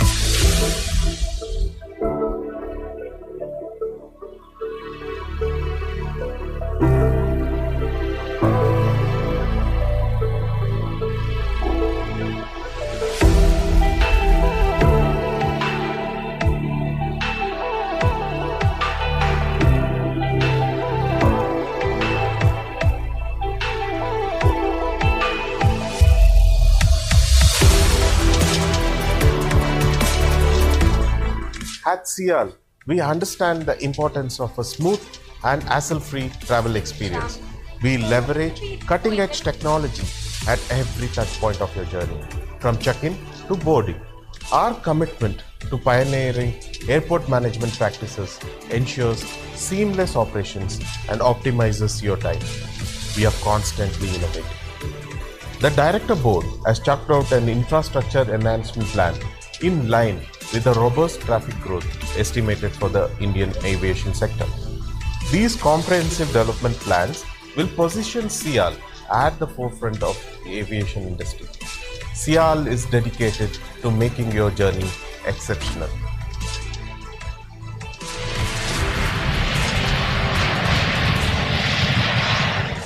Welcome back to the 9th Kerala State Coast Convention organized by the Cochin chapter ICMA with generous support of our esteemed sponsors Cochin Shipyard Limited, Cochin International Airport Limited, Muthoot Finance, WFBB, South Indian Bank, SFO Technologies, Nest Technologies, KBBS, KMML. Following the insightful session, we now move on to a very special segment of today's program, the felicitation of our final qualified students. These talented individuals have successfully completed the journey and demonstrated excellence in their field. Today, we take pride in acknowledging their hard work, dedication, and achievement. I request all the dignitaries and the chapter members to join us on the dais.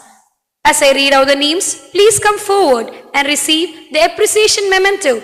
I request Cochin chapter MC members, Kozhikode chapter CMA Shamli, Thrissur chapter CMA Vinod sir, Kottayam chapter CMA Sijo, and Rahul Suresh also to join with us.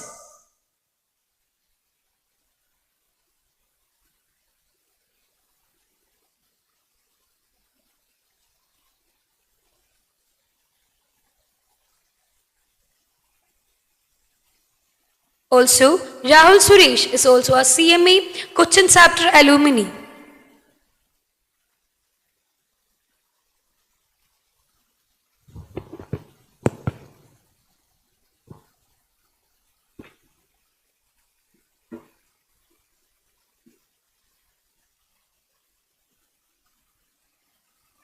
Now I call upon the students who are qualified final CMA. Adila K.A. I repeat, Adila K.A.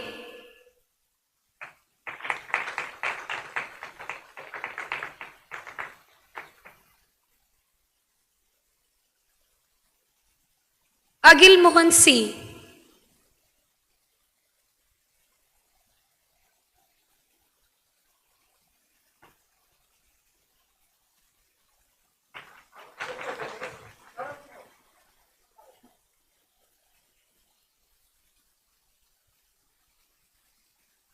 Agil Mohan C. Akshara Manoj. I repeat, Akshara Manoj.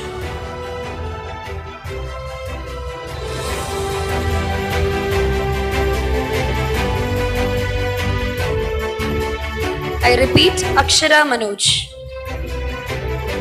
Alagananda S.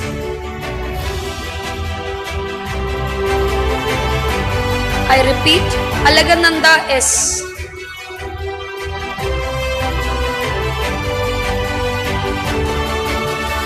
Ananda Babu. I repeat, Ananda Babu.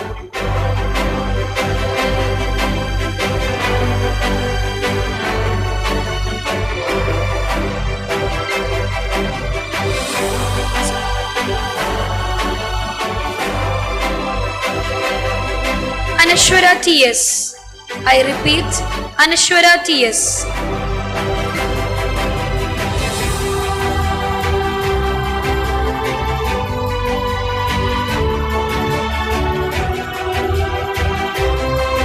Anjana Paul.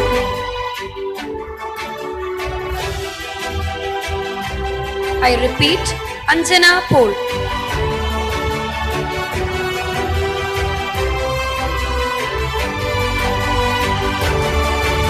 Ankita Dennis.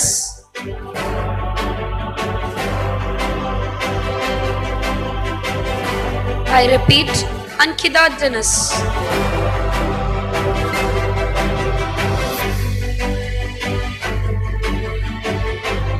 Ashwin Suresh.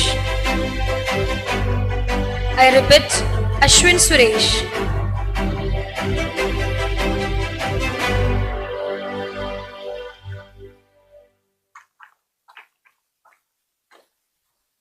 Dia Maria Biju.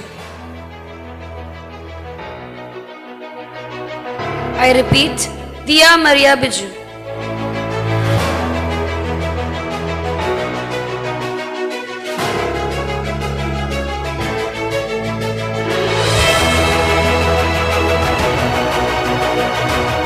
Joseph T. Biju. I repeat, Joseph T. Biju.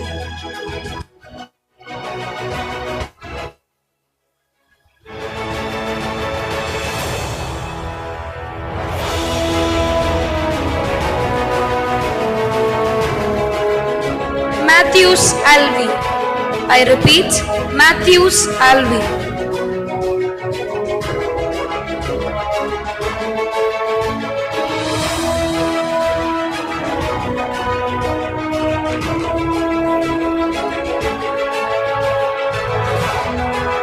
Muhammad Dawood. I repeat, Muhammad Dawood.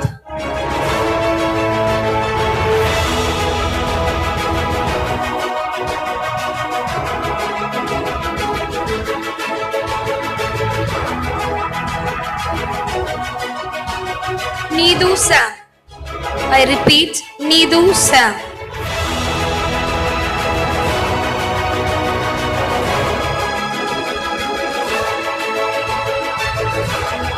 Nigel Jose.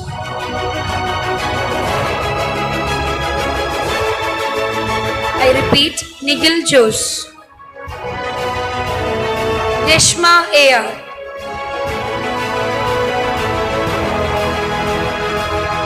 I repeat, Reshma Ayer.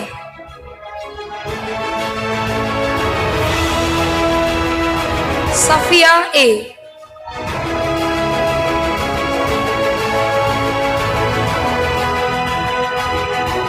I repeat, Safia A.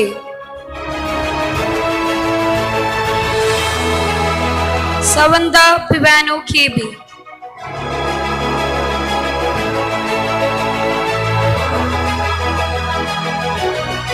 I repeat, Savanda Pivano KB. Siddharth Sandosh.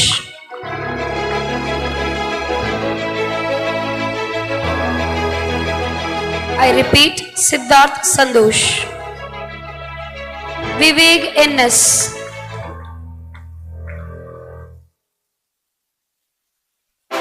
I repeat, Vivek NS. Damir PM.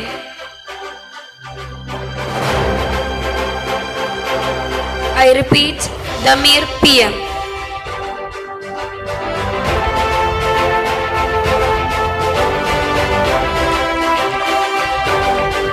Thank you so much and congratulations to all the stars.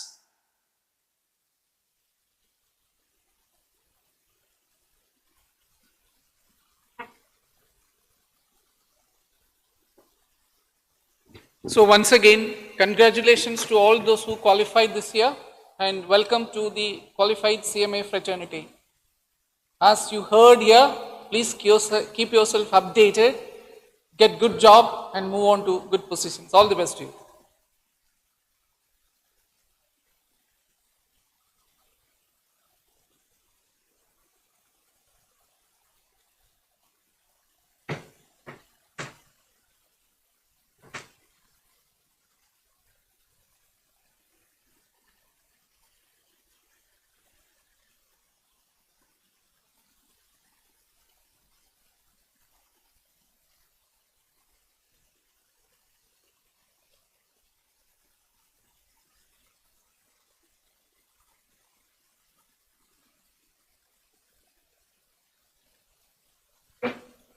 Dear delegates, we are moving forward with the last session of the day. Myself Kirtana, foundation student at ICMAI Cochin chapter. Our next session focuses on boardroom in the age of AI, redefining strategy, finance, and governance. Artificial intelligence is transforming the way organizations make decisions, manage risk, and create value. As AI becomes an integral part of boardroom discussions, finance professionals are expected to combine technological understanding with strategic judgment and governance. This session examines how AI is reshaping leadership, finance, and enterprise decision making. Ms. Geetika Anand is a dynamic and accomplished professional with over 2 decades of experience in secretarial, legal, and governance domain. As Company Secretary and Compliance Officer at Hindalco Industry, Aditya Birla Group, she has demonstrated a solution-driven approach, emphasizing governance over mere compliance. Her career trajectory has skyrocketed due to her tireless and energetic demeanor, coupled with a strong focus on empowerment, ownership, and accountability. An associate member of Institute of Company Secretaries of India, she holds degree in law and business law. Her expertise spans corporate restructuring, mergers, and acquisitions. And her leadership style is defined by the pillars of empowerment. She is a sought-after speaker on corporate governance and related topics, contributing actively to industry associations and regulatory bodies. She enjoys a formidable industry presence, serving as a member of the core group of Ministry of Corporate Affairs for framing rules under Companies Act 2013 and the Secretarial Standard Board of ICSI for 4 years. She is also part of Vision Group of ICSI and serves as SEBI's expert committee for facilitating ease of doing business and harmonization of provisions in ICDR and listing regulations. Additionally, Ms. Geetika has been a member of SEBI's Debt Working Group for high-value debt-listed entities and large corporates. She is also a permanent member of SEBI's Standing Committee in Listing Obligation and Disclosure Requirements. Throughout her career with Aditya Birla Group, she has been recognized with prestigious awards including Young Professional Award in 2011, the Exceptional Leader and Functional Excellence by Aditya Fashion and Retail Limited 2019, and the Chairman's Exceptional Contributor Award in 2022. In February 2024, she was awarded 40 under 40 in Finance 2024 by Misoho India, honoring her professional journey and excellence. Please join me in welcoming Ms. Geetika Anand for the session, accompanied by CMA Pushpi Ma'am, past chairperson.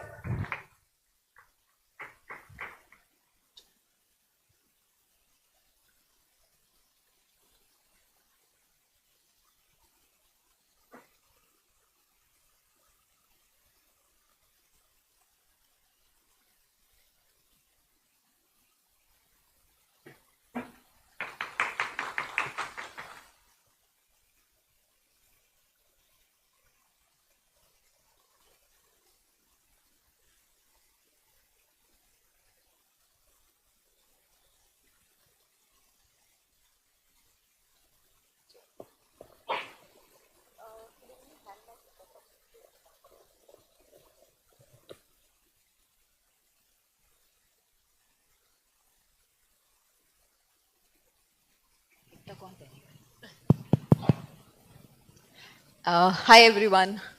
Thank you first of all for having me here. Am I audible till the end? Okay. This being the last session, and most of you after having gotten your felicitations, I am not very sure how many of us are genuinely interested in wanting to know what I'm about to speak here. But I have placed a lot of trust in Mr. George. And therefore, I am going to attempt to make this a little interactive to begin with, to genuinely see and then decide how I take this session forward. First few questions to explore and understand: how many of you here understand boardroom governance largely? Raise of hands would be very helpful. All right, thank you.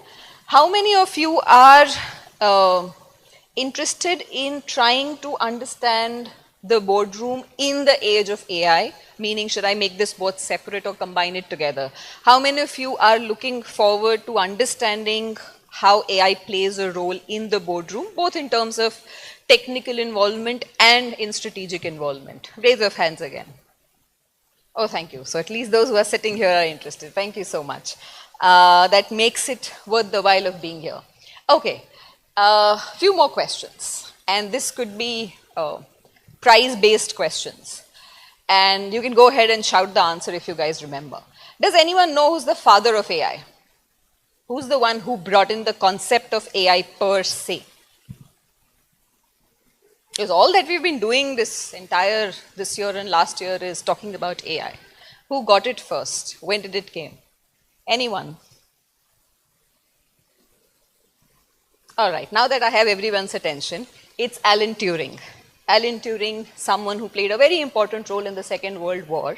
In the 1950s, first came up with the concept, or even a thinking for that matter, that machines could think. In fact, this was his paper that he had put out in the 1950s for the first time. And he's not just the father of AI, he's also, this concept also brought in the first computers ever. He used a certain strategy which was used in the Second World War, and that's how we won against Nazis. Okay, so then I think, because we are going to talk about AI, I'm going to take the first 5 minutes before I actually jump into the actual topic on the boardroom. Broadly on AI, and I know we've all been hearing it in a way that it's the innovation of the century. There'll be nothing after this. For example, when radios had come somewhere in 1905, Nikola Tesla had said this is the innovation of the century. After that, every part of the body would be talking to every part in the universe. And maybe that's why it's fair for our generation to believe that AI is going to change everything. And as we'll move towards the session, you will realize how much of it really gets to become the part of strategic conversations of the boardroom. So I was talking about 1950s when Alan Turing first came in with the concept. 1960s when they started tweaking around the topic, and you saw the birth of certain mathematical machines like your calculators, which were solving, or games which were solving puzzles, etc. And after that, it phased out until a good 1970s, 80s, where the first time a computer played with the then world chess champion and defeated. And that's when someone realized that machine can develop intelligence and work towards something that any other human can. From then on, the next question. We all have heard the word chat GPT, I believe. Everyone? Okay. Any idea which year did chat GPT come? Yes, we are in 2026. We are talking about chat GPT. Okay. Any idea when open chat GPT came and then took the world by a storm? 2022. And when it really hit was 2 years back, when 1 million users at one point in time downloaded the open version of ChatGPT. And that, I believe, is the moment where all of us realize that AI is here and AI is here to stay. And all this general knowledge or quizzing is to just first give in the context of where has it reached. I'm going to pick up some statistics as we go along in the conversation for you to be able to understand how has it finally reached the boardrooms.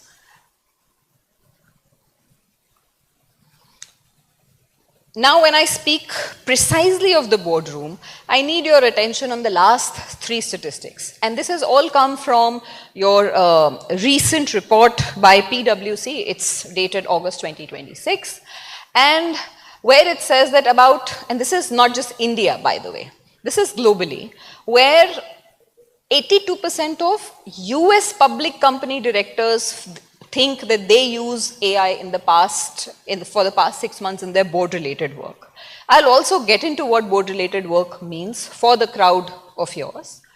Then, now, when you look at the last number, And I can tell you from the state of affairs in India, that number is quite right. That 50% of the directors, 54% of the directors still feel that there is no guidance that exists in a boardroom to be using it. Because you're all into the finance profession, let's look at the numbers by the CFOs. Out of a survey for 102 CFOs, McKinsey did this survey. Here are the numbers where they say that only 7% of the CFOs are actually using Gen AI in 2024. The number moved to 44% in 2025. And as we speak, the number has drastically gone up to 71 and 76%, but not in all the functions. It's in finance operations and planning and reporting.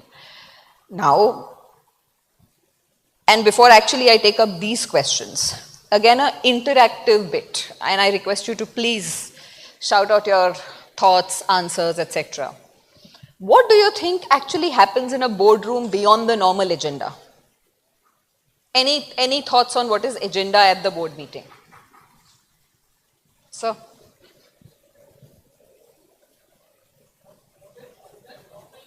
yeah, what is the normal agenda at the board meeting?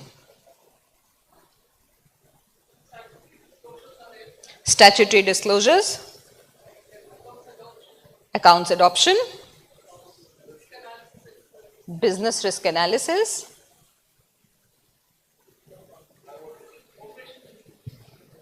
operational review, correct? Anyone, anything more? Sorry? Forward-looking analysis statements. Action taken report, yes. Yes, last minutes. Okay, now for a minute I need you to transcend, and I'm sorry I'm not going to make this PPT in a very conventional way that I would have made to my crowd, because this crowd is different and I'm here to also understand how all of you operate. Assume if all of you were directors and part of a top 50 nifty board company, and you would have the board agenda in front of you, and you are right now in the year 2010. How do you think the papers would come to you? Few options. In a box file, that's point A, or point B on iPads, point C on tools, say any board application on software. In 2010, any thoughts? Those for A, those for point number A, in box files and papers. 2010 it was papers. What do you think was in 2020? Sorry? PDF files, but soft copies you mean, and not hard files. Okay. Where do you think the top 50 or 100 companies would today be? A? No. C. B or C. Let's put it that way. B or C. Now, today if you are on the board of the same company that you were then, and today if you're getting the same reports, same information on your iPads or on your devices, how would you as a director change the way you operate if you have any of the AI tools on your computer? What would you do? For example, the meetings used to last 2 hours or 3 hours at that point in time with the normal structure of a presentation being made to you and then you analyzing it. How would it change today? Any thoughts? Yeah, precisely. So the gentleman here said that he would use the prompts in the AI to ask the AI to look at the past few results or the data that the person would already have, and then try and see what kind of questions should you ask, what kind of analysis or risk related questions you should ask. Now I have another question. If the company did not upfront give you those answers, will your data enable you to create that analysis and answers for yourself? And here I am moving from AI as a concept to generative AI. How many of you have heard the word generative AI?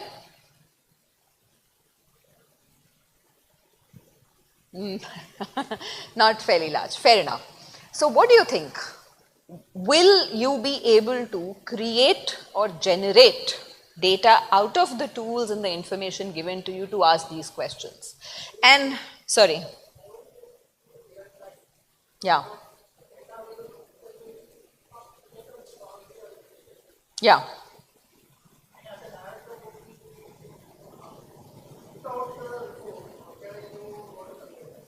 Correct. Without the reports, you will not be able to see. And once you have the reports, you may ask your generative AI to again create tools and give you more questions and prompts to ask. Okay. Another question, and I'm going to run through few concepts and then merge them together and see whether you are then able to understand this presentation. How many of you have heard the term or abbreviation UPSI? UPSI. So, thank you. It's unpublished price sensitive information.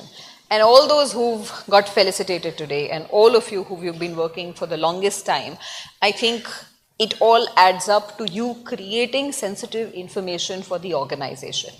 And unpublished price sensitive information, while it is a term connoted towards information for listed entities, because eventually that information is being used to trade, that is what gets generated and discussed at board meetings. Now, how that concept adds to what I said, that if you were a board member and trying to sit and create generative AI and ask questions, would you be able to put those, the data that you have, the information that you have on your own laptops and run it? Or could you email it to your secretaries or EAs to generate and run that data? Would you do something like that? Yes, those for yes. Okay, those for no? Clearly. Because you do understand that you're dealing with sensitive information, and what you're dealing with more than sensitive information is the cyber security risk, the risk that you run when you are playing with sensitive information. And that's where comes the most important part of this conversation. The boardrooms have existed before, and the boardrooms are going to continue to exist. However, how does AI per se, or the usage of AI, change the way organizations work, the boardrooms function? I think that leads to this conversation, because while innovation is right there, the responsible usage of information for governance is the point we're talking about, and that's when I come to this slide and I say that here are the most logical questions you should have when it comes to board governance. And why is all of this relevant to you is, all of you may be working in different manners, within your organizations as a part of a certain big four, or will be certainly a part of a big four or a commercial or a listed organization. And the data that you will make, prepare, create will eventually add up to creating a management information system, because that is what is eventually used by the management to create decision making. And that is the kind of data that gets discussed at the board. Now, if at the stage and the level of creation where someone is using a tool based on AI and creating data, here are the most logical questions that get asked. That do you have systems within your organization? And this is what the directors ask us now. That fine, we're hearing this word AI everywhere, from a computer tool that I feed in when I'm taking a flight, to when I go and eat at Wow Momos, to sitting in a boardroom and looking at results. It touches all aspects, but how does it touch this aspect a little more responsibly? Here are the few set of questions which all stakeholders are asking the top 50 listed companies today, including the proxy holders, including the investors. And assume if there is a breach. We spoke about a breach of sensitive information. What does a breach cost in India today? And by the way, this is computed by IBM. The average breach cost in India in 2025 has reached INR 220 million, has been plus by more than 10% as over the last year. And there is a reporting window. How many of you are aware of the stock exchange disclosures that we need to make as a listed entity? How many of you are aware of this concept? Thank you. Thank you. So this should tell you that including us as listed entities, the moment we have any cyber security breach, we are required to make this information available to all the investors. What do you think and why do you think that information is relevant? For example, if you've invested certain amount of money in a listed stock, and I'm sure all of you here are aware of stocks and stock exchange and investment money. If you see a disclosure by a company that you trust in, including IT sector companies because they are using AI the most as we speak. If you see a disclosure from them saying that there was a cybersecurity breach, what would it make you feel? Will it or not change your ability to stay put, stay invested in that organization, or think of going out, or at least you will try and understand what that disclosure meant? Have you reached that stage in your head? Yes or no? How many of you track disclosures here? Stock exchange disclosures, board disclosures, annual reports? Only the companies that you're in, fair enough, but at least the companies that you're invested in. So in the room as we speak, I see about 5% of people aware of concepts like boardroom governance, UPSI, disclosures, stock exchange disclosures, and if you have to understand this topic, you will need to understand where it all adds up to. And it touches all of these four corners. Because at the end of the day, it is the governance rating and governance parameters of the listed entity that the board is the most interested with. Now, while we are talking about generative AI, and why this conversation now, and my compliments to you to even curate this session for an audience like this, because I believe it will bring context to them in case one chooses to get deeper. But the reason why it's coming is the percentage of change in the last 2 years. And when I say last 2 years, I take back to the first few questions that I asked, that when did ChatGPT or OpenAI start coming around? And that should tell you that the risks of not staying adapted with the moving times has led to this rise of AI governance and the worry around reputational cost of AI governance. Now, the most important bit that we were speaking, I was speaking with your chairperson when we were trying to curate this session was that why is this relevant? And that's where we came in through the concept of this session, which was governance roadmap. That do I have a governance roadmap to be able to understand how does AI actually work in the boardroom? Is it beyond, if I was still doing the meeting for 3 hours, doing it in a paper form, running the same agenda where someone said action taken report, someone said financial, someone said operational review, that is still happening today. How has it changed? It has changed in 2 ways. And it is changing in ways more than that. But is the change where it should be? No. The change that is happening currently is few very important listed boards have started asking for the following as to what is your strategy around AI. They've still not got into looking at the data, putting it on their system, asking AI-based questions. But they've started asking the managing director of those companies to say, what is your AI strategy? And your AI strategy should be very different and is very different than your digital strategy. Digital is a very different piece. It sometimes gets confused, but it is not. So in short, it has started getting its roots and the conversations being around AI strategy per se. Why?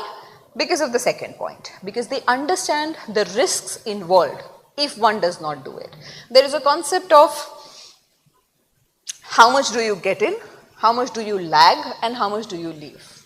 Since everyone is running the risk of losing out on their competitors only because they've not used AI, everyone is trying to invest. But if you look at a report of 2025, you will see Google itself declared that the amount of investment that is being made into AI by using the tools, by using the softwares, creating specialized hardwares for running these tools is not resulting in the benefit and the impact that it needs to. It's a published report, a very interesting report if you would like to read. Then comes the most important part, the third part, which is governance. And governance, most of us, even me, until a very long time, would confuse with compliance. That if I'm supposed to file certain set of returns, file certain set of forms, make certain set of disclosures, that is governance. But that is not governance, that is compliance. Governance in the simplest form of its means the way of doing things. How do you do things? And the question is that has AI reached a stage where it is starting to shape the conversation in terms of how I am doing things? The reason why it is working so well is that it is cutting the human cost of having to sit and compare and analyze data by at least 1/5. When you upload 4 reports, your AI is able to quickly generate and give you back the data. Any other human in your office would have taken about 1 or 2 days to give you the same report. And therefore, people have started asking, is it a replacement of human? Does it help me to do the groundwork and then move around things? And that part of it brings it to the boardroom. The reason being, not just to analyze results, but the organizations also hold people as human capital. And AI has started impacting the human capital. And therefore the question as to how many people do we want to still continue to have? Is it creating an impact that we need to let go of few people, or we continue to work the same way that we work and we run parallelly to really go and see impact? The same report that I was talking about says that while one was trying to see that the amount invested in AI versus the return, the third most important critical part is the impact. People have still not reached a stage where they are able to clearly measure the impact that gets created. We talk about it as ROI in a very famous term. There is no fixed way of measuring ROI through AI in many sectors. You still have sectors like retail, financial services, life science, because here, and IT obviously. Here are the places where you can straight away say that AI is moving the needle, rest everywhere it is not, and therefore it comes as a risk conversation in the boardrooms. We spoke about the other pieces on performance, talent, and culture and integrity. Culture and integrity is also a very important part. I think your chairperson said at the end of felicitation, when he was congratulating everyone, to say that we wish you do well, we wish you get into good organizations and you make a name for yourself. Now, would you want to be a part of an organization which has quickly adapted to AI, not realized the impact that it makes on human capital and has still sacked people? Or would you want to be a part of an organization which does value change, which is ready to adapt to change, but at the same time is equally resilient and respectable of the human capital that is involved? And therefore, the jobs that you take up, please be mindful of the organizations and their thought processes on AI, because the job that you may get today may not be relevant with the same organization tomorrow if the culture and integrity of that organization doesn't match with you. Now, I had created these slides obviously thinking that few of you will be interested in trying to understand that what is changing in terms of how a company secretary makes agenda papers for the board. And these few slides are trying to say that, where if I am standing at a seminar and talking about it, are we interested in making all our stakeholders equally aware of concepts, risks, and strategies around AI? And that's the first one. Where am I developing AI fluency for my board members? Because it is a very common concept, extremely overused these days, however, still not as understood as it should be, and definitely not understood in the relevant context, because AI could be a different conversation basis the industry or the board that you are sitting in. It will be very different from metals and minings to a cement, to a telecom, to a financial services, to a life sciences, to an IT. So are we doing enough work of familiarization and building up the fluency of your board members or all your stakeholders, even for your investors for that matter, and so that they understand the relevance of it, how relevant it is, not just for the conversations, but when I ask for an update. Someone here rightly pointed out that at the board agenda, we look at ATRs, action taken report. That if I have gone through and reviewed our AI strategy in the last 6 months, have I looked at the update on it? And how will I understand the update for my industry if I don't talk fluently in AI terms? Means I don't know where the world has moved, where my industry, my peers, my competitors have moved, and vis-a-vis there where I am. And not just there. Someone also spoke about forward-looking statement. I'll convert into future-looking analysis to say, if I am here today and my competitor is moving, am I moving at the same speed, and will using or adapting to AI or not change the speed of mine vis-a-vis my competitor as I grow and as I move around the world? So those are the few changes that have happened in terms of what we speak at board meetings, or what definitely should be spoken at board meetings. On this slide, we try and cover that after having laid down that as an agenda, what becomes the board's role? And maybe here also I'll kind of come up with a question that how many of you are aware of the duties and liabilities of a director in terms of the Companies Act? How many of you understand that there is a fiduciary duty that all the directors should have? This is more than 15 to 20%. Yes. So this adds up to their fiduciary duty. The decisions that an organization takes, whether or not to invest, move in or not, gets all added up because it becomes a collective decision that the board has taken. So assume for any reason a board chooses not to move ahead with certain proposals and gets questioned 2 years later, 2 months later, why the person would have moved. They'll still be liable to stand by their decisions. And therefore, putting the board's role within the AI strategy is equally important. Here, one is trying to cover the risk that is associated with the organization as well with the directors when it comes to taking decisions around these.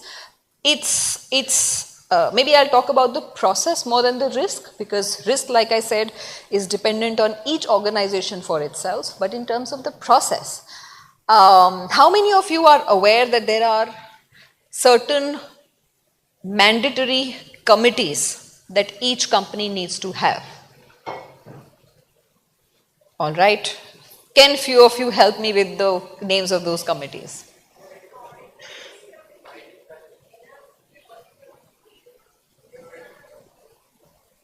Wow. So I heard audit, I heard NRC, I heard risk, I heard CSR. Yes. Very good. Heard of committees trying to get into ESG? Usually companies combine ESG with risk itself. There are also some other committees which are not mandatory, where people review treasury and other executive functions. So you're right. Thank you so much. The risk management committee, until a point in time, was nothing but a subset of how audit used to look at things. And maybe I'll flip and go to the structure there. Yep. Right here.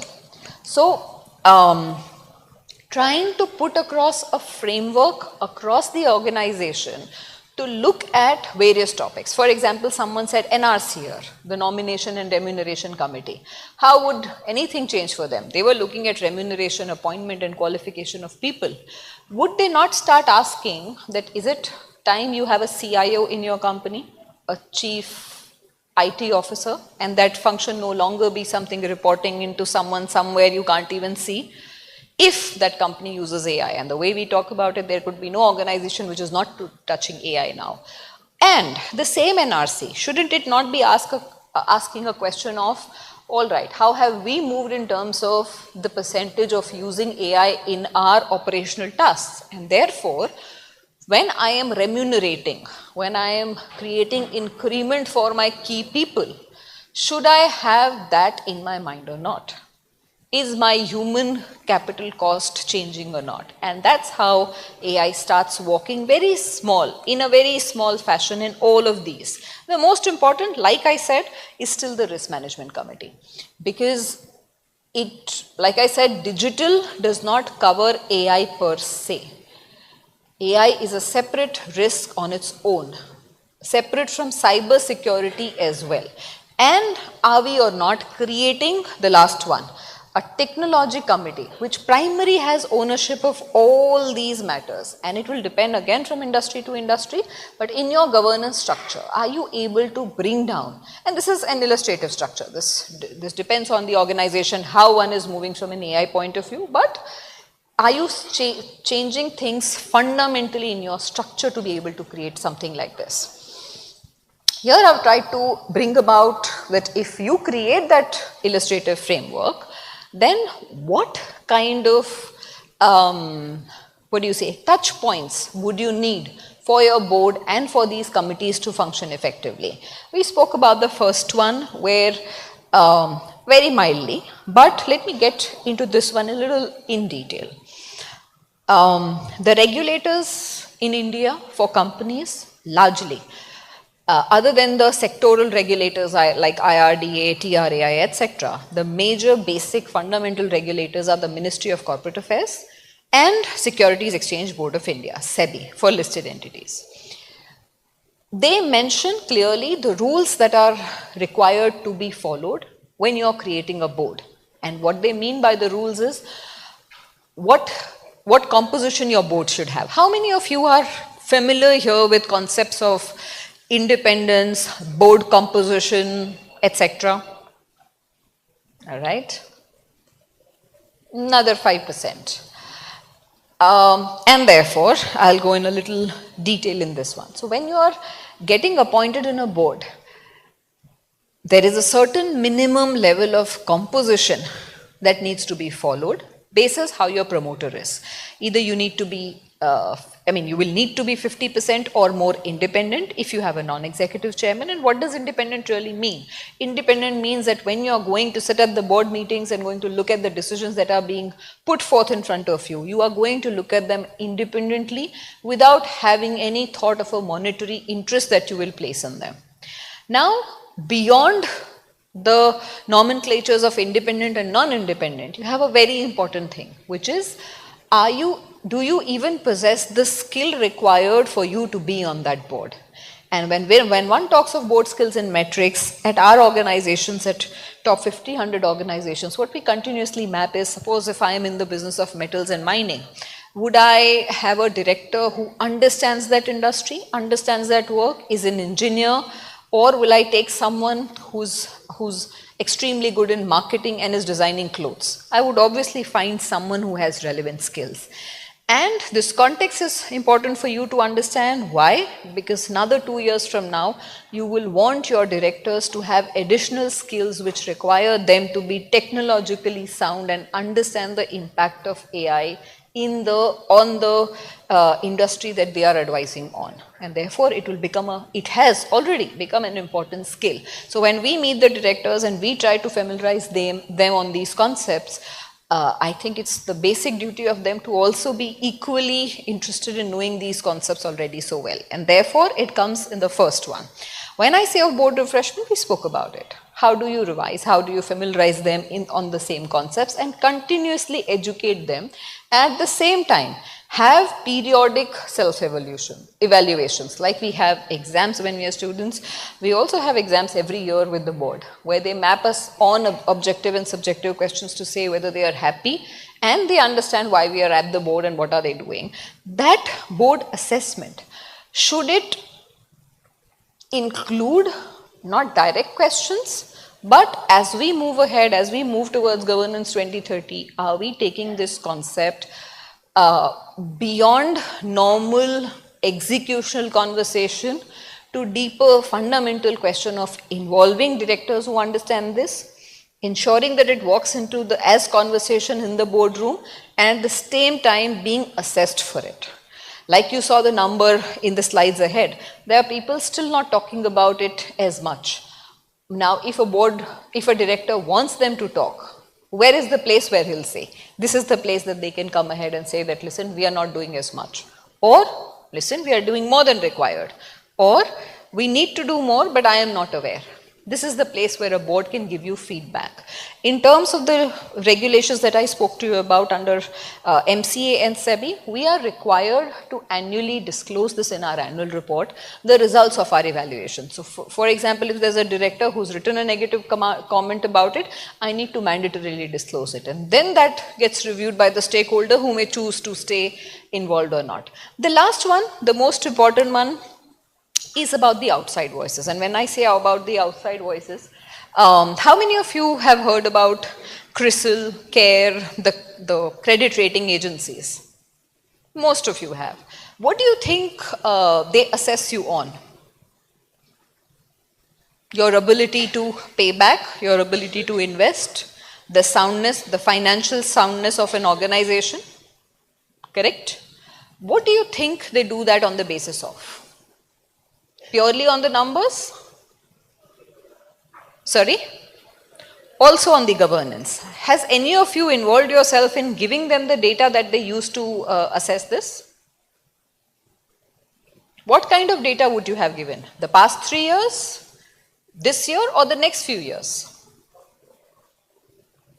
The past and the next few years. And usually, when you, even otherwise, personally, when we all go to take a loan, what do you think that the banks assess on? Our ability to repay. Therefore, the financial ability of the organization in the years to come. So suppose if I am an IT company, still not there as much into AI, and I give them a projection for the next 3 years, and I disclose in my annual report that I haven't still used more than 5% AI in my operational work, do you think they'll still believe in the projections that I would have given them? Knowing very well that there is a competitor other than me who's already invested. Will their ability to invest in me stay the same is the question.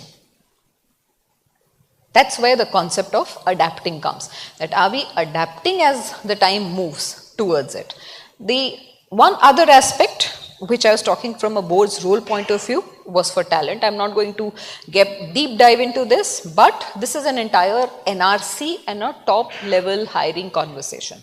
This also gets discussed at the board because both in terms of the Companies Act as well as the listing regulations, you need to have a mandatory nomination committee which will talk about how the seniors are being appointed, valued, recruited and paid.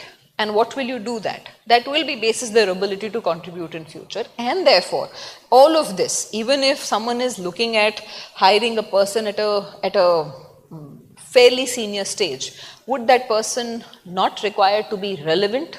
And today, when we speak about relevance, I think the most important relevance is being able to adapt to the technological shifts that are coming in each and every function. We spoke about culture and integrity, and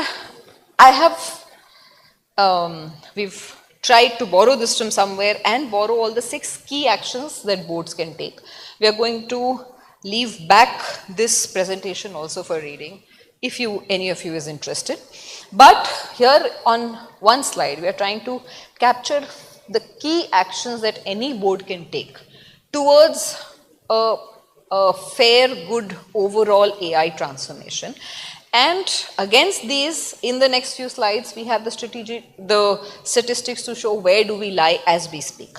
The first one is where we govern AI like a transformation and not a tech initiative. It's a summary of what I said for the last 45 minutes. Align on where to lead, lag or exist. We spoke about this as well. Understanding the pace of where the world is, where your industry is, where your country is, and then moving along it in the same way. Third one also we spoke about, of steering the talent and culture. Good enough, as much enough to unlock AI. Fourth, guide the shift to a workforce of people and AI agents. The fifth one also we spoke about, of overseeing the risks and controls that leads towards AI scale. And most important is to monitor outcome and risk. While you may do everything, but if you don't understand the ROI on it, or if you know that it's not going in the right direction and if you don't stop it at the right time, then you may continue to move towards a direction which may not lead to results. I would skip and leave this slide for you to get into detail. But I think we are off time and we are 50 minutes up. So I could use the last 10 minutes in case someone wants to share something, ask something. I do understand I'm standing between you and the time to close it. So it's all right. Yeah, hi. I have a question here. Hi. I understand that there are many advantages on using AI, but how can we ensure the confidentiality of the data in an organizational perspective through usage of AI? Yeah. I don't think I can answer that fully because I'm not an IT person. I can tell you of what I have seen within my organization from an experience point of view. And that's the reason I spoke about OPSI, which is sensitive information. Most of us deal with sensitive information. I think one of the biggest risk worldwide that people are facing with AI is that AI picks up data and there is something known as a RAG. It puts that back on its servers and you don't know what information can go in. Thereafter, the bigger risk that lies is that it can give back the data, start hallucinating and playing with the person who's going to generate prompts. The way you do it is, the first thing first is you have a model which is developed, suited to your needs, developed and installed within your servers. You will have to limit the usage of within your employees to use anything else. For example, if we speak for ourselves, we are only allowed to use Microsoft Copilot on our laptops. Everything else is blocked. So there is no chance of any internal data going out.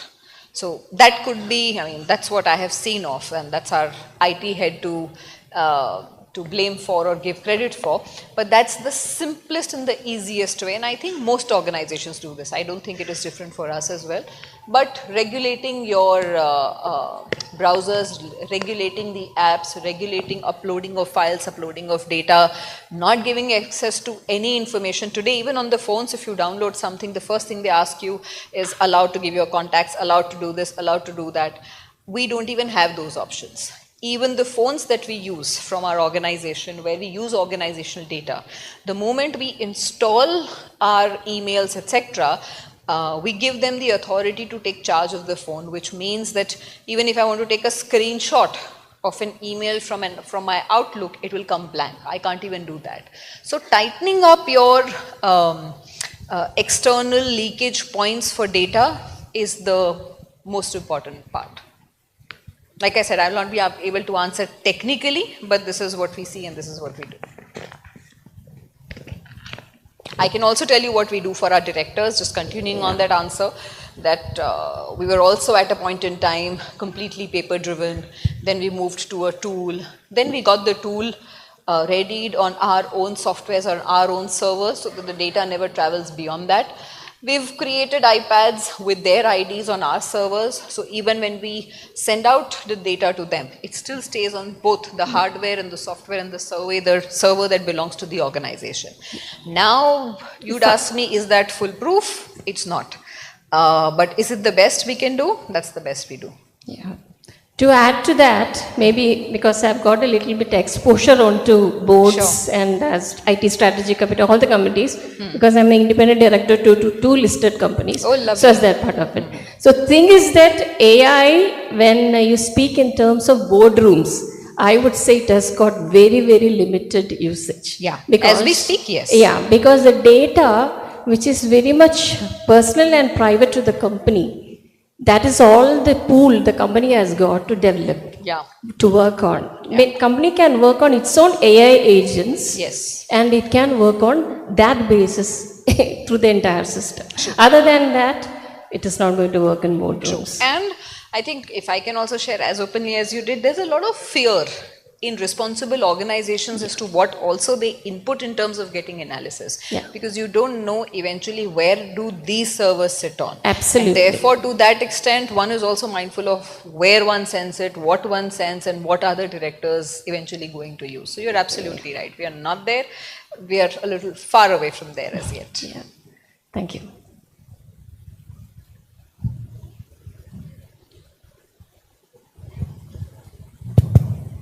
Hi. Hello, ma'am. Yeah. My name is Kscc. Hi. I am not working, I am not in any board.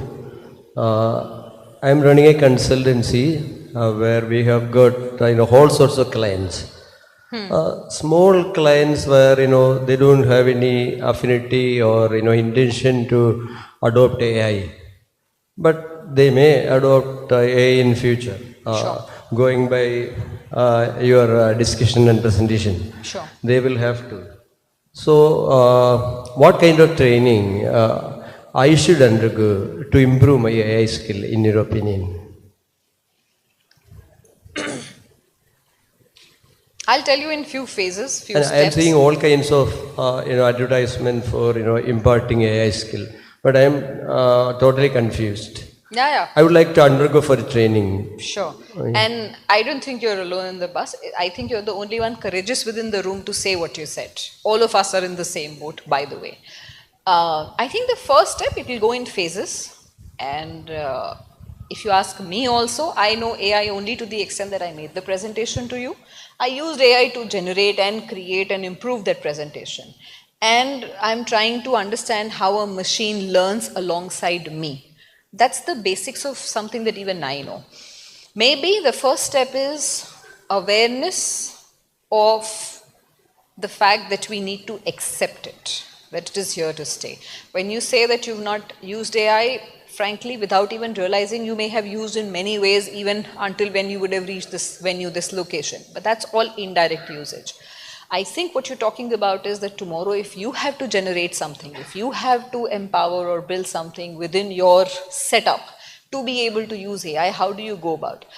From the time, like I was saying, from 2010 when machine learning and extended machine learning came, to about 2020 when people started talking about ChatGPT, to now, it being an open platform, the risks around it are huge. And therefore, for quite a long time, and I have, my brother is a software engineer, and therefore I know this, otherwise there's no way even I would have known this.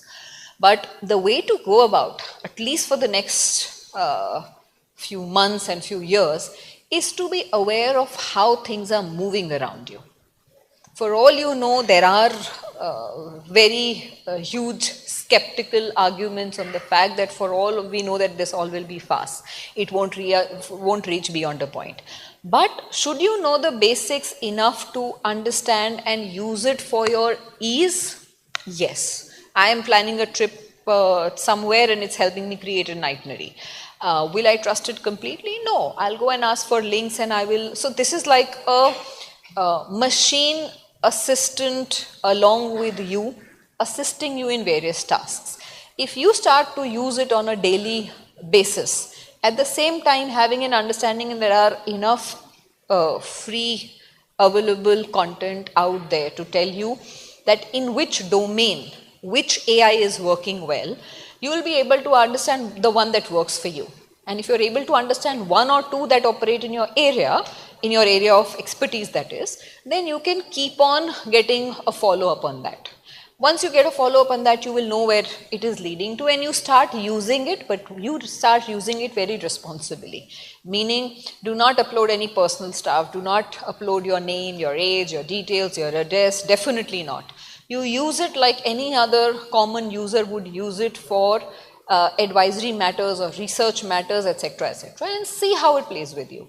AI is also, to some extent, I believe, like a human because the content of the output depends largely on the kind of prompt that you give. So your major amount of training would be around the prompts that you're able to generate to get the output. That can also be a learning and that's also available in the tools. From where it started even about a year or two before, the prompts have also come a very long way. In fact, you can go back and whatever tool you have, a phone or a laptop, go to a Google. Google has Google Gemini, which is an open AI available. Ask it the same question that you asked me. That I'm a novice, I don't know anything. Don't say I, say someone wants to expertise in this area and wants to see the options available with AI to be able to create something like this, it will create an entire program for you along with links. And then you keep on playing with the prompts and keep on asking for more data. Be mindful of the time where it will start hallucinating. Hallucinating means it will keep giving you wrong and similar responses. That's when you stop using it, give it a break, and see the same information with another tool. That's when you will play between 2 or 3 tools to understand which one works for you. That's the way I am trying to figure out. I hope it helps you. Okay. Hello, good evening. My question is, you touched upon a very important subject on cybersecurity and data protection. Yeah. How do we get the boards to buy into this concept? Because some of them are owner promoters who really don't have that sort of understanding on risks, and that's where. Yeah. I think I'll answer this question first a little more statutorily than anything else. You know, in India also, when the constitution was made and the fundamental rights and duties were made, no one envisaged a situation that we'll reach a stage where we'll have privacy as one of the main constitutional right and remedy available to us. That also brought in the concept of DPDP Act, which now you see touching all touch points, meaning even if you walk into a hotel and if they tell you, give me your name and number, you have the right to say no. When you give your data to a credit card company, you have the right to tell them that do not use this for anything else. Data today is your money. Now, how do you get people within your ecosystem to understand this, to realize this? You know, people don't understand frauds until they lose money. People don't understand the cons of Google Pay until they've paid to someone else or they've lost money in the process. So wait for the day people lose data, and more such conversations come up. Celebrities, famous celebrities have already started talking about it, because for them forging, using their pictures, their names has become a big issue. So the question that you're really asking me is awareness. And how do you build awareness? There are only 2 ways, and I'm a legal professional, so I'll tell you I have to create a lot of this within my organization. There are only 2 ways people understand. They usually say that the cost of compliance is non-compliance. So when you pay a penalty, next time you will ensure you do it. But it's important to tell them that if something like this happens, what is at loss? So giving them and showing them the dirtiest picture possible should be a first step in creating awareness. And if you're able to create that, I think 50% of your job is done. The 50% will wait for something wrong to happen and then realize. And maybe by then time has also moved and they will realize. Thank you, ma'am. Thank you. So Thank you. We shall close the Q&A session.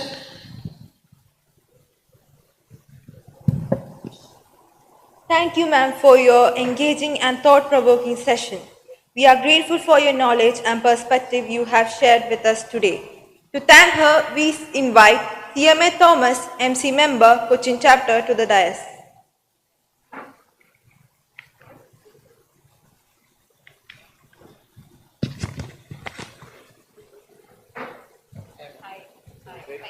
Great.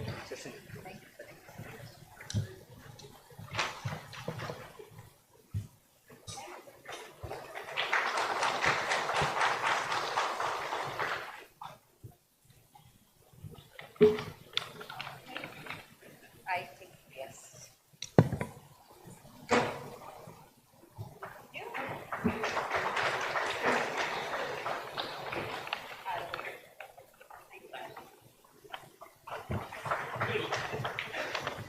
Thank you, everyone.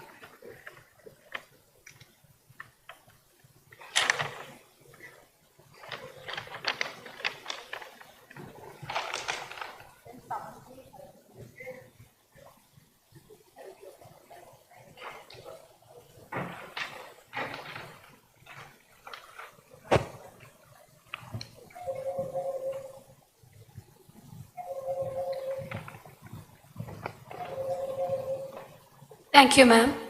It's time to formally acknowledge the contributions of all stakeholders of the event and extend our gratitude. May I invite CMA Ministry S, Secretary, ICMA Cochin Chapter, to deliver the word of thanks.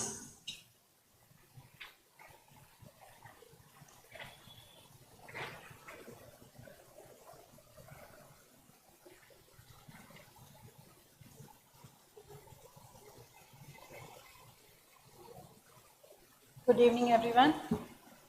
Before delivering my vote of thanks, I would like to invite Rashmi to the dais.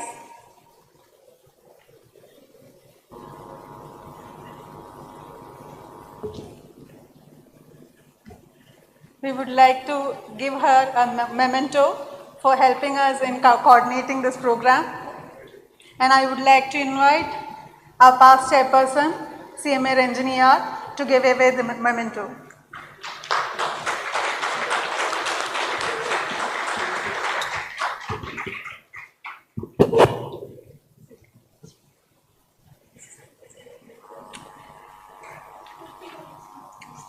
A distinguished guest of honor, CMA Subhash Chandra Garg sir, CMA Chittaranjan sir, our president, and CMA Sunil Chako sir, respected dignitaries on and off the dais, fellow CMAs, corporate delegates, and dear students, good evening. It's an absolute honor and privilege to propose the vote of thanks on this momentous occasion of Kerala State Cause Convention 2026.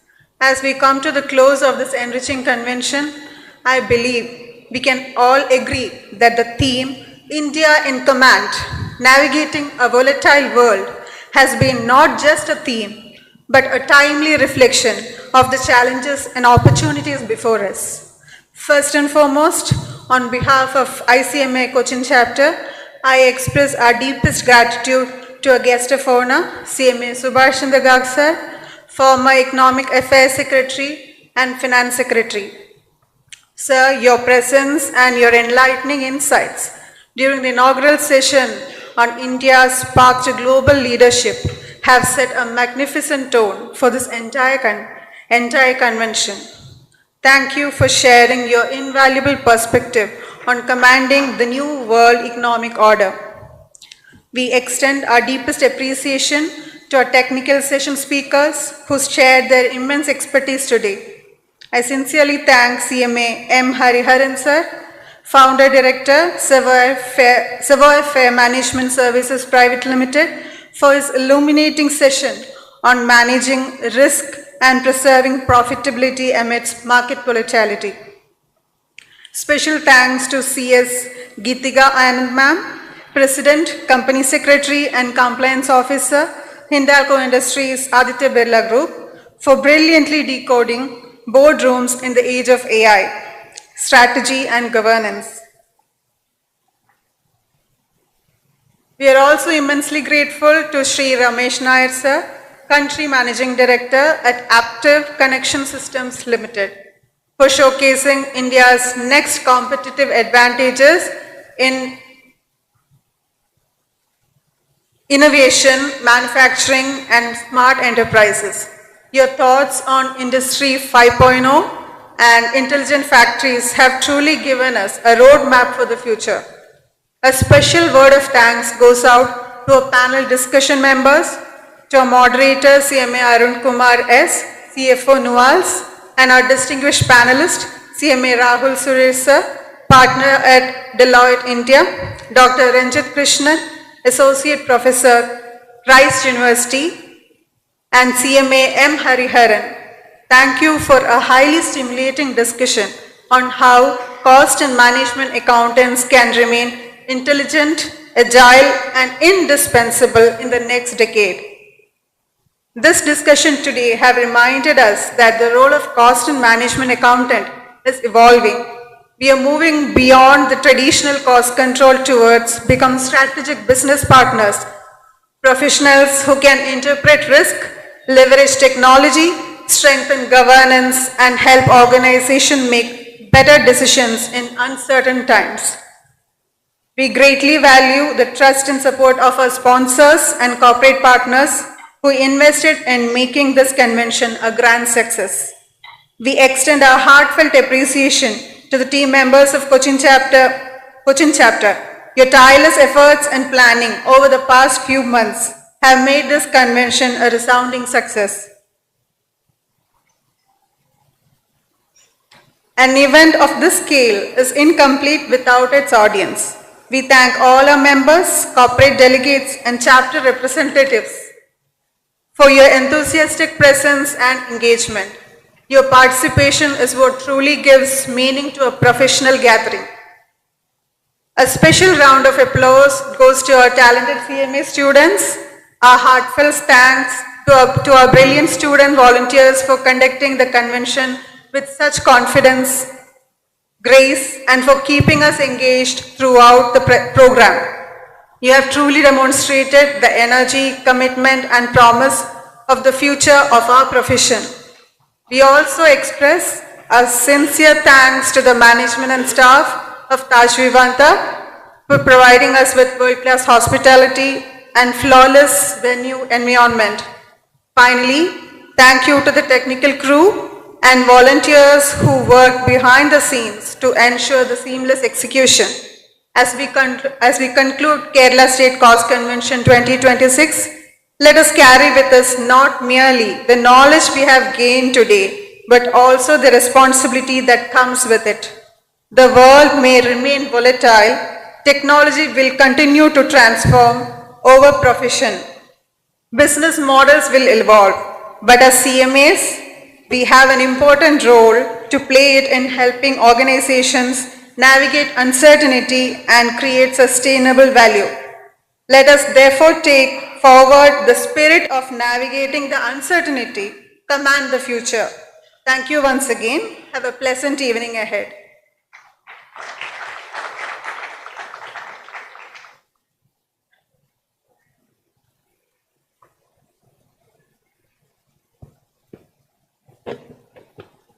Thank you, ma'am.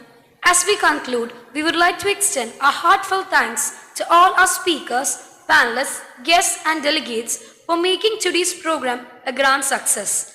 Your active participation, insights, and enthusiasm have truly enriched the discussion and made this event meaningfully. We hope the session have been inspiring and provide valuable takeaways for your professional journey. On behalf of the organizers, we thank you once again for being a part of this event. Look forward to seeing you at our future program. Wishing you all a safe journey back home. I kindly request everyone to raise for the national anthem.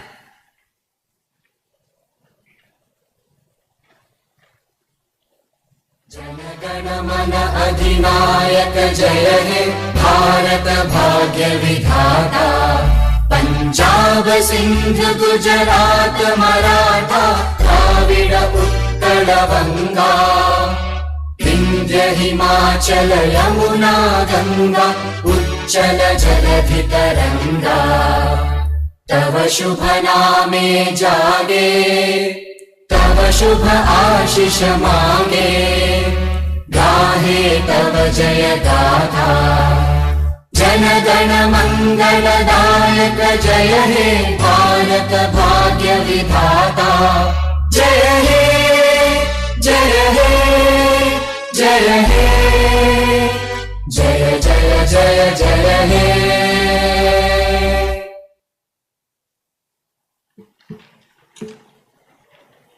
Thank you. I kindly request all the MC members of Cochin chapter and the volunteers, MCs and administrative staffs to please come to the dais to take a photograph.